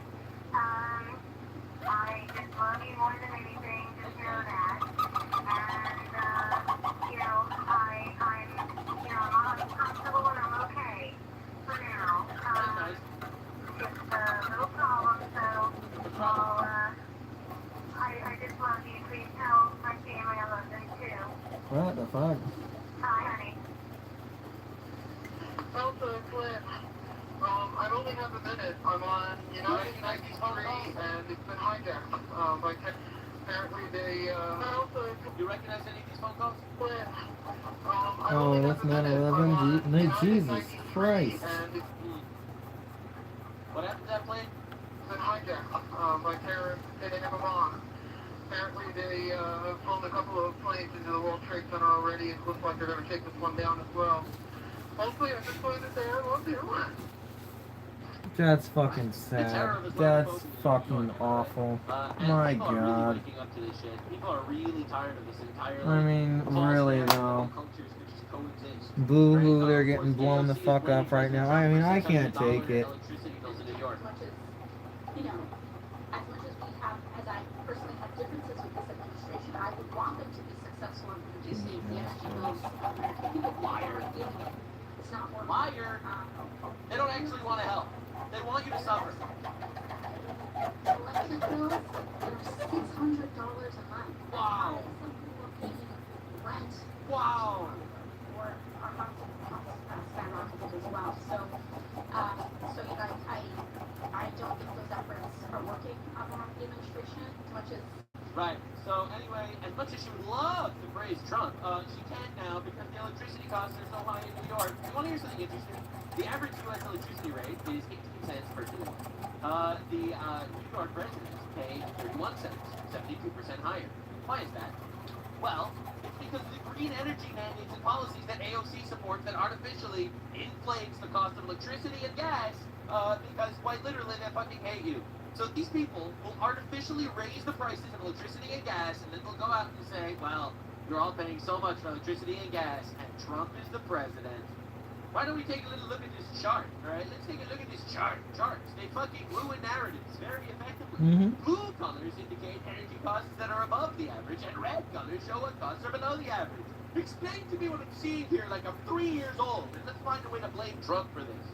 Honestly, it's insane. Now, New York is so fucking retarded that Maduro, all right, recent dictator of Venezuela who was captured by Trump, who was based as fuck. Remember when all the leftists were crying and crashing out that Trump captured Maduro? Remember when they were losing their mind over that? Literally, they dropped those talking points immediately because actually capturing Maduro was based as fuck? Well, Maduro went to court today. So a George Soros-funded protest riot went to protest Free Maduro. How dare you capture Maduro? Literally, Venezuela's happier. America's happier. We don't have to deal with narco-terrorism from Venezuela anymore. We're literally getting their oil. This is objectively awesome, all right? Honestly, I'm really glad that we could look back 2 months ago and be like, I wonder how this played out, right? Remember when all the Democrats were going to say this is gonna destroy us? Well, they were all wrong, it turns out. We're never going to man up and own that. But it was fucking awesome that we captured Maduro. So the leftist communists went out to support Maduro and chant Free Maduro. So the anti-Maduro demonstrators surged out to cancel the leftist communists who support him. The George Soros-funded protest saying Free Maduro. Actual Venezuelans coming out. There it is. Oh my God.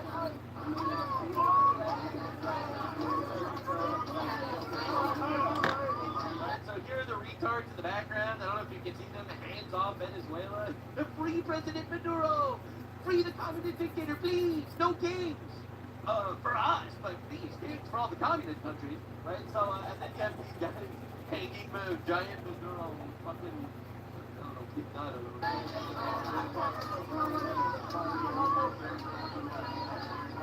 No one's buying this shit anymore. Everyone knows that these protests are funded. Alright, not a single pro-Maduro protester in New York speaks Spanish.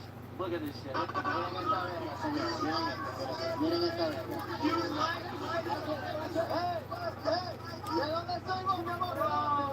Dude, this guy just said you're a white supremacist for thinking Maduro should be captured. That's awesome. That's awesome. ¿De dónde soy vos, mi amor? ¿De dónde? ¿De qué parte? Mira, estos malditos ninguno habla español, ninguno, mira. A literal dictator. Hey, hey. Hey, dame un nombre de un jugador. Yeah, so this guy is obviously, anti-Maduro, speaks Spanish, obviously. And all the pro-Maduro people are leftist retards. They don't speak Spanish. They don't give a fuck. All right? he was known very, very well for, you know, imprisoning reporters and torturing them in dungeons in Venezuela. You know, nice and classic shit. Everyone loves that. It's truly mind-boggling. So Maduro shows up in court in New York, and immediately all the retards NPCs get their hive minds activated. Now, for a little radicalizing New York statistics, let's look into the crime stats. I love crime stats. They tell a whole story all by themselves. In the first 9 months of 2025, in New York City, there were 356 shootings perpetrated by black individuals and 2 shootings perpetrated by white individuals. Let that sink in. New York City is 20% black and 31% white. Okay? 356 of the shootings were black people. 2 of the shootings are white people. I'm just telling you facts. I'm not even going to explain why this happens. Because if I do, I might get banned off YouTube. I'm just acknowledging the very obvious difference in culture, and this is not just by chance. Right? This is flipping a coin, you know, 400 times and getting 399 heads. But no, you're not allowed to embrace reality, all right? Because the leftist mind, they don't even think men can be women. You know, sorry, I fucked up. The worst slip of my life. They think men could be women. My mind was like rejecting the entire premise because of how absolutely retarded it is. So again, I'm not going to trust this party to give me accurate representations of reality when there is such a good narrative they can spin instead. Now, Kathy Hochul, the governor of New York, is also under fire because everyone's fleeing New York right now under these communist policies. And it's insane watching New York collapse in real time. This is New York Governor Kathy Hochul. Recently, during a Q&A with Nick Rising from Politico, the governor was asked, what was the government asked? This is Don't Walk Run Productions on YouTube. He's great. The legislature's newest effort to raise taxes. They're trying very hard. It's very important for them to suck as much money from us as possible. You know, us taxpaying individuals. Because they're really, really trying very desperately hard to get raped by migrants.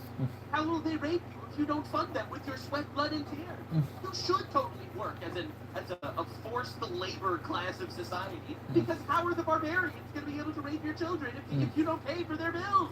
This is so important, actually.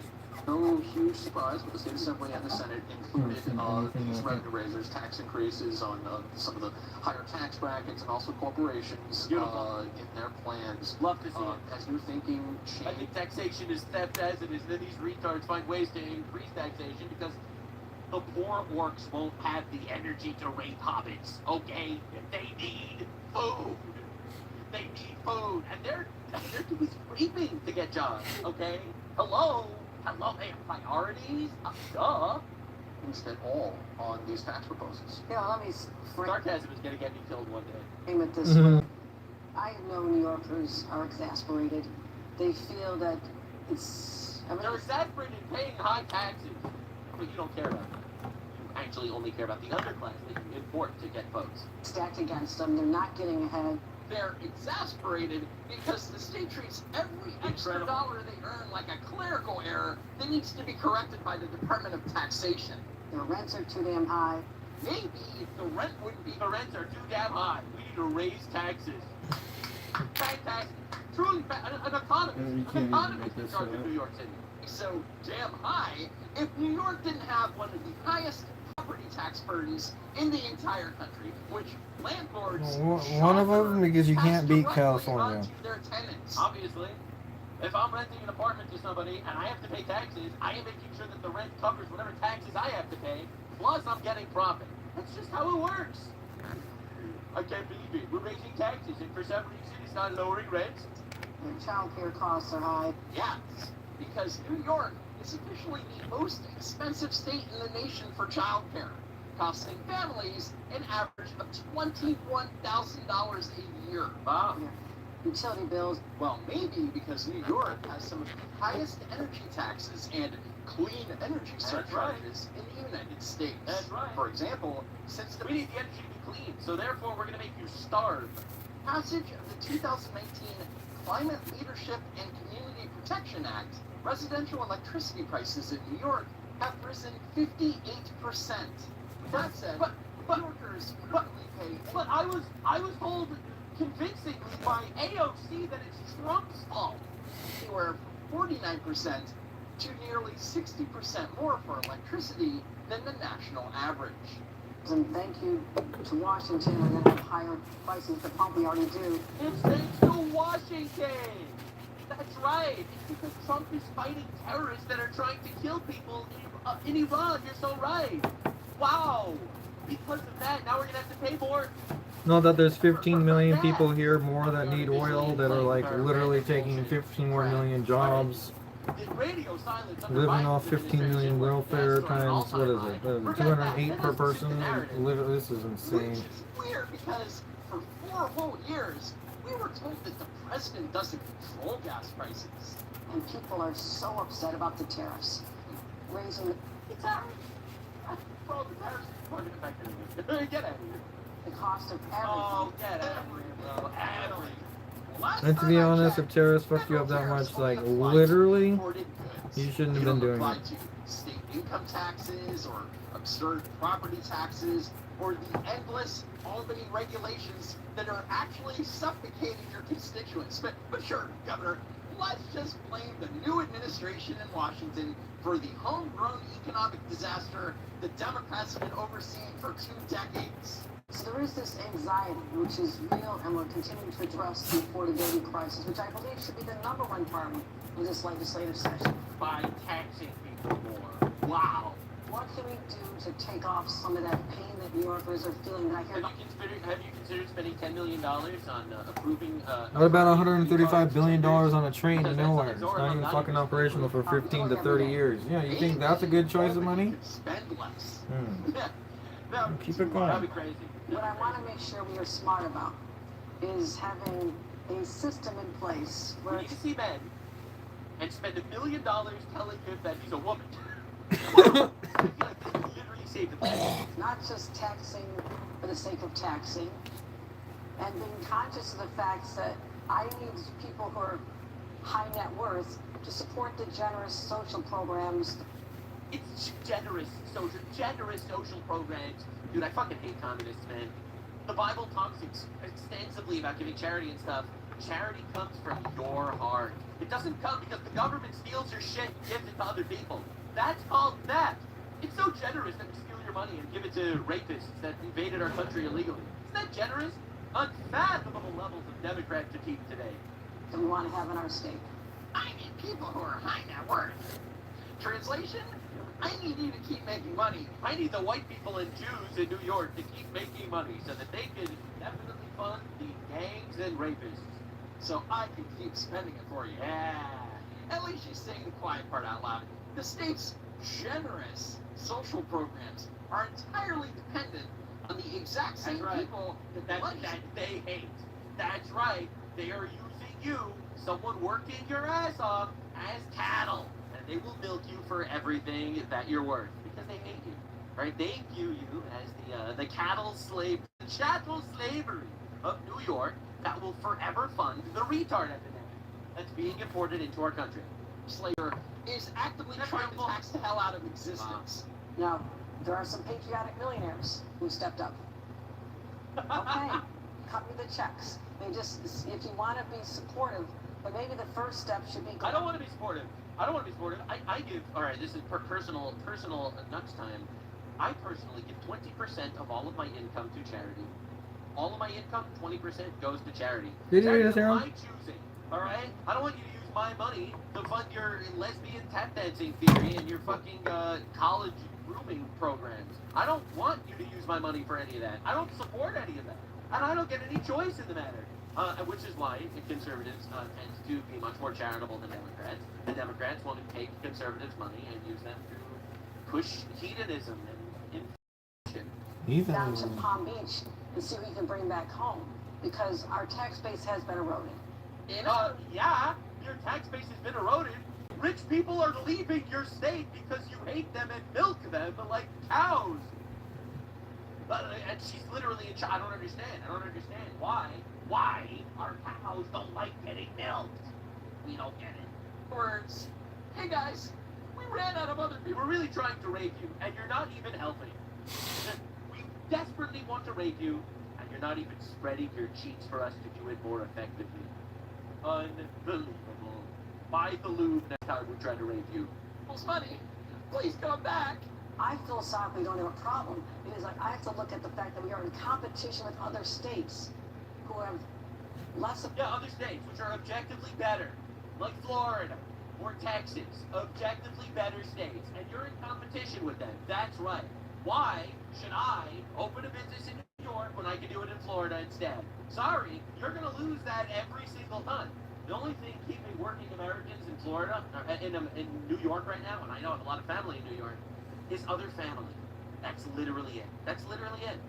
I have an 100-year-old grandfather in New York. He's not going anywhere. But because of that, a lot of his kids want to stay around him, obviously. That's what's keeping them there. And in however long it takes, hopefully he's healthy and well for a very long time. But after he does pass away, I guarantee you my family will not stay in New York. Infinite taxes paid to a government that quite literally hates them. Of a tax burden on their corporations and their individuals. Philosophically, she has no problem taking more of your money. She isn't in competition with other lower tax states. Yeah. She's actively running a recruitment drive for them. New York is in competition with other states the same way a sinking ship is in competition with a life raft. Yeah, of course, this begging people to come back to the Empire State is in stark contrast to the governor's rhetoric just a few years ago. We're fighting to bring government back to the people and out Yeah. The rapists, specifically. We love those. the hands of dictators. And we're here to say that the era of Trump and Zeldin and Molinaro, just jump on a bus and head down to Florida where you belong, okay? Get out of town. Get out of town. No way she said this. You don't represent our values. You are... No way she said this. If you're a hardworking American that loves our country, go to Florida. Take a They vacation. went to Florida. not New Yorkers. You're not New Yorkers. But instead Oh my of taking God. a bus to Florida, maybe You know who is New Yorkers? Pakistani migrants who aren't citizens and invaded our country illegally. That's a New Yorker. But if you're a patriotic American that was born here and love your country, go to Florida. Yeah, the quiet part out loud. right, because as it turns out, it's not a great long-term economic strategy to insult your biggest taxpayers, man, that they leave the state. All for the virtue signaling because they want to get the retard vote. And, well, it worked. They got the vote. And now their city is collapsing and the people are revolting. No one saw this one coming, but Saudi Arabia officially confirms they will be joining the war against the Islamic Republic of Iran. Leftists in shambles because they were convincing us that Israel was forcing us into doing this. And Trump just wants wars because he's bloodthirsty, unlike the very peaceful Muslim countries that totally hate war and have never started a war before in their entire life. Well, Saudi Arabia is joining the war against Iran. I'm going to show you Hassan's crash out in a second. I can say is new right now. We're just getting word that the Kingdom of Saudi Arabia Oh, my. says they will join the U.S. Oh, in an my. operation against the Islamic Republic of Iran. They said That's that not great. this comes in the wake of Iran attacking the U.S. base in Saudi Arabia. I just spoke to a senior U.S. official who said the Iranians made a big mistake by firing on Arab coalition partners. Now they are likely to respond. So by Iran firing missiles at UAE, Bahrain, That's Qatar, rough, buddy. Kuwait, Saudi Arabia, That's rough, buddy. Jordan, they are This is now what we called they fucked around and they're funny. likely to fire back at Really, Iranian yeah. targets. So those coalition partners are now going to enter The fuck around. this operation that started off as a They're US finding out. Israeli operation. That So my theory was Saudi Arabia always wanted America to obliterate Iran. Some of America's biggest donors are actually Saudi Arabia, the United Arab Emirates, and Qatar. All of them being bigger lobbyers in the United States than Israel by metric amounts. As an example, AIPAC spent $100 million in the last election cycle. Saudi Arabia spent $350 million in the last election cycle, and Qatar spent $250 million in the last election cycle. Now, don't get me wrong. I am against all foreign lobbying. I don't want any of that happening in our country at all. I don't think any lobbying in our country should be done for foreign governments at all, period. This is just an objective fact. These are just the objective numbers. So I think Saudi Arabia wanted to pull back, and now that Trump is talking about peace potentially, he's like, no, you have to keep killing them. president. That is very, very significant, and we haven't seen that happen in the past. The U.S. military has been focusing on high-value targets, I'm told, the IRGC, significant facilities. But I can say... Yeah, and now Saudi Arabia is joining the fray. No one saw this one coming. All right, so this is a generational headline from the New York Post. Iran gives flimsy excuse why it's probably gay and injured. New Supreme Leader Mostafa Khamenei hasn't been seen. Generational headline, I do have to say, not even gonna lie. Now, the Crown Prince of Iran, all right, Reza Pahlavi, he dropped quite the line, all right? A lot of people very much approved of this. President Trump is making America great again. Thank God. I intend to make Iran Can we get an great again. amen?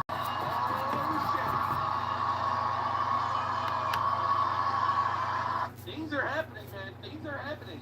Look, I want to see this regime fall as much as the next guy. I just don't want our people down on the ground. I just don't want our people on the ground in Iran. I don't want a forever war, but I would love the regime to fall and the people to actually get their country back. Now, Kash Patel, our FBI director, was also investigating potential foreign influence. And there's a reason why I'm including this here. And that's how I know we're winning. And if Eric Swalwell wants to come online... Eric Swalwell is a Democrat. I'm pretty sure he's a senator from California. Massive, vocal, anti-Trump, Trump-deranged retard. And talk about what jacket size I wear. I'm happy to send him a women's medium so him and Fang Fang can go out again.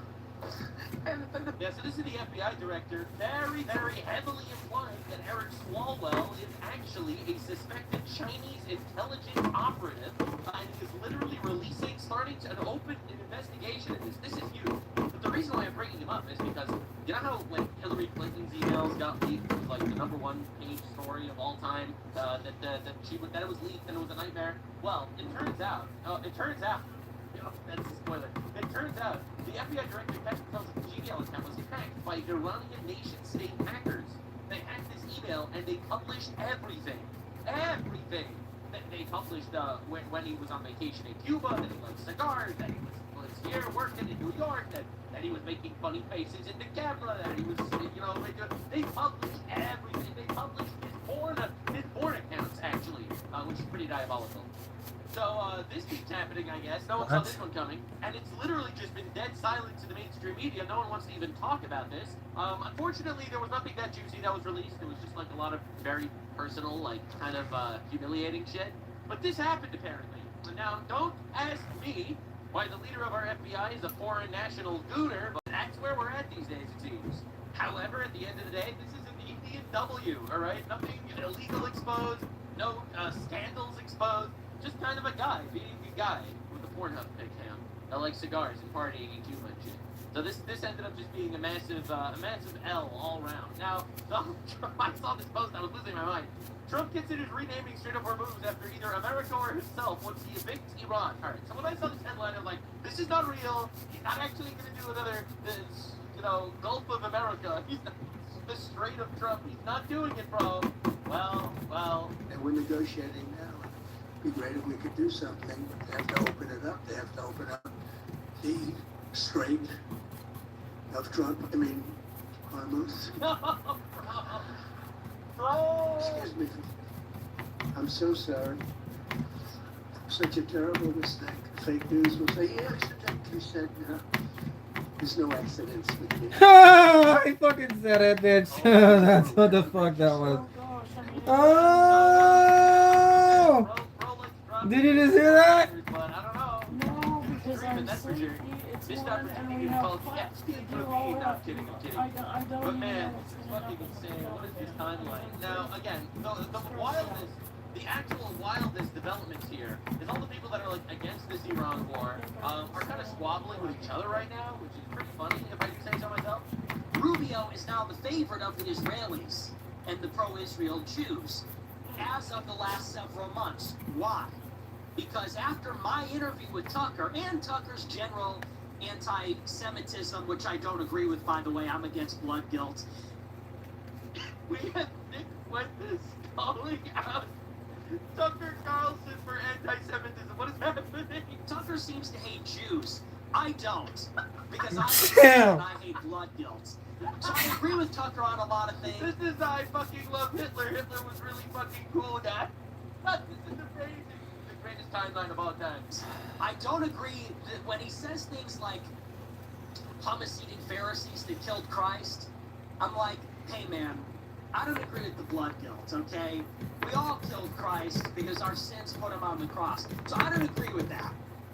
Tucker's a little too hardcore, and I think he should really lighten up and Bro, what is happening? hating Jews so much. What is it? What just happened? Literally, what just happened? This is insanity, dude. But yeah, just to answer a lot of comments that I get, why I'm much harder on Tucker Carlson than on Nick Fuentes, the answer is really simple.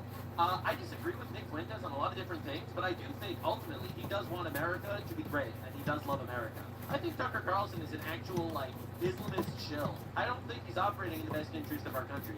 Like, when Nick Fuentes is gonna be like, Hitler was cool, it's because he means it, alright? When Tucker Carlson says he doesn't hate Jews, it's because he's lying. And I appreciate the honesty. I'm a very simple man. That said, while I do appreciate the honesty, I do think that his take on this entire Iran war was ridiculous. He was hoping that the Iranian regime would massacre more protesters in their streets because he wanted them to be crushed, and he wants Iran to get nuclear weapons because then they can properly threaten Israel. I think that that's fucking diabolical, delusional, and retarded. But I do appreciate the honesty nonetheless. Because I think I think Tucker Carlson also wants them to get nuclear weapons. He just lied about it. Now, Hassan Piker, I can't believe it's a damn thing. Sneeko, base right-wing guy, is allying up with Hassan Piker now, guys. Because they're both Islamist shills, and they both support Iranian terrorism. Calling it now, he's about to convert in disgust. What? Yeah, he doesn't know about the Shia. He doesn't know. Muslims, Shia Muslims led by Iran are the only ones confronting Israel. Oh my God. Oh my God. He's gonna go from Sunni Muslim to Shia Muslim. Come on, bro. Oh, come on. Oh, look at him grinning. Oh, Sneaker's about to go on a Shia so fight. nice. He's gonna go around going, Ya Ali. Yo, I'm sick. How the fuck did he get him on Shia Masana? You did not. What the fuck? Brother, what are you talking about? Yeah, so here we have a very interesting bonding moment between based right-wing Sneeko and communist left-wing terrorist supporter Hassan over their mutual love of Islamic terrorism. Honestly, beautiful things are happening on these days. Alright, Nick Fuentes, right, a friend of Sneeko and an arch nemesis of Hassan, obviously, had this to say. $20. Birds are protectors. Tel Aviv is coach Sharia law greater than Judeo-Christian values. Absolute coal mine from Sneeko today. He's such a co-lord. And it's just like, he hates America, bro. True! Sneeko does hate America, actually. That's right, it comes with converting to Islam. Sneeko hates America. It's a side dish of Islam, is hating America. It actually, literally says it in their holy book. Alright, listen, when Jews and Christians are the lowest of creatures, it says in the Quran. Alright, why are we surprised? Today he goes, Sharia law is incompatible because we're not like degenerate pieces of shit. No, Sharia law is incompatible. Believe! I love when people do that, and then they're here. It's like, yeah, I live in America because America's awesome, and I came from a shithole. Anyway, the shithole's way better. So go, so leave. So literally leave. Alright, get out of here, bro. Compatible because it is fundamentally not of the West. It's because you force your women to wear like a giant black face mask and cloak like that. How about that for openers? How about brushing your teeth with a stick? I'll be honest, brushing your teeth with a stick and wearing giant black cloaks not nearly as bad as, open advocating for bestiality. Alright, how's that? How's that? I don't think that one's very nice. To quote Ayatollah Khomeini, the retard terrorist who's dead now, God bless, that guy's dead. He said that you have the right to rape animals, just make sure you slaughter them first, and feed their meat to neighboring cities, not your own city. That's a direct quote. Alright, I'll be honest with you guys. It's incompatible with the West, because rape is not really such a bad thing, actually. Because they marry children, literally, legally. Every single radical Islamist is a Jeffrey Epstein, just much less successful and probably less intelligent. But yeah, I love watching cracks form in a relationship that had zero chance of succeeding. How about facing Mecca? How about forcing non-believers to pay a jizya? How about all the other shit? How about jihad? How about, beating the shit out of women? How about all this other crazy stuff you got going on in there? No pork, halal only. Just stop with that. Just stop. Are you smarter than a fifth grader sent $20? How many? Yeah, so it's pretty diabolical. Watching the retard civil war happening on the timeline. Literally no one saw this one coming. Now this was a pretty insane article released from Politico. New at Hassan Piker is driving a wedge in the Democratic Party. Oh my God! They surveyed 14 potential 28 Dem candidates. After whether they would appear on a live stream with Piker, if invited, only 3 said yes. No! Hassan Piker, I can't believe this would happen to you. No! Holy shit! All the retards are having the worst days of their life. Every person the Islam war never ended, by the way. The Crusades are still happening. People just didn't notice. But the people that are against the Iran war are having the worst days of all time. We have 14 people, not if you endorse Hassan, if you would even be seen with the guy. And 11 of them are like, oh, thanks, nope, no sir. Is that the guy that said America deserved 9/11? Speaking of leftists having terrible days, this is Destiny crying about how he's wrong. I don't know what happened. All these downfalls, they happened at the same time. Do you really make considerable money for each regular stream if it's worth skipping events for grinding streams? It's not worth it to skip. Wait, no, yes. The only money that I make right now is from streaming 9K. So when I do events, it costs me a considerable amount of money. I think this is because he got demonetized on YouTube when he was like making fun of Charlie Kirk getting assassinated. I could be mistaken. But he got his YouTube demonetized, and now apparently he's broke because he's also in like these court cases because he's getting sued for allegedly recording his girlfriend at the time unconsensually during sex and then sharing those recordings with other people. So like apparently he's getting sued for like revenge porn. So he's in court, he's getting obliterated, he's making no money on YouTube, and he's broke. Dude, why would you admit this online, my guy? Yes. Oh, never mind. Humiliation fetish, never mind. And now I'm getting squeezed from way too many places right now with zero external support. So, because I don't have YouTube money, the Kick stuff doesn't count as well as it used to. And then between court costs and then taking time off to travel and do events or whatever, it's a big old squeeze. Damn, bro. Damn, bro. You just admit that one out loud. That's great. Yeah, so anyway, bro's broke. No one saw this one coming. This is so sad. Not trying to be laughing at a downfall or anything, but this is literally the most self-induced issue I've ever seen in my life. Don't advocate for violence on your YouTube channel, and your YouTube channel would make you money. No one saw this one coming at all, actually. Now, while the leftoid influencers are having a terrible day, the rightoid influencers are having a fantastic day.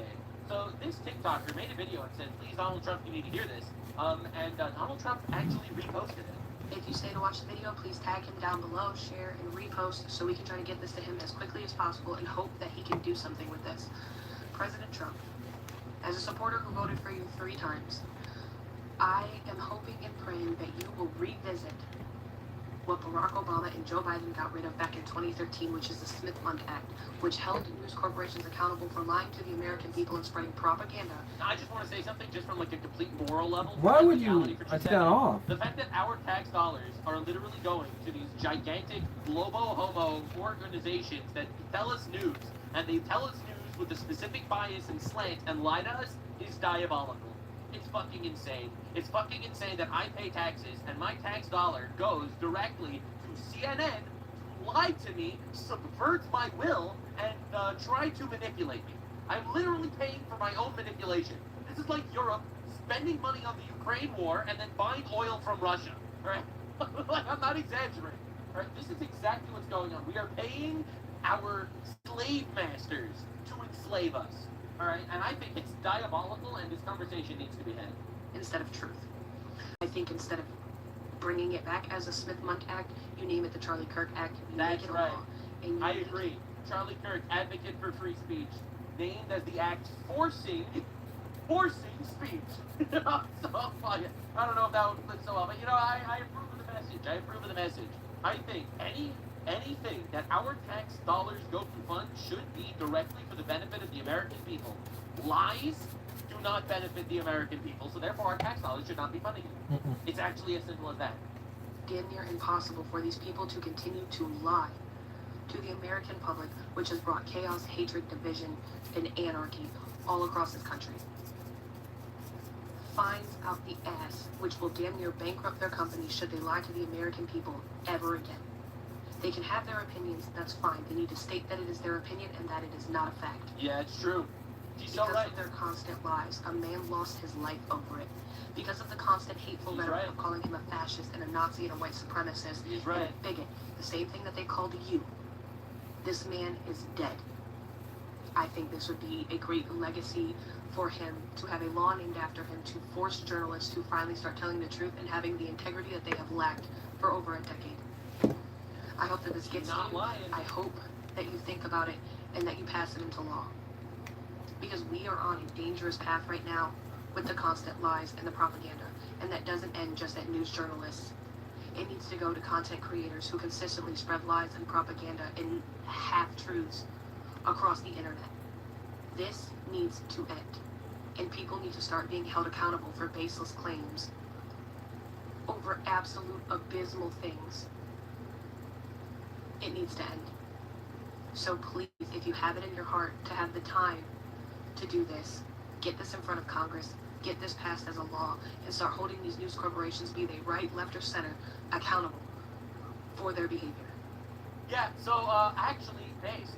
And Donald Trump, a man of the people, actually reposted this to his Truth Social. So my opinion is this would be nearly impossible to pass the way she's presenting it. I think it needs to be presented that any news organization that is literally specifically getting public tax dollars, if government is funding the media cannot lie.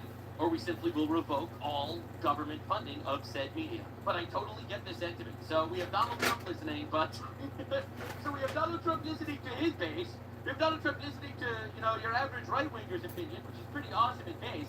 And then you have the leftist politicians. 3 out of 14 agree to be seen with the Sunbiker, and the other 11 want nothing to do with the guy. Truly fucking diabolical, dude. The lesson here is not supporting terrorism, question mark? I'm gonna get you, Gavin! I'm gonna get you, Gavin!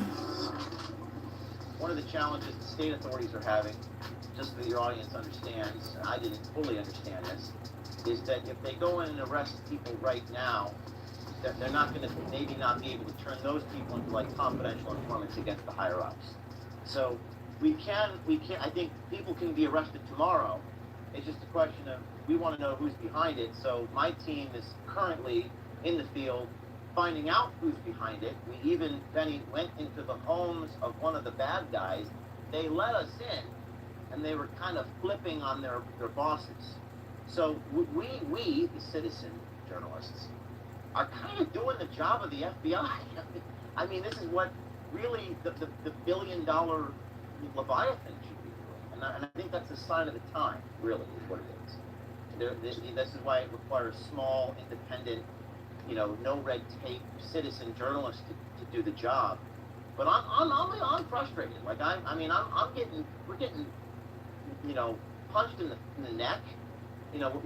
My team, they're here. Andrew's a hero. Cam Higby's a hero. He had pepper spray to make sure I wasn't killed. But we're risking our lives to do this. And the only thing we ask is that somebody be arrested, and that the billion-dollar media corporations take a risk and put it on the air, because we're taking the risk. So I'm a little bit frustrated here, but I'm going to keep fighting like hell and keep releasing a tape every day. Yeah, I mean, if you can play Nick Shirley's stuff, then surely you can play this. I mean, this, as much as there's Well, they got sued for the Dominion lawsuit, so they're worried about liability. But again, if you've got billions and billions and billions and billions of dollars, I don't have billions of dollars. Cam Higby doesn't have billions of dollars. Anthony Rubens doesn't have any money. Savannah Hernandez works for. I mean, so if independent people are risking everything to bring the truth to the American people, I think it's important for our institutions to just for a second to do the right thing and to put the truth over profits. I'm not going to stop. I'm putting pressure on. We got a new tape coming out today, but if you haven't seen it, this latest investigation in Skid Row, you got dozens and dozens of instances of cash given to, they get a piece of paper, they say, here, vote in this person's name. It's pretty remarkable footage there on Skid Row, and the disenfranchised voters are saying they're outraged after being shown their name was used to vote on this California ballot petition.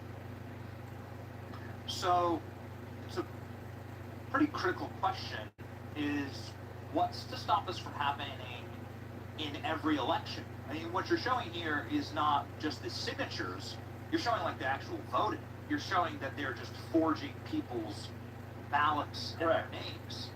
And like, we've heard about this. We've seen plenty of reports about it. Nobody seems to be particularly concerned because these mail-in balloting systems, and when it's legal to ask for a voter ID, you can just do this. You could just vote. Like, you could just rig every single election and just have homeless people do it. Seems Well, like the reason to have so many homeless people and illegals in California would be this system. This is happening tens of thousands of times. Tens of thousands of times. But the problem is, the New York Times Sunday wrote, this doesn't happen. So we don't share realities. You say that we already know this. People say we already know this is happening. Actually, I would disagree. I think people don't know this is happening. And further, I think there's a difference between hearsay and circumstantial evidence. Like people wearing gloves doesn't mean they're committing voter fraud. I'm going to be honest with you. I've seen the reports. It's always circumstantial, right? You never get the smoking gun. You never catch them in the act. The reason why Gavin Newsom is not attacking me right now, and he's going, oh, we got to arrest these people, which is, people were surprised by that, by the way. Well, the reason why Gavin Newsom is not attacking me is because the crime is caught on video. I mean, it's a constitutional crisis, you know, so, you know, there has to be an arrest. There has to be. If there isn't, I mean, after this, then, I mean, your point is well taken. I could go to every other state and do it.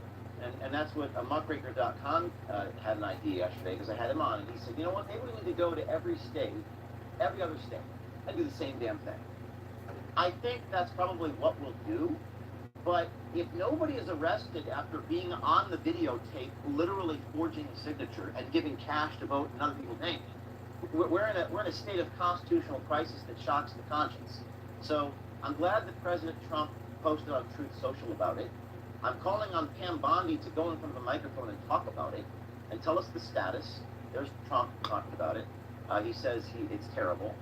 But I think the Department of Justice needs to, like, I don't know. I mean, maybe it's a hybrid approach. You rate them, you flip some people on others, but there's got to be perp walks. There's got to be handcuffs. I mean, I've been handcuffed 3 times. You know about that. FBI raided my home. I was arrested in 2010. I've been arrested. So there has to be somebody has got to be arrested this week. Period. End of story. And if not arrest, then go on television and tell us about what you think about this tape. That's what has to happen. Where does this go, James? You say that you have people potentially flipping on the higher-ups. Who are the higher-ups?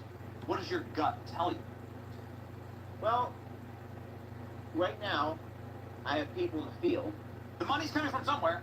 Yes, it is. You know, and it's a lot of money. Even if it's $5 per signature to the homeless person, there's like suitcases of hundreds of thousands of dollars where the $5 comes from, right? That's correct.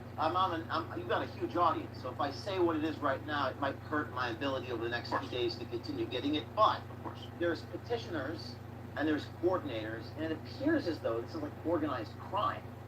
And the thing about organized crime is it's extremely dangerous.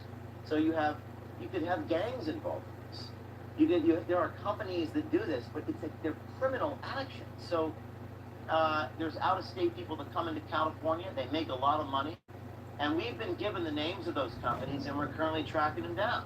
But yeah, James O'Keefe and Cam Higbee and Savannah Hernandez and Anthony Rubin and John Cho has a report out today. We are going to find the higher-ups and expose them. But I think the question we have to ask ourselves is, without accountability, what does it matter? What does it matter? If no one is held accountable, does bringing it to a... I guess the question for your audience is a rhetorical question. Do you want me to continue doing this? Do you want me to continue exposing it? Does it even matter? I mean, that's a rhetorical question. I'm not going to answer that. Because I can stop. I can give up. I can retire. But I'm not gonna put my life in harm's way and my people's life, because they're almost killed, for nothing. It's not worth it. I think you would agree with that. So I can go away. I can be on a sabbatical until someone is arrested. But I'm not gonna put my people's life in danger every week for nothing to happen. That's honestly, I'm just being vulnerable and transparent with the world. I'm not going to get killed. I saw what happened to Charlie Kirk. I don't want to die. I need to stay on this earth to keep exposing the truth. So I can go on vacation. I can go away. And when y'all are going to arrest somebody, I'll come back.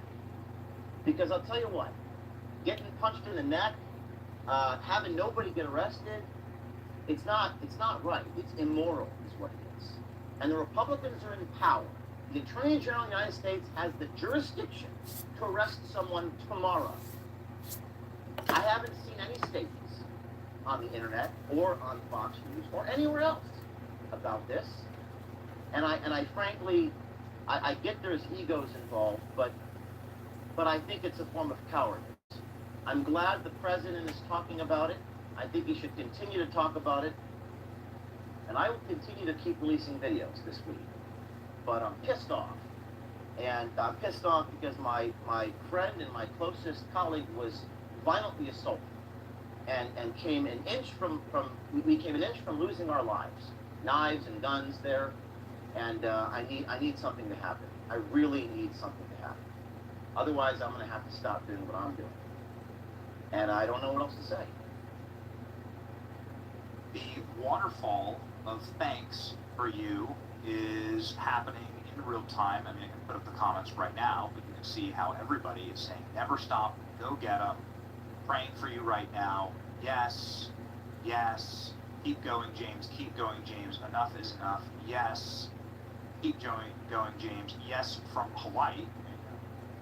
It's funny, this in Hawaii. Yes, expose away. The people are behind you, but I understand what it feels like to be frustrated and black-pilled and to wonder, like, will anything ever happen? I guess coming up right after you is going to be James Comer, and he's getting seated right now. He's set, okay. What would be your suggestion? James Comer, he has subpoena power in the House. You know, what would be your... to talk about this video. That's all I ask. Have the to talk about this video. That's all I ask. Well, we don't want to talk about election fraud. That's going to get us sued. This is not a circumstantial tape. This is a video evidence of it's like the old cartoons with the bank robbers, the bag of money. That's what this is. Yep. So have the Why courage can't you to get talk the bad about guy? it. Like, pretty much. And share it with your colleagues. And then ask your friends in the White House and the executive branch of government what they're going to do about it. That's all I ask you to do. Simply ask the question, what are you going to do about it? Because you're in power. I don't have the power to arrest people. That's what my request for James Comer would be. Well, ladies and gentlemen, the great James O'Keefe, two great Jameses back to back, great James O'Keefe, on here demanding action. At some point you have to see positive results if you're willing to risk your life for something. Otherwise, people are just not going to believe it anymore. You have to see it. This is why people are perfectly happy to die for their faith. This is why millions and millions of men have stood throughout time to die for Christianity is because they know it to be true. They know it to be powerful. If you have somebody like James willing to risk his life for the truth, you have to be willing to show that something's going to happen, the world's going to change in a more positive way.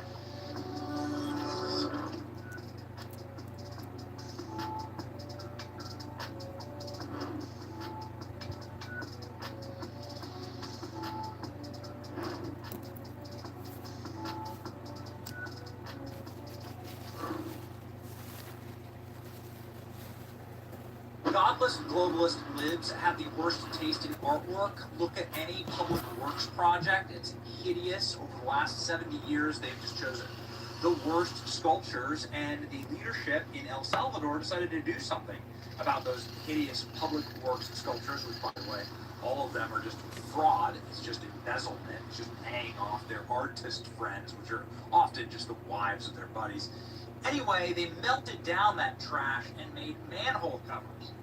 They did something useful with the stupid art. It's incredible. And you gotta love this country for doing this. El Salvador is just one of the all-timers. Way to go, El Salvador, staying based and getting rid of the hideous artwork and making things useful and beautiful.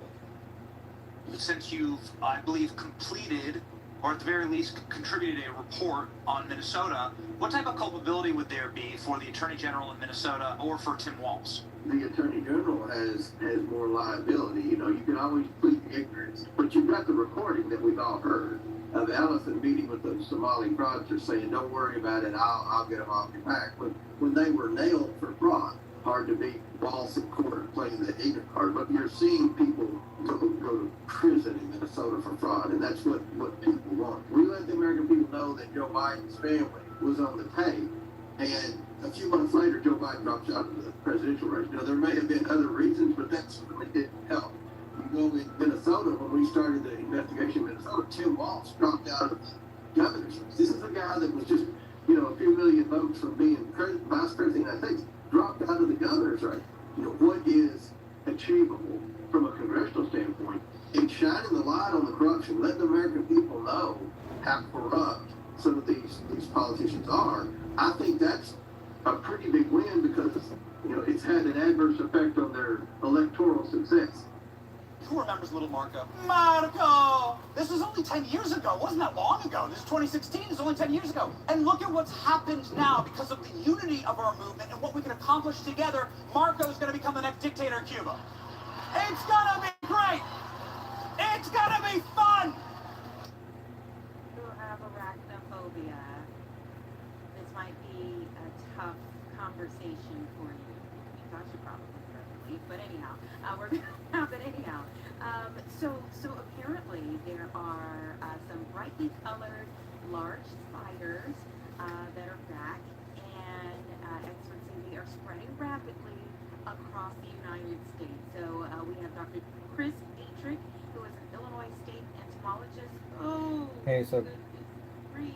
Oh, Dr. Dietrich, that's hard for me to Hey, look so at for too long. I'm sure you've seen getting my many, Xbox One, and the these original large one has spiders on a screen, the but that I was a can't lot get for the me. heat sinking off the doorway. I've I've never actually seen a live one of these, this 91% particular alcohol, species, spray bottle that we was have just some similar maybe had ones water here in in it. Illinois. A little I bit. hope I I never emptied see it a out and live put one. alcohol But on tell me what exactly and that I is. can When we spray talk it about through this, the other this side, the heat sink frightening, to a one lot of side people have and said get it off. frightening Just so large on spider. 45 What degree angle, actually is so it all goes off and Okay, so all this of it today particular because I spider is don't have called a the compressor. Jora spider. It was first, it's native to East Asia, Japan, China, neighboring countries, Korea. It was first discovered. No, I mean I have everything out. Like it's just I'm holding the circuit board in my hand, and yeah, like it's just I was thinking about here I couldn't. No, I mean I'm not trying to get it off like that. Like I'm just trying to get the dust off. So like can I just spray the alcohol into it? Still, but we can expect eventually it'll start showing up here, at least in the southern part of the state. It's not really clear how far north they might be able to go in the United States, but of course our climate is warming, and things from the south are tending to move northwards. No, I'm not get. Can I do it on the board with just alcohol? I don't want to detach it. Fuck, your AI really is out of its mind. I just said that now like 3 times. But tell me what these are related to. Are they venomous? Are they deadly? Yeah, well, all spiders are venomous. They all use venom to immobilize their prey. But most spiders don't bite people. The venom is generally no worse than a bee sting, if that. But practically all spiders are really reluctant to bite a human. So you really have to handle them pretty roughly in order to keep them in biting you. This particular spider is actually very similar to a spider that we have that's native here in Illinois. It's called the garden spider. This stuff underneath that's closer to the board. Can I just spray it through, like, and get it off? Like, I don't have a brush to go underneath and get it. Like, why don't you get about my question? If you include the legs, yes, some of the largest individuals can be as large as your hand, but the body itself is only about an inch long.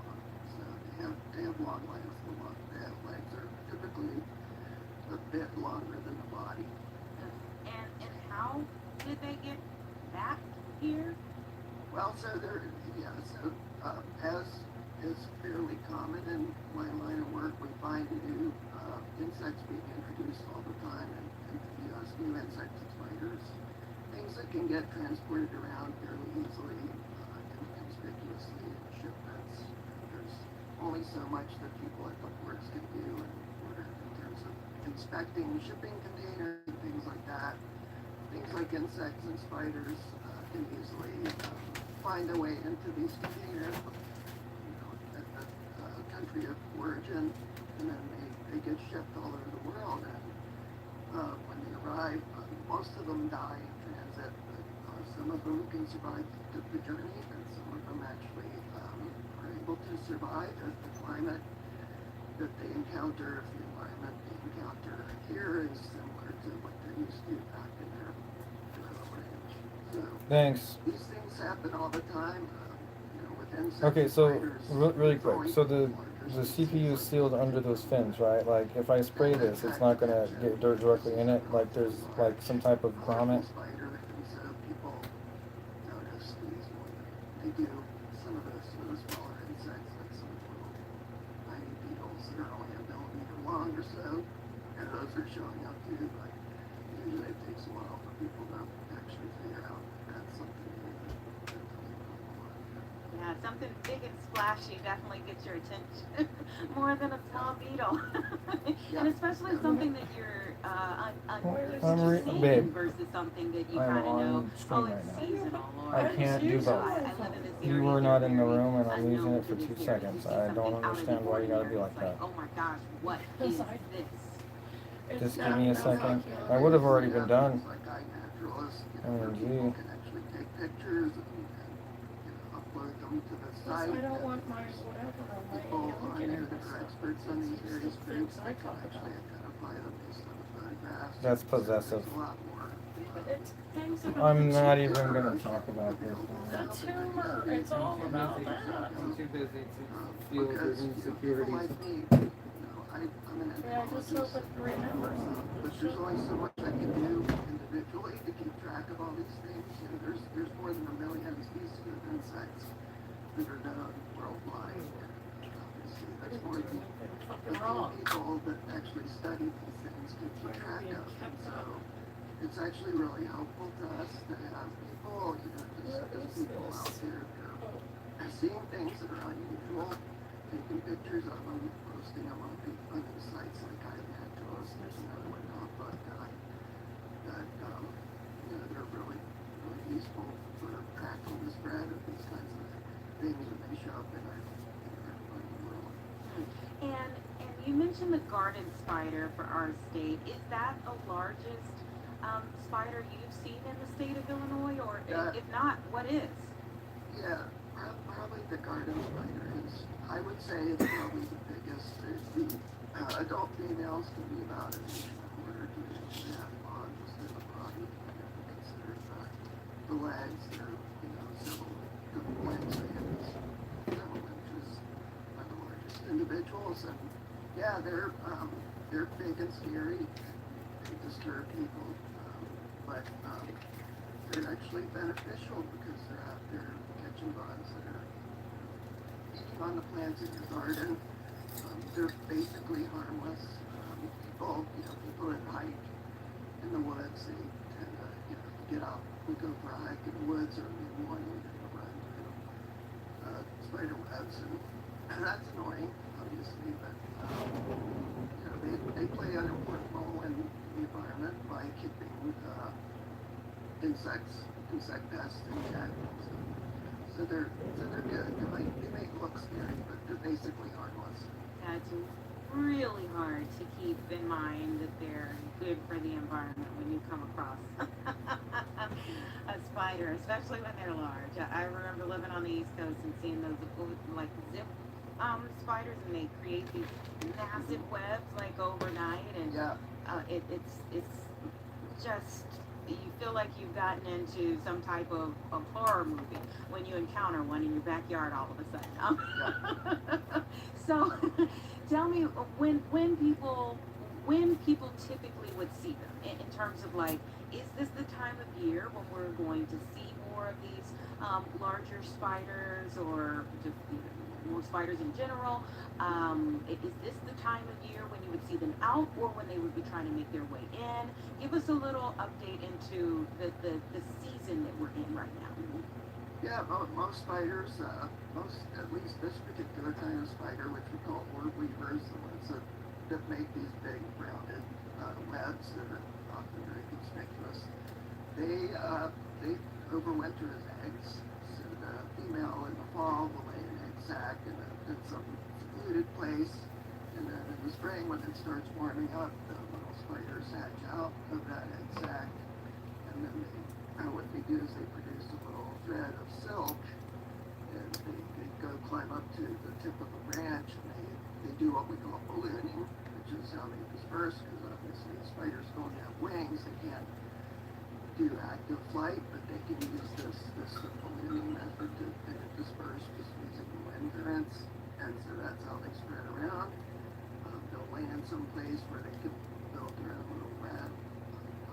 They'll start catching bugs and other prey, feeding on that, and then they go through a series of molts where as they grow larger, they shed their skin and they get bigger, and then by the fall, usually by late summer, the fall, that's when the adults are fully mature.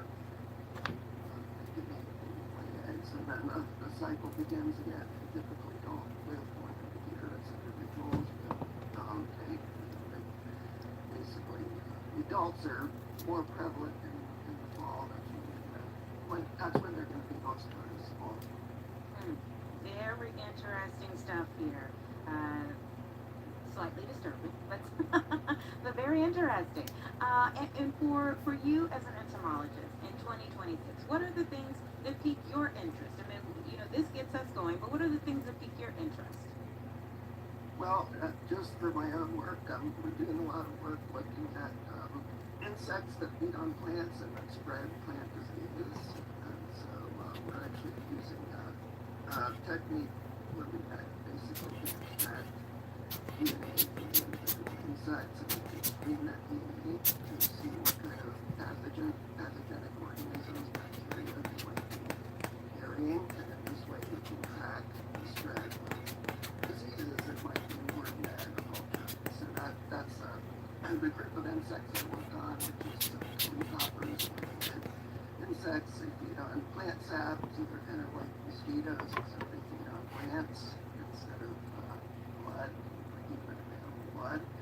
And so they're really good, what we call vectors of pathogens. And so they actually carry these pathogens around with them. We acquire them from infected plants, and they spread them to other plants, just like mosquitoes do with human diseases. So we're kind of doing a lot of work on these. I'm also interested in insect conservation. A lot of leafhoppers are particularly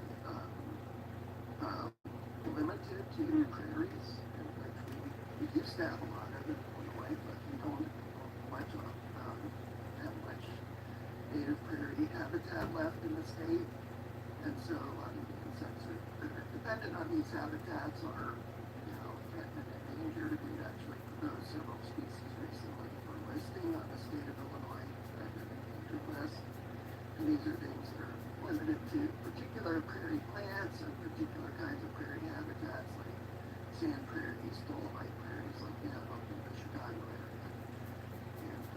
And so we're interested in trying to preserve these because the populations are just really small these days. They don't have a lot of habitat. We're trying to protect what's left. Wow. And I'm sure that is work that keeps you going, because our environment and our cities and states are always changing. So the landscape is always changing for the animals, for the vegetation, and also for the critters around our area as well. Thank you so much for being here on the show. It has been a learning lesson for sure. Thanks for having me. All right, you take care. Max, you have the wrong person! Just like you, I still like you. Max, help one, Midman! What's up, guys? It's Benny. Donald Trump has regularly said that he wants to send Ilhan Omar back to Somalia, but unfortunately the Somalis don't want her. And I met the head of Somalia. Did you know that? And I suggested that maybe he'd like to take her back. And he said, I don't want her. Okay, what else? Okay, everyone's laughing, and it's, always a laugh getter at rallies or otherwise. Donald Trump talking about he's got to get Ilhan Omar the hell out of our country. I love this Ilhan Omar, whatever the hell her name is, with the little turban. I love her. She comes in. There's nothing but she's always complaining. She comes from a country where, I mean, it's considered about the worst country in the world, right? They have no military. They have no nothing. They have no parliament. They don't know what the hell the word parliament means. They have nothing. They have no police. They police themselves. They kill each other all the time. I love it. She comes to our country, and she's always complaining about the Constitution allows me to do this. We ought to get her the hell out. She married her brother in order to get in, right? She married her brother. All right. Again, it's an applause. Can you imagine something that President Trump has used and has said often? However, we've never heard from Somalia as to whether they would actually take Ilhan Omar back until today. African nation calls for Ilhan Omar to be extradited after Vance's fraud claim. Thank you very much. This would be us causing this news cycle. Thrilled about it. Let's go ahead and read here.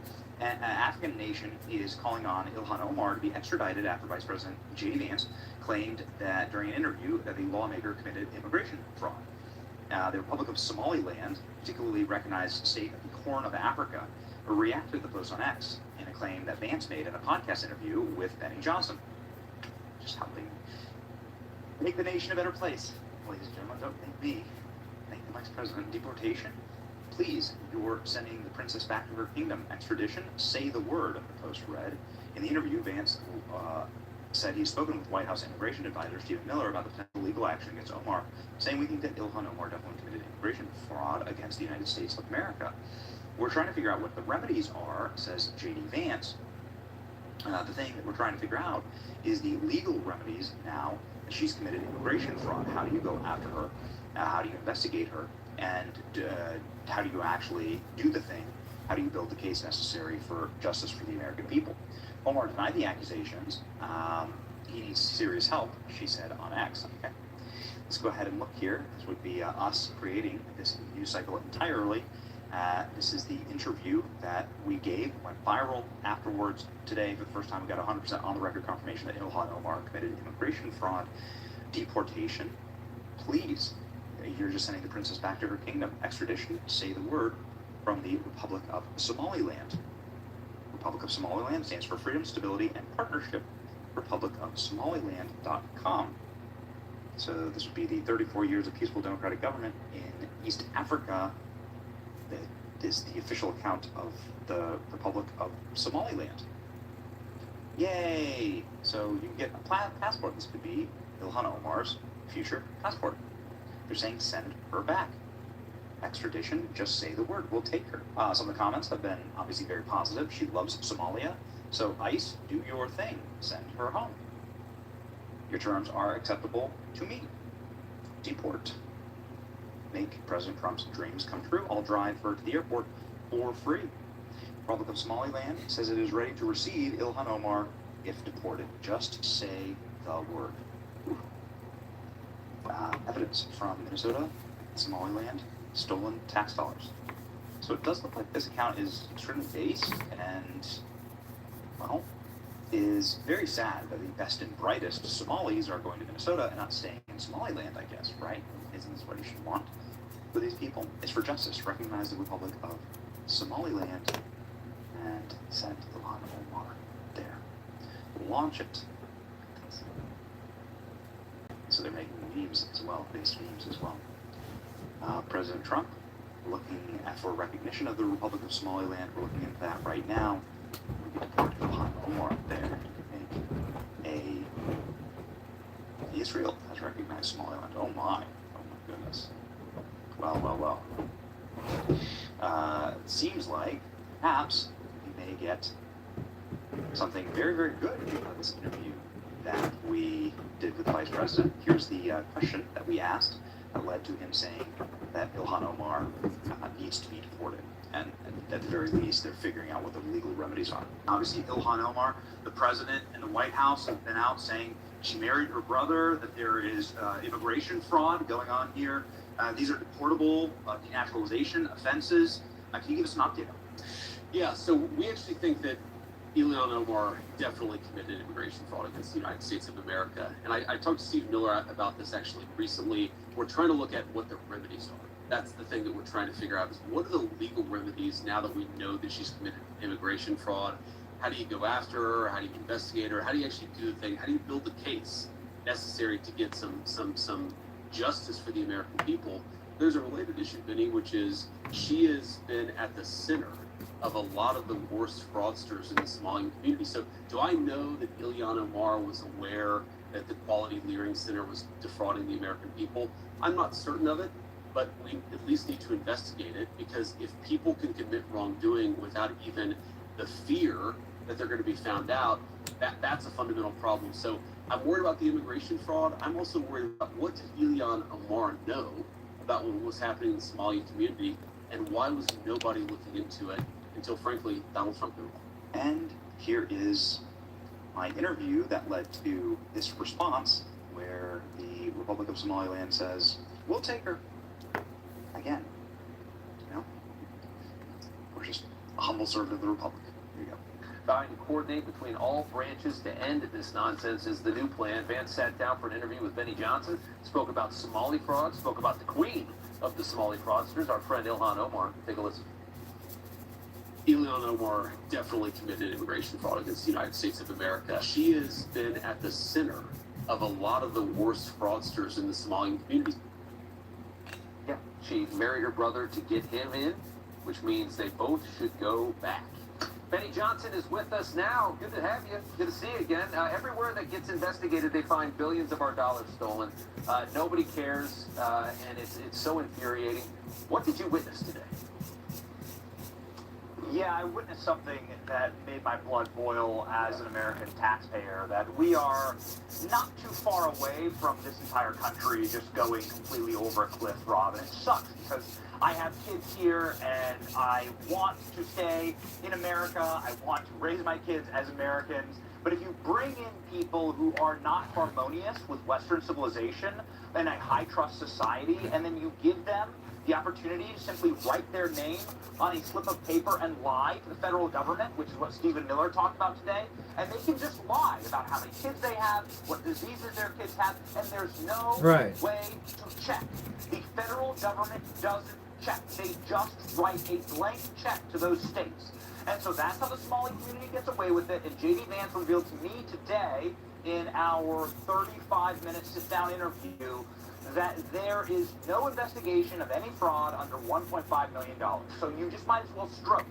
Boom. A $1.5 million check to anybody who wants to lie to the federal government. What kind of a message are you sending to our nation? I just want to thank you for playing that clip, by the way, about Ilhan Omar. That's the first time on the record that we have absolute and total confirmation that Ilhan Omar did in fact commit immigration fraud. And I looked this up right before coming on your show.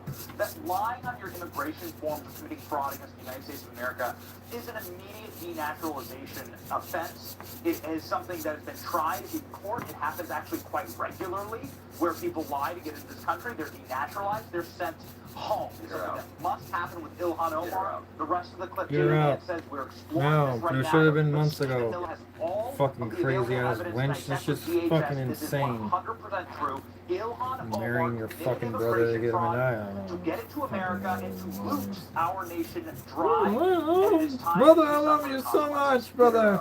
Get her out. It's amazing. I don't have a lot of time, but and the Azerbaijani guy that stole. Brother, I love you, but not too much, Can brother. you imagine that somebody can, one person is able to steal $90 million from our government? It is mind-boggling how little the people that run this So country fucking care about gross. the money that they steal from us. Yeah, it is mind-boggling. I would encourage you to go. It's just like if they literally do that about marriage, the most sacred thing, what do we trust them with? We trust them with the most sacred job in the land? The fucking representative in Congress? Yeah, no kid. So, if you really believe now that she's in there for fucking good, I mean, you guys are they're just out of their mind. Head on down to Area 51, New Mexico, and Hangar 8 in Ohio, and get the truth about the UFO. Very interesting. Wow. He has messages for Joe Rogan and Jimmy Kimmel. It was a wild interview. The Vice President was certainly on fire today. It was cooking. We will certainly watch that one. Benny Johnson, good to see you. Thanks so much.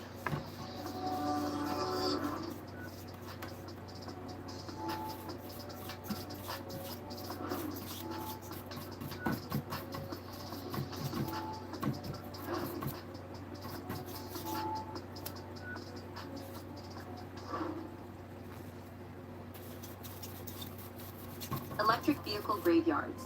Spread across China, brand new cars left exposed for miles. Inventory swells to millions. Made in China becomes a nightmare for Russians. Chinese cars turn into mobile coffins, doors lock. Automatically, windows won't roll down.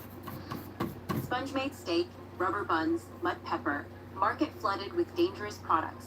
China is destroying itself without a war. China's tofu dreg projects keep exploding, buildings swaying and shaking like drunkards. Homeowners. The Supreme Court just ended gun permits as we know them. This is a 6-3 decision that dropped, and it changes everything about how you can carry a firearm. The Supreme Court just ended gun permits as we know them. We wouldn't actually need a SAVE Act if we got rid of all the illegal immigrants in this country, right? There would be no. I would still like it, but sure. Of course. So like, In a perfect world, Band-Aid on like the real problem, and I think the real problem is there's, I don't know, what's the you wouldn't need what is the police. estimate from the White House of how many criminal aliens there are in this nation? So I think, And will we ever see mass deportations? There's been some headlines that like perhaps that's not the policy anymore. no, I mean, I've seen those headlines too. If you look at the number of illegal immigrants that exist in this country, we think it's probably about 3 million lower than it was when we took office about 14 months ago. Now, that's a combination of self-deportations. We're trying to facilitate people who leave voluntarily. That's also, we're arresting more people and deporting them than we have pretty much at any period in the history of the U.S. government. The problem is we did inherit a mess. I mean, when I say 3 million, good news is that's 3 million fewer. My guess is we probably still have 20 million criminal illegal aliens in the United States of America. So there's a lot of work to do, but again, it goes back to we've got to keep our foot on the gas pedal, and we also need a Republican Senate and a Republican House that's helping us. What I've realized about Democrats and Republicans is Democrats, they always stick together. They always vote the way that their leadership tells them to vote. So when you say, well, you have 53 Republican senators, why can't you get the Save America Act passed? And the reality is that we've only got 48 or 49 Republican senators who are willing to do the right thing. Good news, that's much higher than it was, okay? So even 10 years ago, I mean, this is one of the fundamental transformations that Donald Trump has brought on the Republican Party is 10 years ago, there would have been 35 votes to break the filibuster and pass Save America. Now it's 48. So don't get discouraged. Just get involved, because we need to get that 48 to 51 so we can pass this thing. Let go of me! I am arrested! Sir, you must comply! Stop resisting! This is an outrage! Hey, move it! Now, you will answer for this! Well, I guess they call it a holy war for a reason. The holiest sites on Earth are now under attack. You can see here a Iranian ballistic missile striking within the shadow of the Al-Aqsa Mosque, known as the Dome on the Rock. It sits above the Temple Mount, the holiest places in Judaism and Islam, right on top of each other, and right down the street from the Church of the Holy Sepulchre, one of the holiest places in all of Christendom. Of course, everything has to be right down on the same block, and those blocks are now getting blown to bits. You can see here the old walls of Jerusalem crumbling, and this would have obviously devastated the Dome on the Rock. It wouldn't even be standing anymore. It's a very, very thousands-year-old building, and well, it would have been reduced to ashes and rubble had this been a direct hit, and that would have caused, again, a holy war, because these are the holiest places on Earth, and they're all clustered here in Jerusalem. You can see the ballistic missiles flying right over the Temple Mount, Here, you can see them in the shadow of the Temple Mount, landing and exploding here in another video. So this is happening on a near daily basis. Will one of these ballistics finally just strike the Temple Mount? Will they try and build the third temple? This is something that we've had our eye on, but we've also had our eye on just sort of dark times, end times signals, all within the region. And we know that if you are a Christian, you read your Bible, and the book of Revelation talks about the desecration of churches, the inability for Christians to be able to worship freely in the Holy Land. It talks about a third temple being built. Here you can hear the sirens wailing inside of the Church of the Holy Sepulchre. You can hear the bomb sirens as they have shut down the church entirely. Now, many people thought that they were shutting down this church, and they were shutting down, of course, all holy sites for Jews, Muslims, and Christians alike. And that this was going to be something that the state of Israel simply imposes for people's security, but that's come into question now because Israel has blocked the head Catholic figure from Palm Sunday Mass inside of the church that they own. So this goes kind of far here, and people are rightly, I believe, outraged by this. The incident marks the first time in centuries Palm Sunday Mass couldn't be celebrated, where many believe Jesus was crucified, according to the last Latin Patriarch of Jerusalem. So what happened here? So the Church of the Holy Sepulchre is where Catholic tradition holds, and Christian tradition holds, that Christ was crucified, buried, and was resurrected. And so that makes it, obviously, the cornerstone holy site of Christendom. But for the first time, I think, maybe ever, the Israeli forces have stopped even the Catholic patriarch named Cardinal Pizzaballa, Latin patriarch, from entering the church. The meatball. Now, they've already put to an end the Palm Sunday, which of course would be the Sunday, the Palm Sunday celebration, where thousands, tens of thousands of Christians go and walk to the church and march to the church and celebrate. But now they have really clamped down and not even allowed the patriarch of the church itself to go in there and perhaps do like a live stream mass, something like that.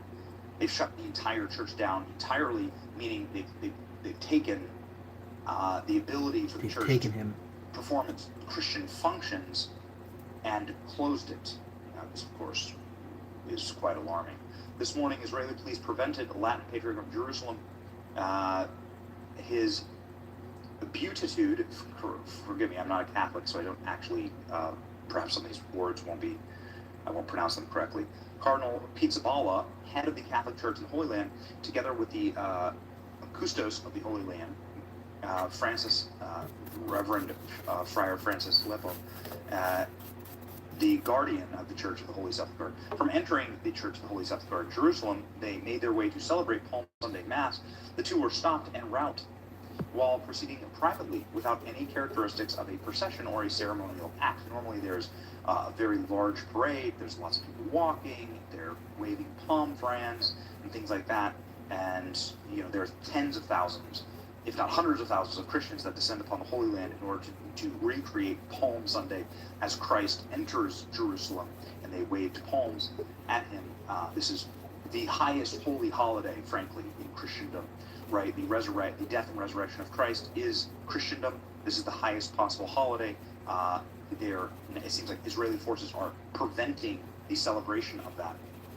But now they're stopping even the private celebration of that, which is an attack on Christendom, just point blank. As a result, for the first time in centuries, the heads of the church were prevented from celebrating Palm Sunday Mass at the Church of the Holy Sepulchre.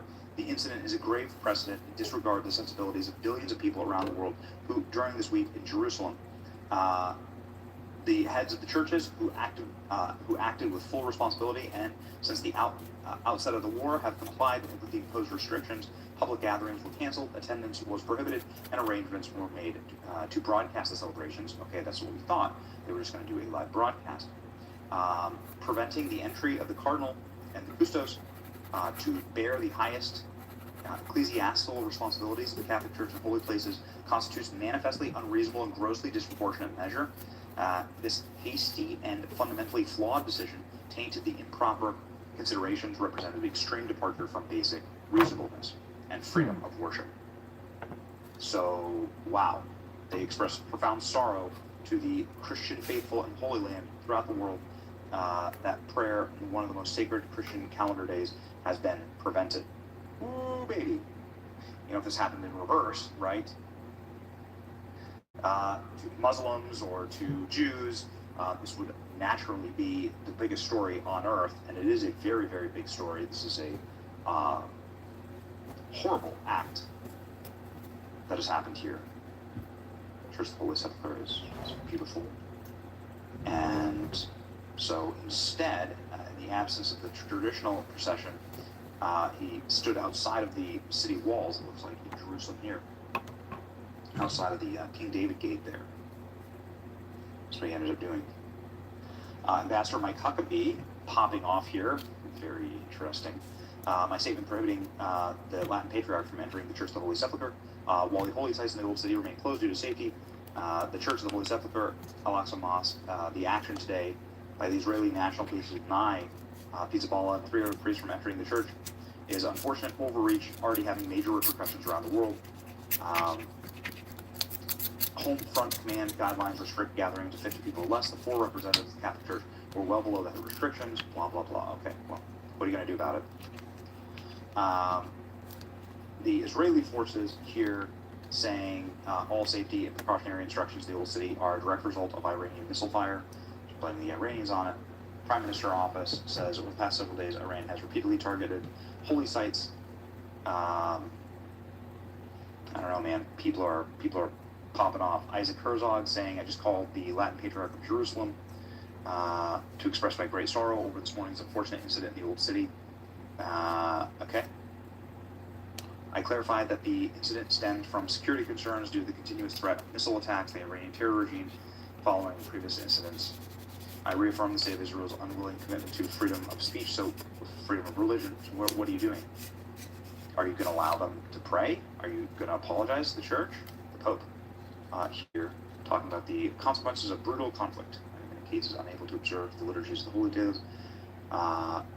Raise prayer to the Prince of Peace, he says. Calls for concrete reconciliation.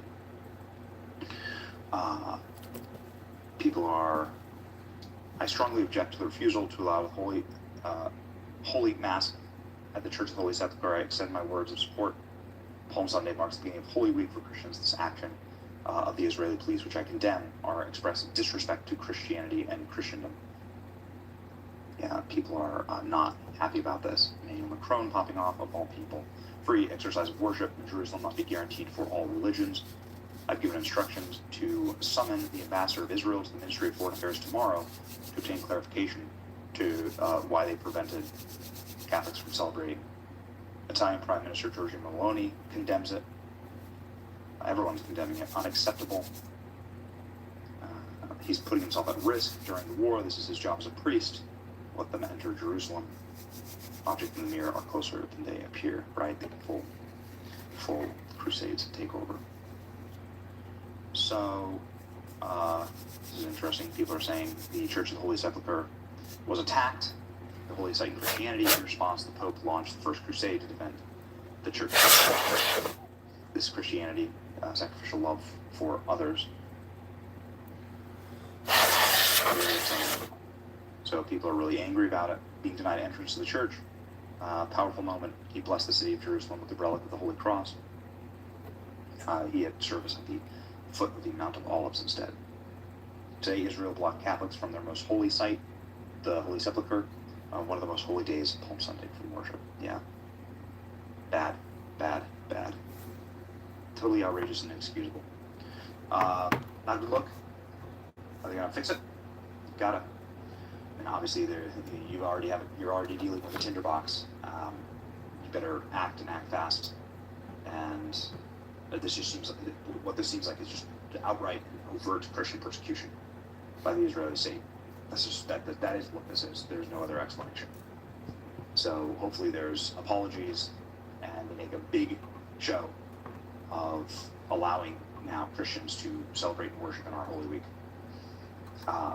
Otherwise lose even further support for the state of Israel. This is what it is, right? Yeah. Ishmael Benny will be following this as we've had, the entire time, locked in on, what happens in the book of Revelation. Which chapter are we living today? Ishmael Benny. See ya.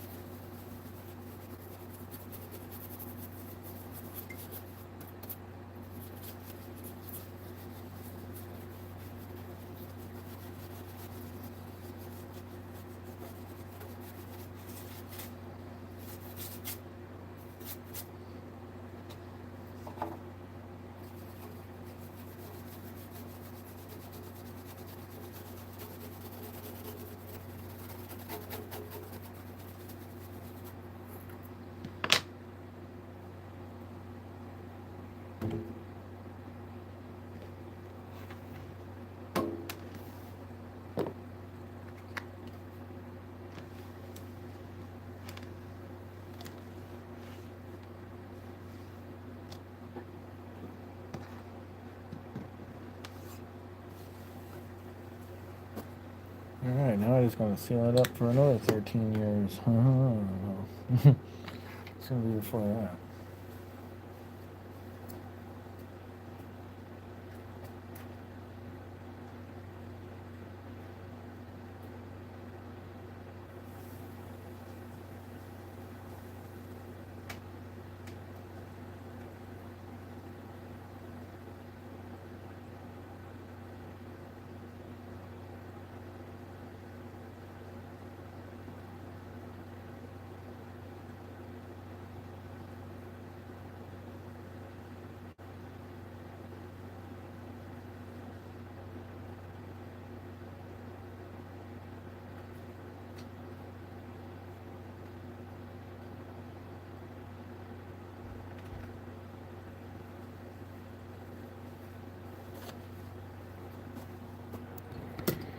Alright guys, so I still got about another hour of cleaning. I don't expect to long with this, but thank you guys for showing some interest. And here's a little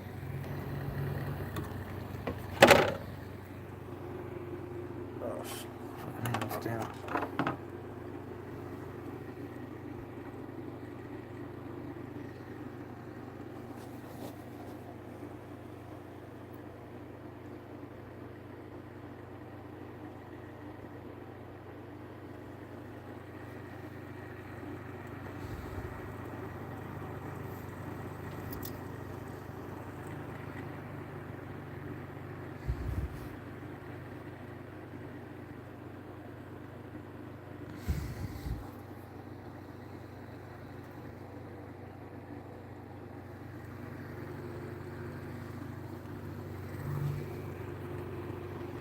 Alright, I gotta put this thing together. But, yeah, I gotta clean the plastic cases and stuff and let that dry. So it's gonna take another hour. So when I do that, I'm gonna have it on my OBS one, because I mean, you don't really need to see like the screws. You put it back in there, bro. You saw me take it undone. You just imagine it going back in there. Alright, thank you guys for everything, and make sure you like, comment, subscribe.